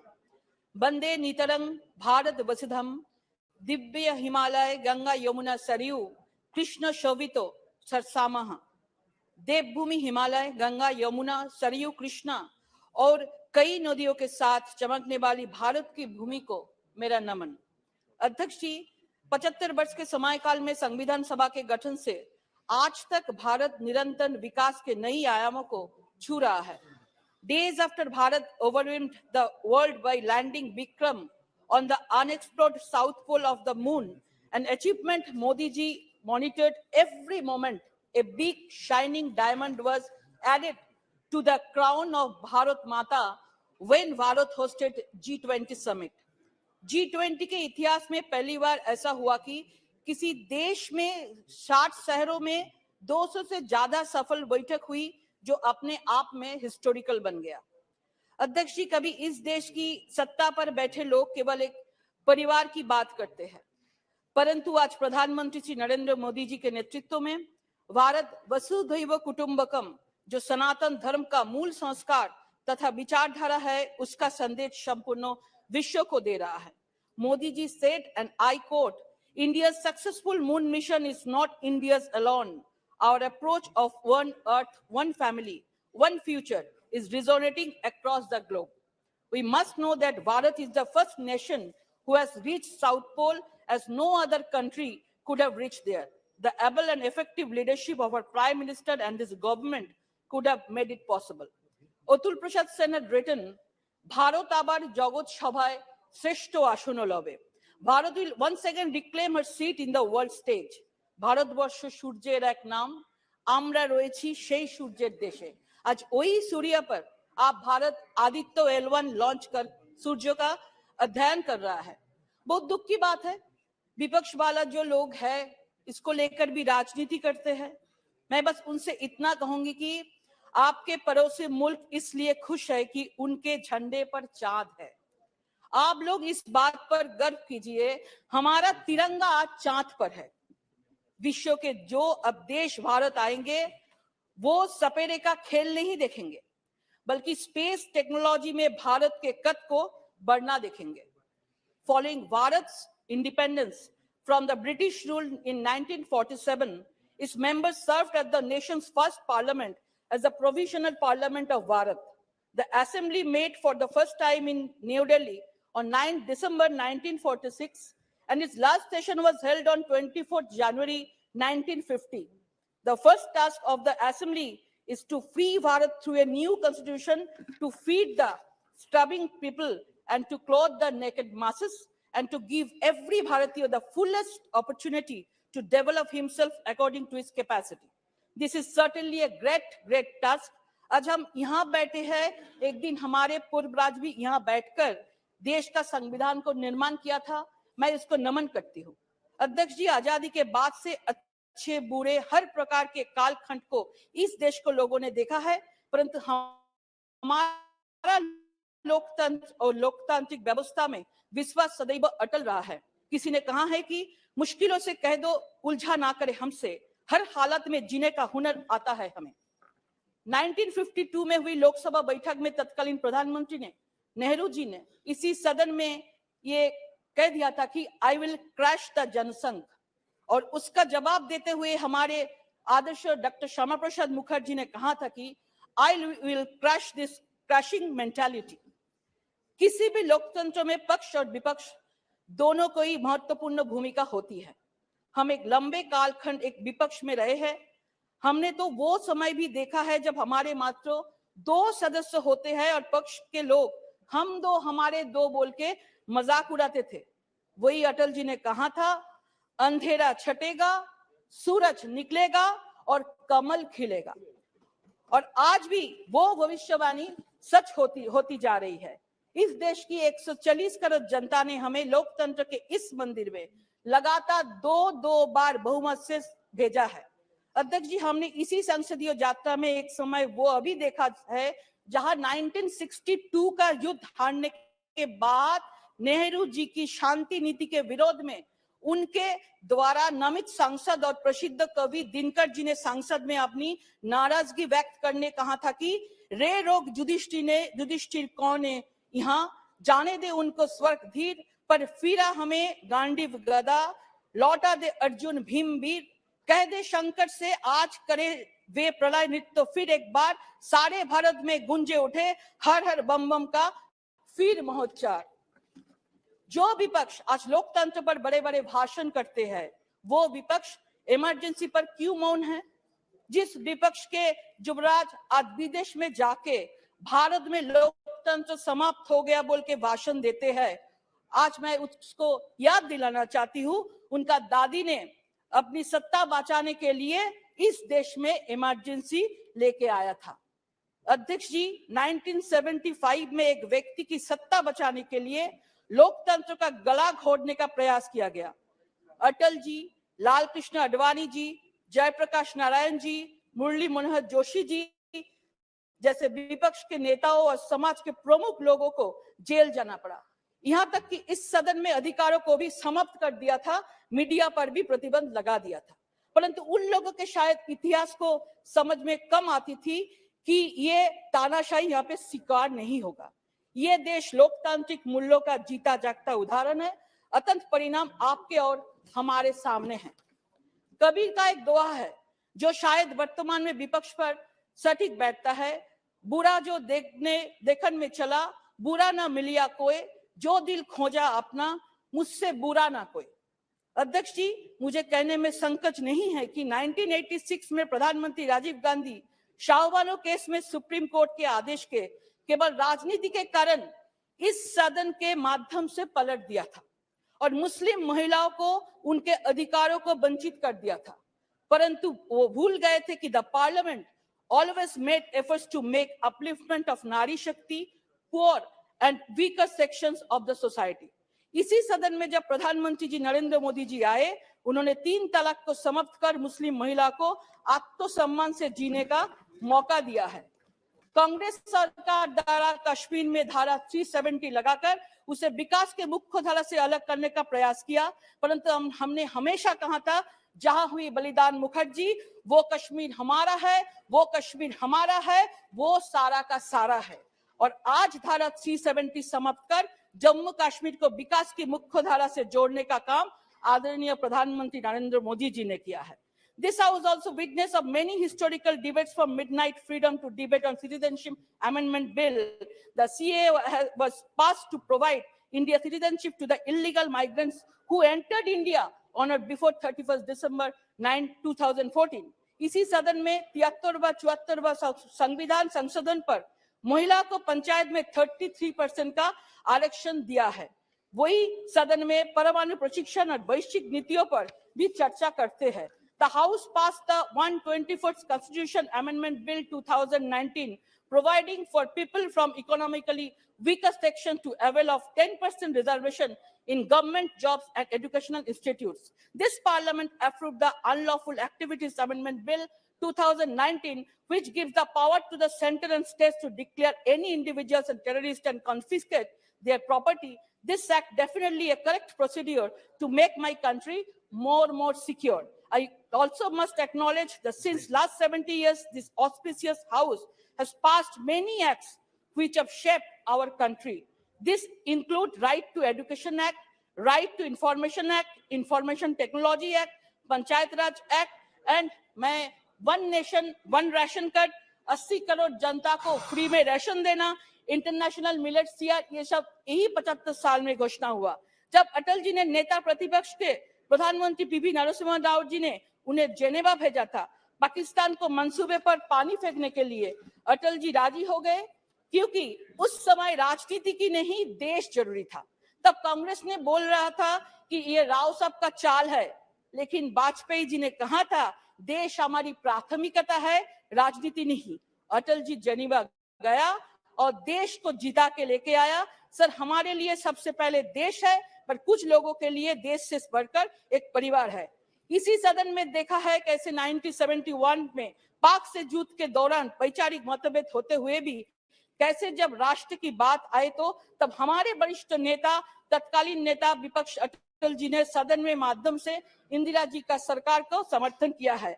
आज का ये विपक्ष समर्थन तो दूर की बात है, सेना के ऊपर भी प्रश्न चिन्ह रखते हैं।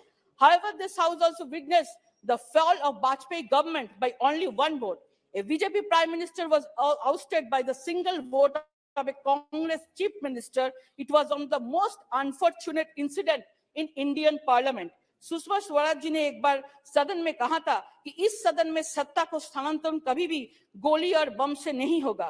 पर सर आज बंगाल में लोकतंत्र के पर्व से हिंसा हो रहा है, लोग मर रहा है। Sir I represent West Bengal from where Kobiguru Rabindranath comes, where Netaji Subhash Chandra was, 2 minutes, sir, where Netaji Subhash Chandra was flourished, where Swami Vivekananda was born, where Ishwar Chandra Vidyasagar served.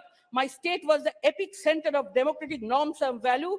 ये हमारे waste Bengal से बहुत सारा senior जनप्रतिनिधि ये 75 सालों में यहाँ पे प्रतिनिधित्व किया। डॉक्टर श्यामा प्रसाद मुखर्जी, एनसी चैटर्जी, हिरेन मुखर्जी, प्रणब मुखर्जी, ज्योतिर्मय बसु, सोमनाथ चैटर्जी, इंद्रजीत गुप्त, प्रियरंजन दासमुंशी, गणिकांत चौधरी, तपन shikdar. When I speak of crisis, one cannot ignore the threats Bharat and the world continues to face. The recent sacrifice of our brave soldiers at Anantnag is a reminder that our enemies are still not ready to backtrack despite the losses they have suffered when Modi ji gave an effective reply to the 2019 Pulwama attack. No Congress government had ever dared to send its soldiers across the LOC to destroy the terrorist camps on Pakistan soil. But Modi ji ने पाकिस्तान को जवाब दिया, तब evidence मांगने लगे। Sir ये तो वो लोग हैं, सर एक मिनट, और ना मैं पॉलिटिक्स कर रहा है, लोगों ने वैक्सीन तक भी पॉलिटिक्स किया था।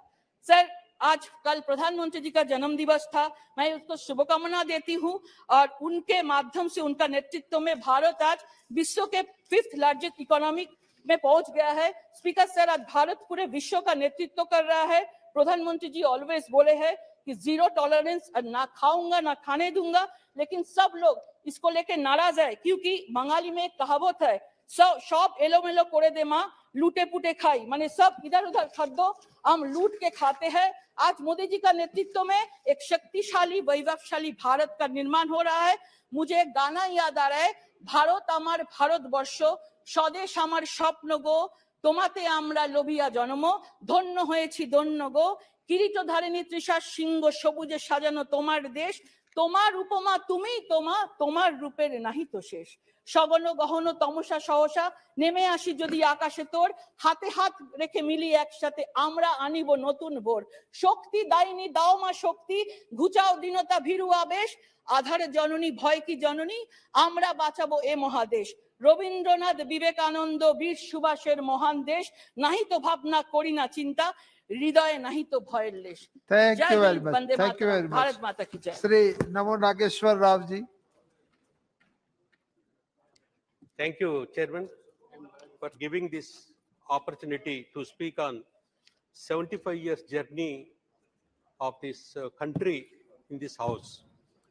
आज के दिन में आखिरी दिन है, ये हाउस को छोड़ के हम लोग नया बिल्डिंग में, नया पार्लियामेंट में जा रहा है। ये 75 साल में जो कंट्री को इंडिपेंडेंस मिलने के बाद कई बिल्स ये हाउस में पास हुआ है। वो बिल्स का वजह से कुछ डेवलपमेंट भी है, कुछ तकलीफ भी है।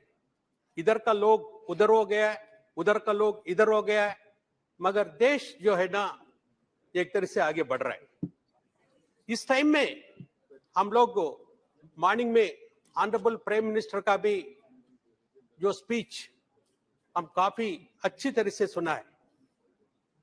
वो भी इस मामला में एक देश को एक वादा देना चाहता है, आने वाला टाइम में हम लोग सब मिलके नया बिल्डिंग में नई तरीके से ये कंट्री को आगे ले जाने के लिए। और हम लोग पिछले हिस्ट्री अगर देखें तो जब जो राज्यांग निर्माता बाबा साहेब अंबेडकर जी ने जो राज्यांग लिखा था, उस टाइम में जवाहरलाल नेहरू जी, सरदार पटेल जी, ये सब महान भाव लोग वो राज्यांग का वजह से वो डेमोक्रेसी आज तक चला है। वो चलने का जो मंदिर जो प्लेस है, ये प्लेस बन गया।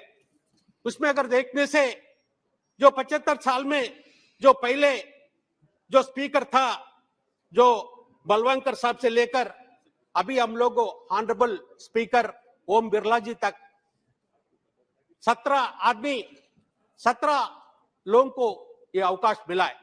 उसमें हमारा तेलुगु का फ्राइडे तेलुगु का भी 3 आदमी को 3 दफा हम लोगों को अवकाश मिला है। उसमें नीलम संजीव रेड्डी जी का, बाल योगी जी का और नीलम संजीव रेड्डी जी को 2 दफा अवकाश मिला है। उसी तरह से देखने से हम लोग का प्रधानमंत्री का भी जो पिछले 15 प्रधानमंत्री में ये हाउस में पीवी नरसिम्हा राव जी को हम लोग का तेलुगु का प्राइड है, तेलुगु का एक प्रधानमंत्री भी बन गया। ये तेलुगु प्रधानमंत्री जब बनने का टाइम में कंट्री का इकोनॉमी सिचुएशन जो है ना बहुत बैड था। उस टाइम में पीवी नरसिम्हा राव जी ने रिफॉर्म्स ले आने का वजह से अभी कंट्री ने इस तरह से जो है ना काफी आगे बढ़ रहा है, उसी को बाकी लोग भी आगे लेके जा रहा है। और ये जो नया मंदिर अभी जो हम लोग जो है ना न्यू पार्लियामेंट जब में कल जाने का है, हम लोग का ये डिमांड था जो राज्यांग निर्माता अंबेडकर जी का उस टाइम में जो है ना उसी का वजह से ये जो कंट्री का डेमोक्रेसी में विभिन्न जाति का विभिन्न मत का इस तरह से 75 चलने का बाद अभी जो नया जो बिल्डिंग में जा रहा है उसको अंबेडकर जी का नाम लगाने के लिए हम लोग मांग किया था। अभी हम लोग हमारा तेलंगाना बनने के बाद उसी अंबेडकर जी का 125 फीट का स्टैचू भी जो है ना इंडिया में पहले स्टैचू हम लोग लगाया था 125 फीट का। हम लोग ये डिमांड को अभी भी कम से कम कल इसको अंबेडकर जी का नाम से बाबा साहब अंबेडकर जी का नाम ये अगर नया पार्लियामेंट में आने से उसमें अच्छा रहेगा बोल के हम लोगों का मांग है। उसका साथ अगर दलित का बारे में जो बात कर रहे हैं, पहले दफा हमारे जो तेलंगाना में दलित बंधु बोल के एक फैमिली को 10 लाख रुपीस हम लोग दे रहा है, 10 लाख रुपए दलित लोगों को दे रहा है। वो भी एक थोड़ा ये करे। और आने वाले में अभी 75 साल में अगर हिस्ट्री अगर देखने से पिछले पार्लियामेंट में हम लोग को 150 डेज तक पार्लियामेंट चलता था। अभी ये बात को कहीं जो है ना हमारा साथ भी बताया था। आज के दिन में जो पार्लियामेंट का जो डेज गिरते 56 डेज तक आ रहा है, इसका बारे में भी थोड़ा देखना चाहिए। और उसका जो है हम लोग का इसी हाउस में कुछ बिल्स ऐसा बिल्स आया था, फार्मर्स का बिल, सब 2 मिनट, फार्मर्स का बिल्स आया था, फार्मर का बिल्स को पास भी किया है इसी हाउस में जो है फार्मर का बिल्स को भी वित्ड्रॉ किया है। This is the peoples power, people का पावर का वजह से ये सब हुआ है, ये भी जो है ना हम लोग जानना चाहिए। उसी तरह से हमारा डेमोक्रेसी का ब्यूटी, ये हाउस का ब्यूटी देखिए, 2 आदमी था बीजेपी का, 2 एमपी का बीजेपी आज के दिन में जो है ना देश को पाल रहा है। 2 नंबर से लेकर अभी जो है ना 10 साल से जो है ना ये जो कंट्री को चला रहा है। Kindly conclude. अच्छा, बहुत मेंबर से बोलने वाले बहुत। उसी तरह से सब हमारा तेलंगाना का हमारा नेता केसीआर साहब जब आया था उस टाइम में 2 ही तो एमपी था, 2 एमपी होने के बाद भी इसी हाउस में फाइट करके इसी हाउस में जो है ना देश का सब लोगों को हमारा जो डिमांड को तेलंगाना बनाने का डिमांड को तेलंगाना को लोगों का इच्छा को सबको बोलने के बाद 2 एमपी होने के बाद भी तेलंगाना को जो है ना बना दिया था। यही हाउस में 2014 में एपी रीऑर्गनाइजेशन एक्ट का बिल पास हुआ है, उसी का वजह से तेलंगाना बना है। वो तेलंगाना बनाने का वजह से आज के दिन में मॉर्निंग में तो ऑनरेबल प्राइम मिनिस्टर ने एक बात बता दिया था, but creating of Telangana left bitter memories, मगर ऐसा नहीं था। आज के दिन में तेलंगाना देश में नंबर 1 है, तेलंगाना सब में नंबर 1 है। 24 आवर्स फ्री करंट जो है ना दे रहा है, 24 आवर्स फ्री करंट तेलंगाना दे रहा है। तेलंगाना में पहले दफा पर एकड़ 10,000 का हिसाब से फार्मर को दिया है। उसी तरह से पर कैपिटा इनकम देखे तो we are number 1 in India, per capita power consumption देखे तो we are number 1 India. Dalit Bandhu already बोला है। उसी तरह से हमारा 33 डिस्ट्रिक्ट में 33 मेडिकल कॉलेजेस भी हम लोग लगाए। उस तरह से तेलंगाना हर एक चीज में आगे बढ़ रहा है। उसी का वजह से आने वाला टाइम में जो तेलंगाना का मॉडल को भी जो अच्छा है उसको लगा। बहुत धन्यवाद। आखिरी में हम यही बोलना चाहता है, जो वुमेन रिजर्वेशन का बिल बहुत दिन से पेंडिंग है, वो वुमेन रिजर्वेशन का बिल को जरूर जो है ना नया बहुत धन्यवाद तो उसको करें। एक ही पॉइंट है साहब, ओबीसी का रिजर्वेशन भी ओबीसी का रिजर्वेशन भी जरूर जो ना ये दो बिल को ये नया पार्लियामेंट में पहले सेशन में लेने से अच्छा रहेगा। Thank you chairman. Thank you. Shri Hasnain Masoodi ji, kindly 5 minutes. You start with me, this honorable chairman. Yeah. अरे kindly be seated. Honorable chairman, Parliament occupies key position in a democracy. It is therefore more than appropriate to sit up after 75 years of its journey and trace the high and low points of this journey. Sir, where there have been a number of achievements during last 75 years and important, significant steps in strengthening democracy, there have been low points as well. Sir, as the House Savior, Jammu and Kashmir was not part of the country on 15th August 1947. Jammu and Kashmir in peculiar circumstances joined much after 2.5 months. That was on 27th October 1947. So there was it is this August House that gave special status to Jammu and Kashmir, and it was a decision reached with consensus, without any dissent, without any amendment to the proposal, and without any kind of reservations. Sir, under the Jammu Kashmir, with around 75% Muslim population and contiguity as regards Mountbatten Plan of 3rd June 1947 had to take a different direction. But for more than 70%, but it took a different journey, and as I said, in a particular background. And our party, though not party to our Jammu and Kashmir National Conference, though not a party to the accession, but all the same did favor it, under the belief that it is better, the people of Jammu and Kashmir will be better off if they join a democratic country, a country having belief in secularism and in rule of law. So this is the reason, and there was another reason, that Lord Mountbatten, while accepting the accession, had made it conditional and said that in peculiar circumstances they will go for a referendum. And the country, in its complaint to the UN Security Council in Para 6, has also had made it clear that it would like to go for a referendum. So the Constituent Assembly thought it proper to put it in Para 21 of the Constitution. Be that as it may, this was followed by this House, August House, approved Delhi Agreement of 1952. It was introduced by the Prime Minister on July 24th, 1952, and it was approved by the Parliament after thorough discussion. And Jammu and Kashmir state was given a right to have its own flag, its own constitution, and an elected head of the state. Sir, however, while the Parliament did adhere to the pledges made to the people of Jammu and Kashmir, but unfortunately, the low point was 5th August 2019, when the state was stripped of its special status, and that too without adhering to the Constitution, without any respect for the Constitution, and surprisingly, this House, without adhering to the spirit and letter and spirit of the Constitution, divided it into two union territories. It was unprecedented, in a most undemocratic and without any precedent, and without the sanction of Article 3 and Article 1 of the Constitution.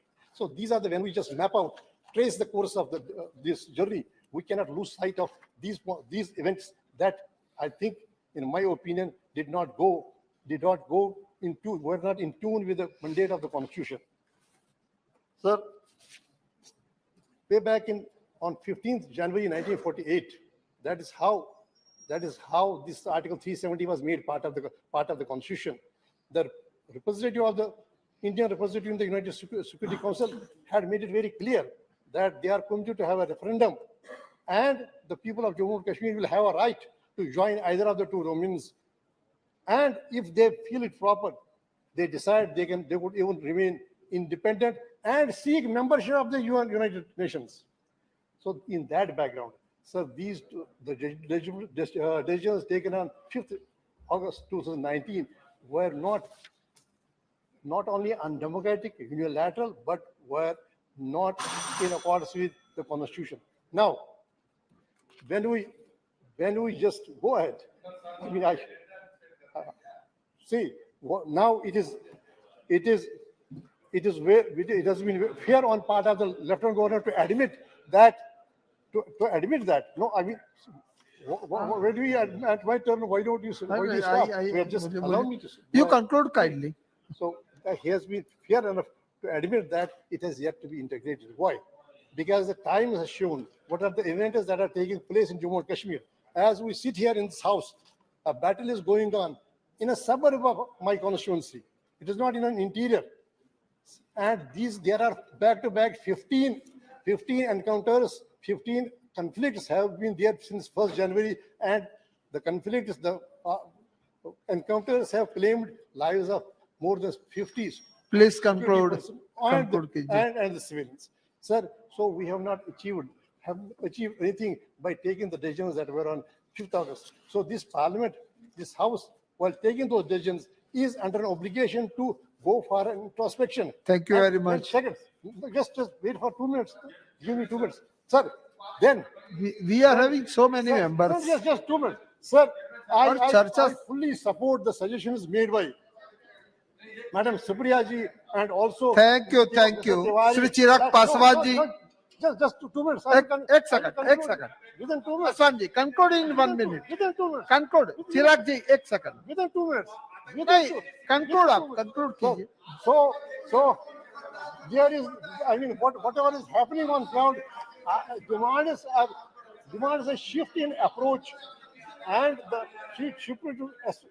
Second is that, see, we of late we have seen in this 17th Lok Sabha, we have seen that the conventional tools of the parliament, that is like adjourn motion. Conclude I come to the see, like the tools that are known and recognized, universally recognized tools of a parliamentarian that have not been. Thank you very much. Shri Chirag Paswan. Thank you so much, Speaker sir, for giving me this opportunity. कि भारतीय संसद की 75 सालों की इस यात्रा पर तमाम सम्मान्य साथी अपने अपने अनुभव, अपनी अपनी यादें, अपनी अपनी उपलब्धियां, उसका जिक्र यहां पर कर रहे हैं. मुझे लगता है सर, एक दिन कुछ घंटे इन 75 सालों की यात्रा को समअप करके बताने के लिए बहुत कम है. पर मैं बधाई दूंगा जिस तरीके से आज हमारे प्रधानमंत्री आदरणीय नरेंद्र मोदी जी ने इतने कम समय में इतने खूबसूरत शब्दों के साथ जिस तरीके से इस 75 साल की यात्रा के बारे में उन्होंने पूरा बखान किया, जहां हमारे देश के प्रधानमंत्रियों के योगदान से लेकर इस संसद को चलाने में छोटे से छोटे कर्मचारी के योगदान तक की उन्होंने सराहना की, उनको भी उन्होंने सम्मान देने का काम किया. मीडिया के हमारे साथियों का भी उन्होंने जिक्र किया. यकीनन कई ऐसी यादें सर इन 75 सालों में रही हैं. सेकंड टाइमर मेंबर पार्लियामेंट हूं, युवा सांसद हूं. कंपैरेटिवली संभवतः मेरा अनुभव बाकियों से कुछ कम होगा, पर 9 साल का मेरा भी अपना अनुभव है. पर इन 9 सालों से ज्यादा सर मेरा अनुभव मेरे नेता, मेरे पिता आदरणीय रामविलास पासवान जी की वजह से रहा. बचपन से जब से होश संभाला, उनके माध्यम से इस संसद की कार्य प्रणाली को समझा, इस संसद की कार्य शैली को समझा, और जब पहली बार इस लोकसभा में आया तो उन्हीं का ही हाथ पकड़ कर आया. आज जब हम लोग नई संसद में जा रहे हैं तो यकीनन कई ऐसी यादें कौंधती हैं और यकीनन एक भावुक क्षण है. महसूस होता है कि जिस जगह पर मुझे मेरे पिता लेकर आए थे, आज एक नई यात्रा की ओर हम लोग जा रहे हैं. पर प्रधानमंत्री जी ने भी उसको भी बहुत खूबसूरती से बताया कि ये हम जैसे जो आज की तारीख में इस लोकसभा में मौजूद है, इस संसद में मौजूद है, राज्यसभा के भी सदस्य, हम लोग ले ये गर्व का लम्हा है, जहां एक तरफ हम लोग इतिहास के भी हम लोग साक्षी रहे हैं, वहीं एक नई ऊर्जा के साथ भविष्य की भी ओर हम लोग जा रहे हैं. तो कड़ी बनने का सौभाग्य हम लोग को मिला इतिहास और भविष्य के बीच, जो यकीनन मौजूद यहाँ पे तमाम सांसदों के लिए एक गर्व की अनुभूति कराता है. सर, आज जब हम लोग यहाँ पर मौजूद हैं, यकीनन हर राजनीतिक दल के पास अपने अपने एजेंडे हैं और एजेंडे हैं इसीलिए वो राजनीतिक दल है। हर किसी ने अपनी अपनी बातों को रखा कि इस विशेष सत्र में ये चर्चा होनी चाहिए, वो चर्चा होनी चाहिए, ये मुद्दे आने चाहिए। यकीनन सर मेरी भी पार्टी है, हम भी चाहते हैं कि कई विषय हैं जिस पे चर्चा होनी चाहिए। मैं युवा हूं, हमेशा इस बार का मैं पक्षधर रहा हूं कि भारत में एक युवा कमीशन का गठन होना चाहिए, एक नेशनल युवा कमीशन, एक राष्ट्रीय युवा आयोग का गठन किया जाना चाहिए, जहां पे युवा अपनी तमाम समस्याओं के साथ जाएं और अपना समाधान लेकर आए। भारत एक युवा देश है, अलग अलग आयोग यहाँ पर बने हैं, महिला आयोग है, बाल आयोग है, अल्पसंख्यक आयोग है। ऐसे में देश में एक युवा आयोग के गठन का ये समय है, ये होना चाहिए। साथ ही में हम लोग चाहते हैं, sir women reservation bill pay भी चर्चा हो रही थी, वो भी हम लोग चाहते हैं कि विमेन रिजर्वेशन बिल जल्द से जल्द आए। आज इतनी भारी संख्या में महिला सांसद जो यहाँ पे मौजूद हैं, अपने सामर्थ्य पर जीत कर आई हैं। ऐसे में इनको किसी के सहारे की जरूरत नहीं है, बट विमेन रिजर्वेशन बिल आने से जरूर और बल मिलेगा और ताकत मिलेगी, उसका भी हम लोग समर्थन करते हैं। और साथ ही में लंबे समय से हम लोग की मांग रही है एक इंडियन जुडिशियल सर्विसेज को लेकर। हम लोग चाहते हैं कि एक जुडिशियल सर्विसेज का गठन हो ताकि समाज के वंचित वर्ग से आने वाले लोग उस स्थान पर पहुंचे जहां से वो न्याय दिलाने की प्रक्रिया का वो हिस्सा बन सके, ताकि उनके साथ जो अभी तक भी रह रहकर भेदभाव या अन्याय होता है उसको दूर किया जा सके। पर इन तमाम विषयों को अलग अलग मंचों पे हम लोगों ने रखा है सर, ऑल पार्टी मीटिंग होती है वहां पर भी, पर हम लोग सिर्फ इन एंटीसिपेशन की क्या होगा कहीं ना कहीं इस लम्हे की खूबसूरती को हम लोग खो रहे हैं।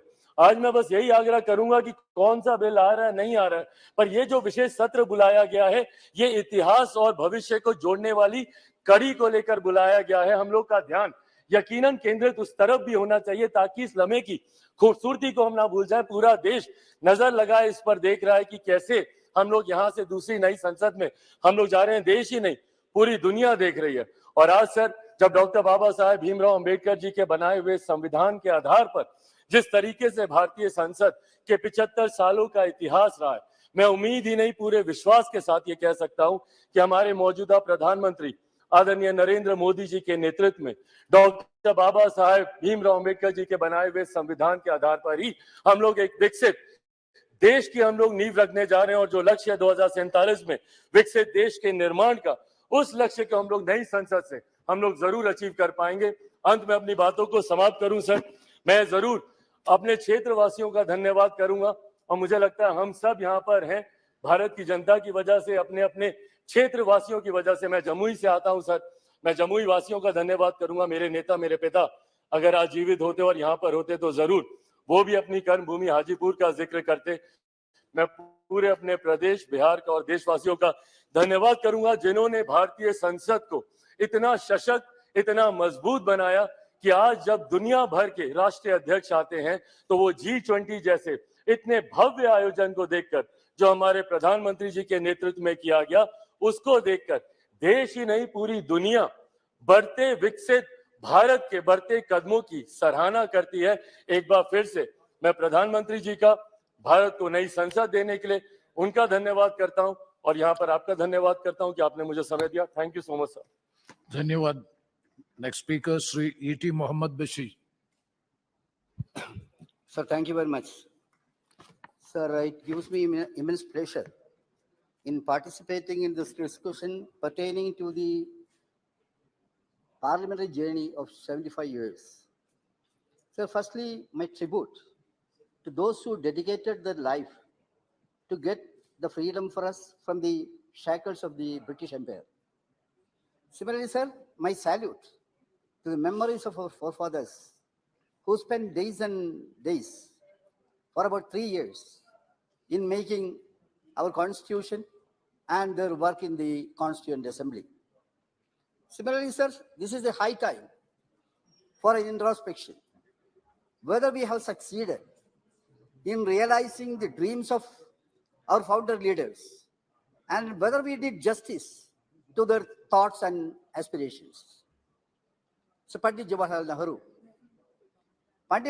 Nehru in his historic speech, Tryst with Destiny, which was delivered in the midnight of 14th August 1947 to the Indian Constituent Assembly in the Parliament. I quote, "We are citizens of this great country on the verge of bold advance, and we have to live up to the high standard. All of us whatever religion we may belong, and are equally the children of our India, equal rights, privilege, and obligation. Sir, he also added, we cannot encourage communalism or narrow-mindedness, for no nation can be great whose people are narrow in thoughts, in action. So this is a mantra which a government can, whatever may be the government, this can be a mantra of the house. Similarly, sir, I would like to say, now, if you ask a question to our core heart, whether we are moving ahead to the truthful destination with all the politeness, I would like to say that the destination to which we are moving now is dangerous. I have got enough things to say, but I don't want to take all the details. Sir, contemporary Indian situation. Sir, what is happening in this country now? Constitution has become a silent spectator. We are doing anything according to our liking. Constitution is nothing. You have undermined the Constitution of India. Sir, atrocities against minorities with regard to their security, identity, and safety. All these things are repeating one after another. Discrimination and deprivation of SC, ST and marginalized section, that is also, sir, widening like anything. Human right violation. Make this country ashamed before the world, sir. This morning, when the Prime Minister was speaking, he was saying the worldwide appreciation is there for India. World leaders, they all say many good things about India. We have to realize international bodies, other countries have also saying that human rights violations are taking place in a big way in India. That also is to be considered properly. Sir, what is that we are doing? We are distorting the history, sir. That's an offense we are doing. Sir, what we are doing is, you are distorting the history according to your will and pleasure. You are distorting it and making it upside down, sir. Communal polarization, destruction of secularism, disrespect to the democratic principle happening with the blessing of the government. Sir, we have to realize, we were always arguing for federalism. That also is suffering a lot. Selling out the wealth of the nation to big business tycoon, that also is taking place in this country, sir. Yes, Mr. We are, kindly give me 2-3 Please. minutes, because we are renaming the places and institutions, and we are forgetting, or we are wiping out the names of the forefathers. Now, India controversy, Bharat. See, nobody is against Bharat, sir. What is wrong with India? This was there forever. But what I am asking is, if this India terminology give you any kind of sleepless nights, that's something different. There is no cure for that. That's another thing. Sir, we have agrarian crisis. In fact, government is not at all democratic way they are doing. Sir, new threat. A new threat. I will be taking only this point, sir. What is that new threat? Political parties and other system. You are threatening them, saying that enforcement agencies, investigation agencies, and things like that. I remember Mahatma Gandhi. Mahatma Gandhi said to British people, what he said. No, please. Yes, sir, I am coming to it. What he said, you can chain me. Mahatma Gandhi said, you can chain me. You can torture me. You can even destroy this body. But you will never imprison my mind. Thank So you. that was this. I'm concluding. So what I'm asking is, another thing, the last point is that, sir. Now a new threat. What is that? Encroachment on this challenge against this freedom of expression. So what is happening? Freedom of expression is the strongest pillar as far as the constitution is concerned. Sir, what is happening in that? If a man speak, a political leader speak something against the government, then the government says that you will be under prison. How many journalists are languishing in Indian jails? That also may kindly be Thank you very much. considered. So Next. that is the thing. Sir, I would like to say that. Conclude, please. This government, you are spoiling the democratic principle. You are far away from the democratic principle, but you are very close to the draconian kind of Srimati administration. Hasimad. I would like to conclude with saying that You had to correct your mistake. You are doing a lot of injustice for this great country. With this few words, sir, I can go. Thank you. Thank you very much. Thank you. Thank you. Mr. Harsimat Kaur Badal ji. Thank you, sir. Sir, I stand here today on the 75th year of our democracy in this parliament, probably the last day in this August House, in the four walls of this August House. I stand here as a woman that represents 50% of your population. I come from a minority community, which is only probably 1.7% of the total 20% of the minority community. And I represent the backbone of this nation, the farming community, coming from the state of Punjab, which brought around the Green Revolution and fed the millions of hungry and needy people for the last 50 years of this country since its freedom. Sir, I would also like to say that this small community made the largest sacrifices for our freedom struggle.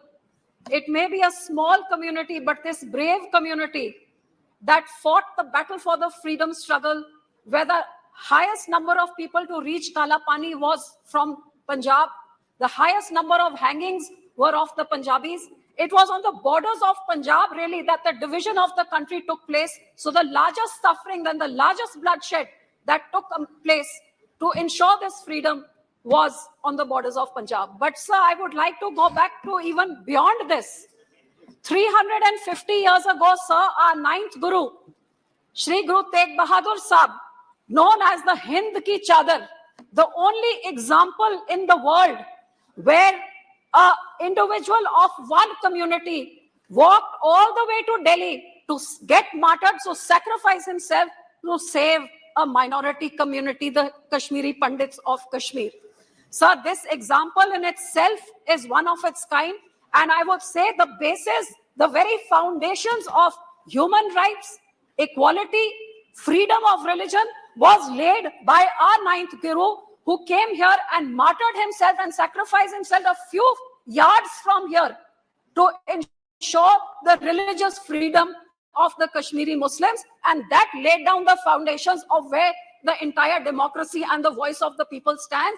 And after that, his grandsons, aged 9 and 7, were bricked alive, fighting for saving and living by their own religion for religious freedom. So, sir, first of all, I would like that this House should altogether unanimously give homage to our ninth Guru, the Hind Ki Chadar, who laid the foundations of democracy 350 years ago. And it would be befitting, sir, if this government would actually dedicate this old parliament as we shift to the new parliament to Hind Ki Chadar, so that the teachings of our ninth Guru may be followed in the times to come.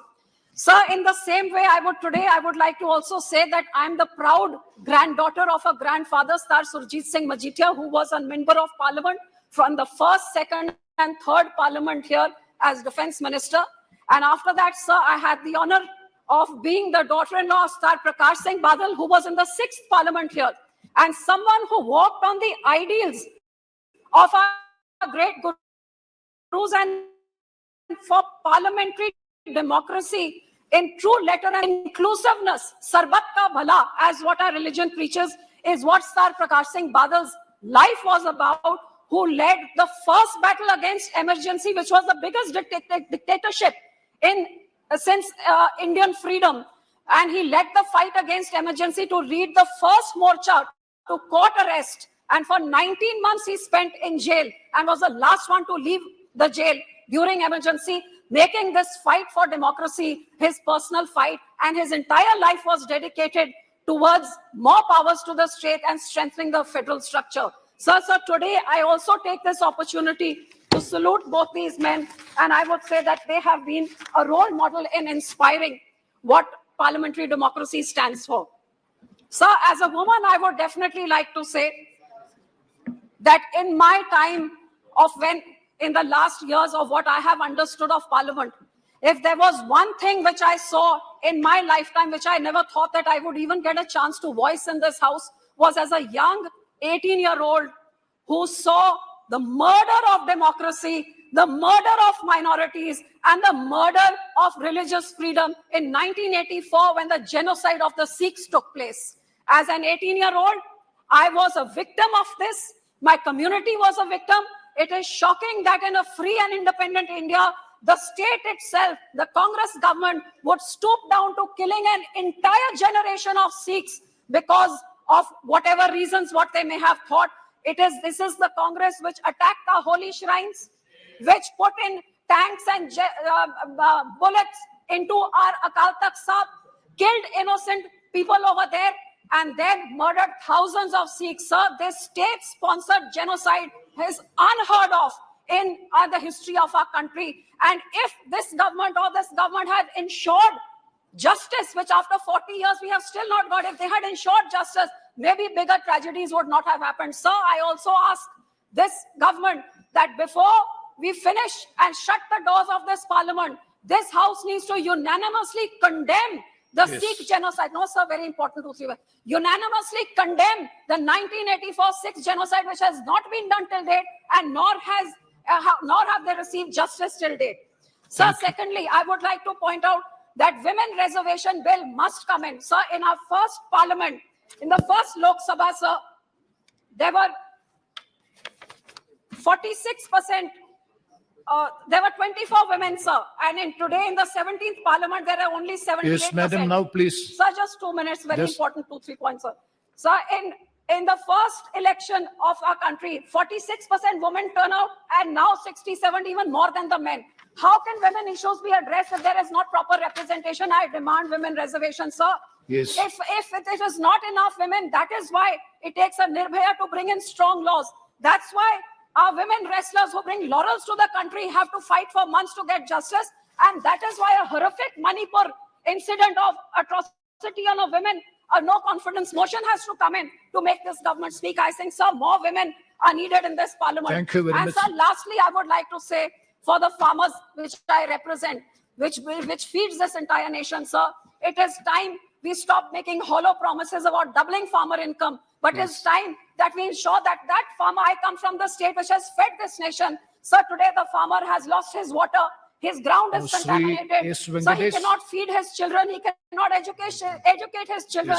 He cannot have health benefits. Sir, 2 minutes. Sir, 2 minutes, sir. No, please. Sir, No, please. Sir, just 1 second. No, already you have to take more than 8 I'm minutes. concluding, sir. Sir, today, आज हमारे किसान के पास sir ना तो उसके लिए health के लिए इलाज के लिए पैसे, ना बच्चों को पढ़ा सकता है. आज मौसम के करके उसका इतना बुरा हाल है, वो खुदकुशी कर रहा है. सर, कुछ ना कुछ किसानों के बारे में सोचा जाए.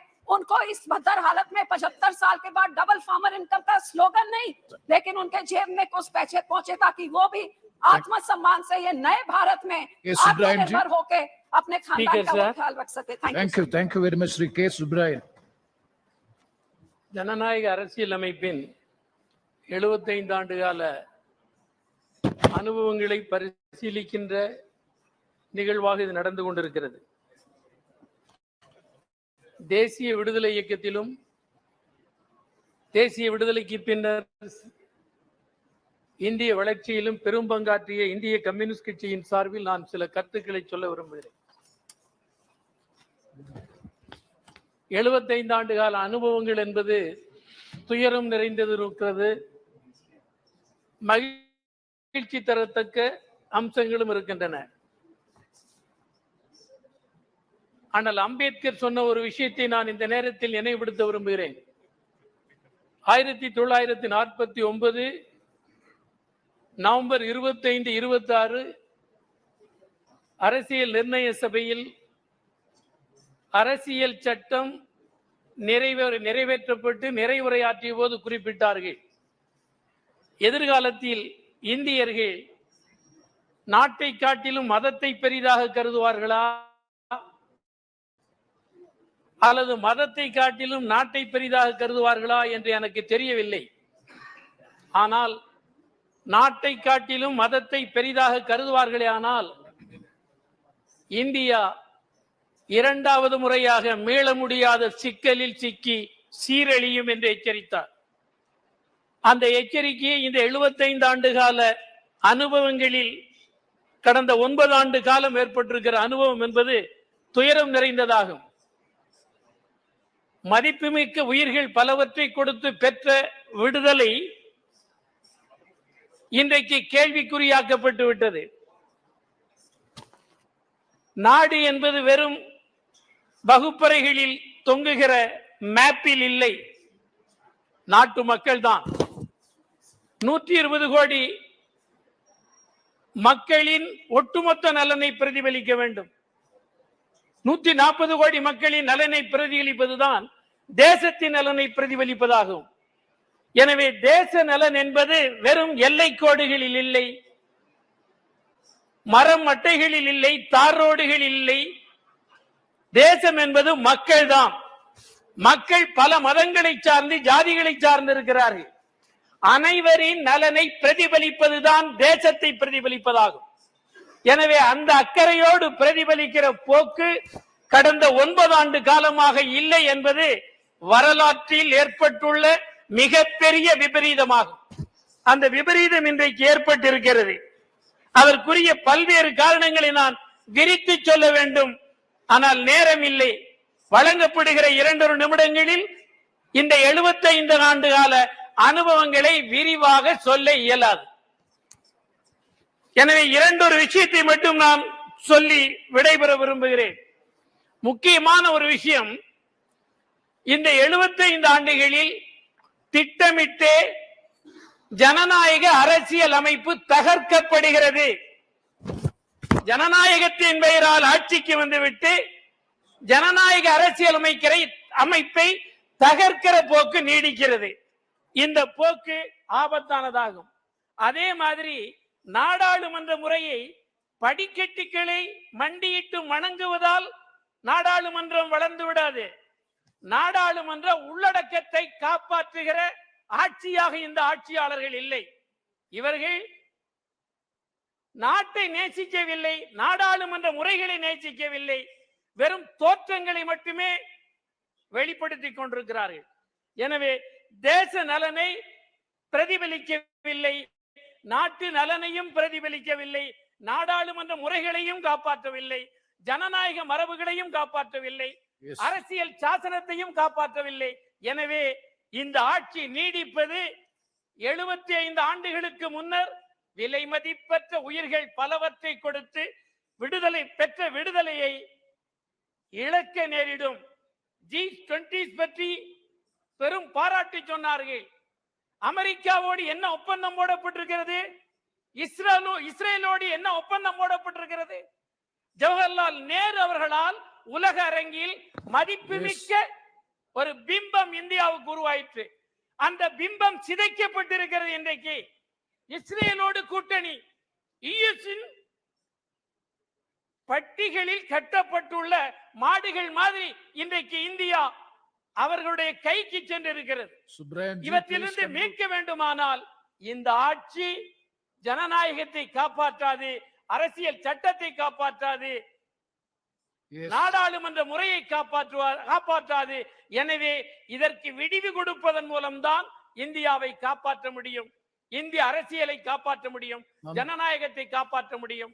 நன்றி, வணக்கம். நன்றி, வணக்கம். Sri Jayadev கல்லாஜி.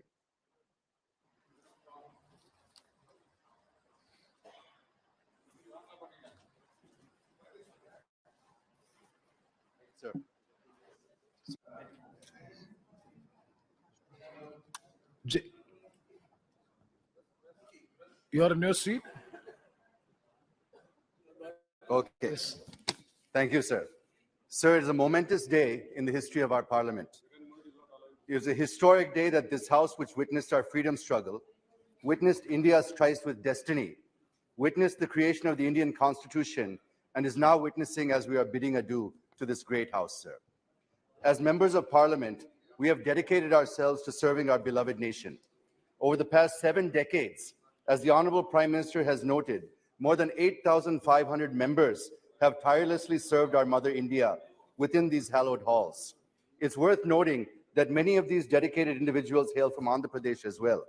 On this solemn occasion, I wish to pay my heartfelt respects and express my profound gratitude to each of them for their unwavering service. Sir, I'm here to serve my second term, extending my services to the people of my constituency, state, and country. It would be remiss of me not to mention a towering figure in Indian politics, the great Gandhian, the legendary freedom fighter, Professor Acharya N.G. Ranga.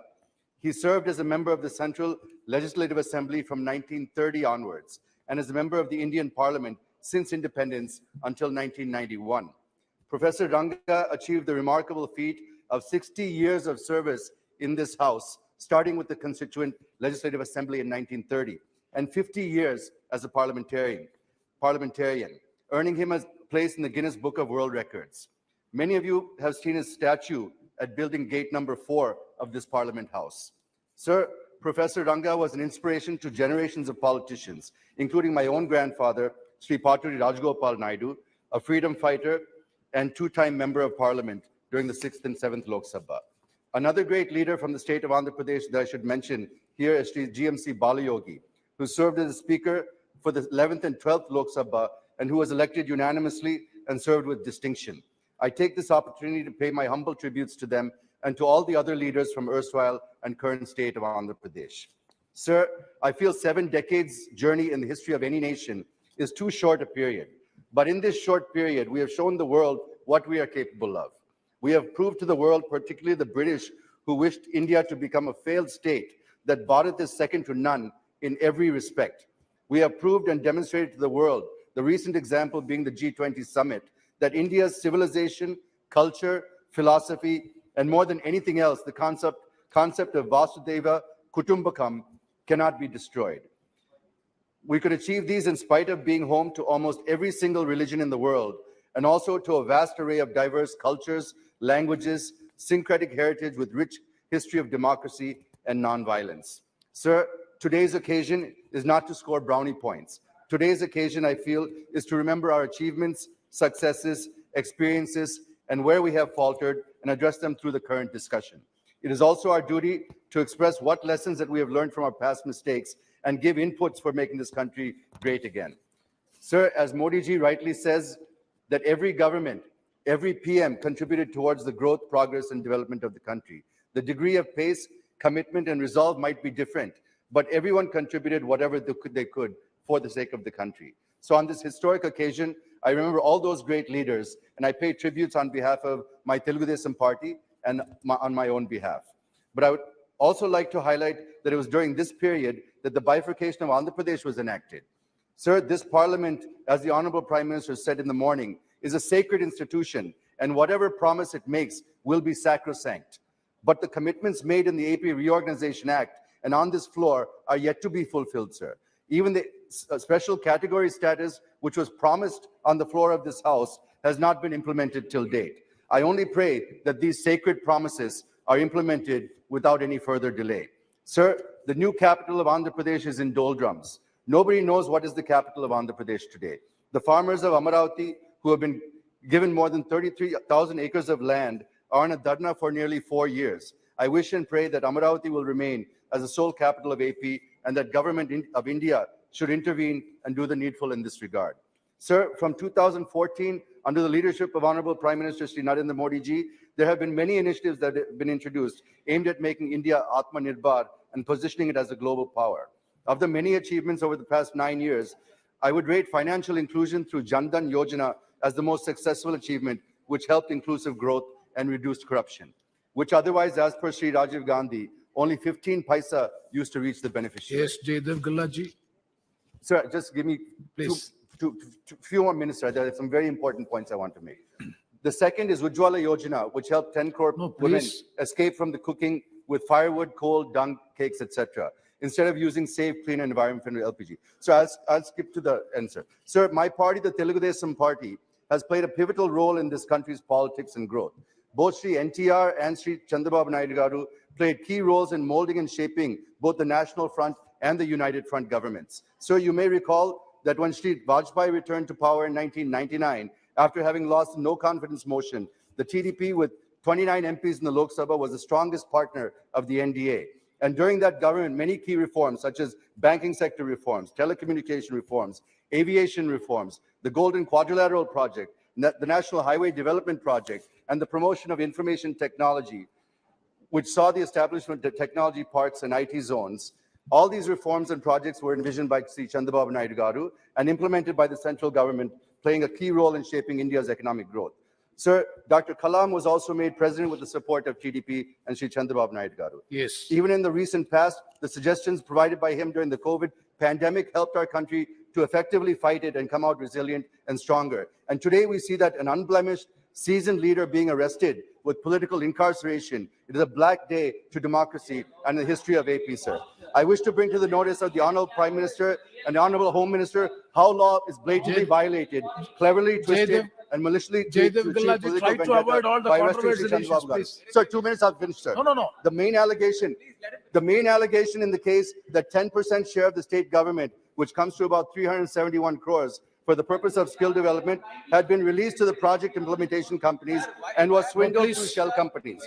But the CID has been unable to establish that the money were entrusted to CBN or his family members. Sir, if 371 crore is siphoned, how 34 technical development? One second, Mithun Reddy, Sir, please. let me You just conclude, conclude, because sir. this is last day of the, this is the last day in this parliament meeting. Please conclude. This is the most important Without having any controversial issues. Sir, the most important issue. So the spirit of today's discussion is not such a manner. Just conclude with the sentence, please. 1 second. Sir, all I wish to submit is that this kind of political vendetta, misuse of enforcement agencies, and political incarceration should be stopped in every state. And I appeal to the Honorable Prime Minister and Home Minister to direct the officials you can concerned respond to it. to You can immediately respond to it. release Sri Chandrababu Naidu Garu. Thank you, sir. Thank you very much. Yes, Sri PV Mithun Reddy. Sir, thank you, sir. Try to avoid the controversial issues, Sir, because it is not a controversy. I just want to put the facts straight. I just want to talk only on that, and I just want to put the facts straight. Sir, like what the Telugu Party, Mr. Gallaji spoke, I just want to put the facts straight and what has happened in the Chandrababu Naidu case, sir. When Chandrababu Naidu was CM, a skill development program, which the government claimed that Siemens was part of it, and a tripartite agreement was made with the corporation for. No, why you have given them a chance to say? No, I should. The government had to spend 10%. 3,300 crores was the project cost, and 10% was the share of the government, sir. In the GO, whatever was set in the GO was not carried out in the MOU, and without a rupee being paid, sir. Siemens vehemently opposed. They said that we are not a part of this. We are not a part of this, and we don't have anything to do with the 371 crores. Wait. We have, Mithunji, you please. Mithunji, this is a matter. I will tell you. It is, No. I will tell you. Once you please be seated. Sir, I want to put it straight. You please be seated. I will 1 second. This is a matter which is pending before the court, and even the bail application is pending. In such a situation, we are having a deliberation on an issue which is being under the adjudication of the court, and that too the bail application is pending. Please try to avoid it. Sir, I want to put the facts. They have raised it. You said No. only told me that I can Only raise he has it said again. about the political vendetta against. Yep. You please don't go to the merits of the case. I will control the house. Sir, the income tax department has given a notice to Chandrababu Naidu's PA, and he has absconded from the country. They said, I can put it on the floor of the house, sir. It's a notice the income tax department has given, and in that 371 crores is what is this case, what we are talking. And ED, sir, they have got the trail of the money to various 80 shell companies. So even GST, sir, they have got all the fake invoices. The case has been booked by the ED. All the main agencies, which are central agencies, they have clearly found the trail of the money, sir. After a notice was given, Chandrababu Naidu's PA fled the country, sir. And one more person, now coming Manoj Vasdeva has fled the no, country. please, now come to the subject. Absolute case of corruption. That cannot and be. nobody, No, that cannot be allowed. Absolute case of corruption. No. Sir. That cannot Sir, be allowed. All the fake GOs, all the money has been thing, and justice has to be done, sir. I just want to tell you one thing. All these years, he got away taking 18 states, but finally law has caught up with him, and justice will be done, sir. No, let the court. Let the court decide on the issues, please. Yes, You let come to the court decide, subject. sir. Ask them to shut up and sit down. You come to the subject matter. Finished. Okay, Mithun Reddy ji, you finished. Sir, you're talking something. No. Please come to the issue. Sir, so finally I want to conclude, sir. Let them not waste the time of the House by bringing false facts. As you said, it is sub judice. They should not raise this. Let the court decide. No scamster in the country says he is not guilty. Same is what the Telugu Party is saying. Chandrababu is a scamster and So is guilty. please, Law again should you are all those contentious issues which are pending, that will be expunged from the records. Please. But you've allowed him to discuss the case. அவைத் தலைவர் அவர்களுக்கு வணக்கம். இந்த புகழ்மிக்க நாடாளுமன்றத்தின் 75வது ஆண்டு சிறப்பை நினைவு கூறுகிற இந்த தருணத்தில் இந்தியாவினுடைய வலிமைக்கும் செழுமைக்கும் காரணமாக இந்த அவையிலே பங்களிப்பு செலுத்திய அனைவரையும் வணங்கி மகிழ்கின்றேன். அரசியல் சாசனத்தை நிறைவேற்றிய நமது முன்னோர்களினுடைய குரல் எதிரொலித்த ஒரு அவை இது. ஆங்கிலேயர்களிடமிருந்து அதிகாரத்தை கைமாற்றிய பொழுது விதியோடு ஒரு ஒப்பந்தம் செய்கிறோம் என்ற அந்த புகழ்மிக்க உரை நிகழ்த்தப்பட்ட அவை இது. இந்த அவையினுடைய மேன்மை இந்த கட்டிடத்தையோ இந்த கட்டிடக்கலையோ இந்த கட்டிட பொறியியல் சார்ந்ததல்ல. இந்த அவையினுடைய மேன்மை இந்த அவை எடுத்த முடிவுகள் சார்ந்தது. அந்த முடிவுகளை பின்பற்றப்பட்ட கோட்பாடுகளும் தத்துவமும் சார்ந்தது. இந்த அவைதான் மொழிவழி மாநிலங்களை உருவாக்கிய அவை. இந்த அவைதான் மன்னர் மானியத்தை ஒழித்தது. இந்த அவைதான் பொதுத்துறை எனும் நவீன கோவில்களை உருவாக்கியது. வங்கிகள் தேசியமயம், இன்சூரன்ஸ் தேசியமயத்தை உருவாக்கியது. ஏகபோகத்திற்கு கட்டுப்பாடுகளை விதித்தது. உள்ளாட்சிக்கு கூடுதல் அதிகாரம், மகாத்மா காந்தி ஊரக வேலை திட்டம், தகவல் உரிமை சட்டம் என கொண்டு வந்தது. இந்த அத்தனைக்கும் பின்னால் அவைக்கு உள்ளேயும் வெளியேயும் கம்யூனிஸ்டுகளினுடைய மகத்தான பங்களிப்பு இருக்கிறது என்பதை இந்த நேரத்தில் பதிவு செய்ய கடமைப்பட்டிருக்கிறேன். இந்த நாடாளுமன்றத்தின் வாசலில் ஒரு வாக்கியம் இருக்கிறது. ஒடுக்குமுறைக்கு ஆளாகி இருக்கிற யாராக இருந்தாலும் அவர்கள் இந்தியாவை தனது இல்லமாக கருதலாம்.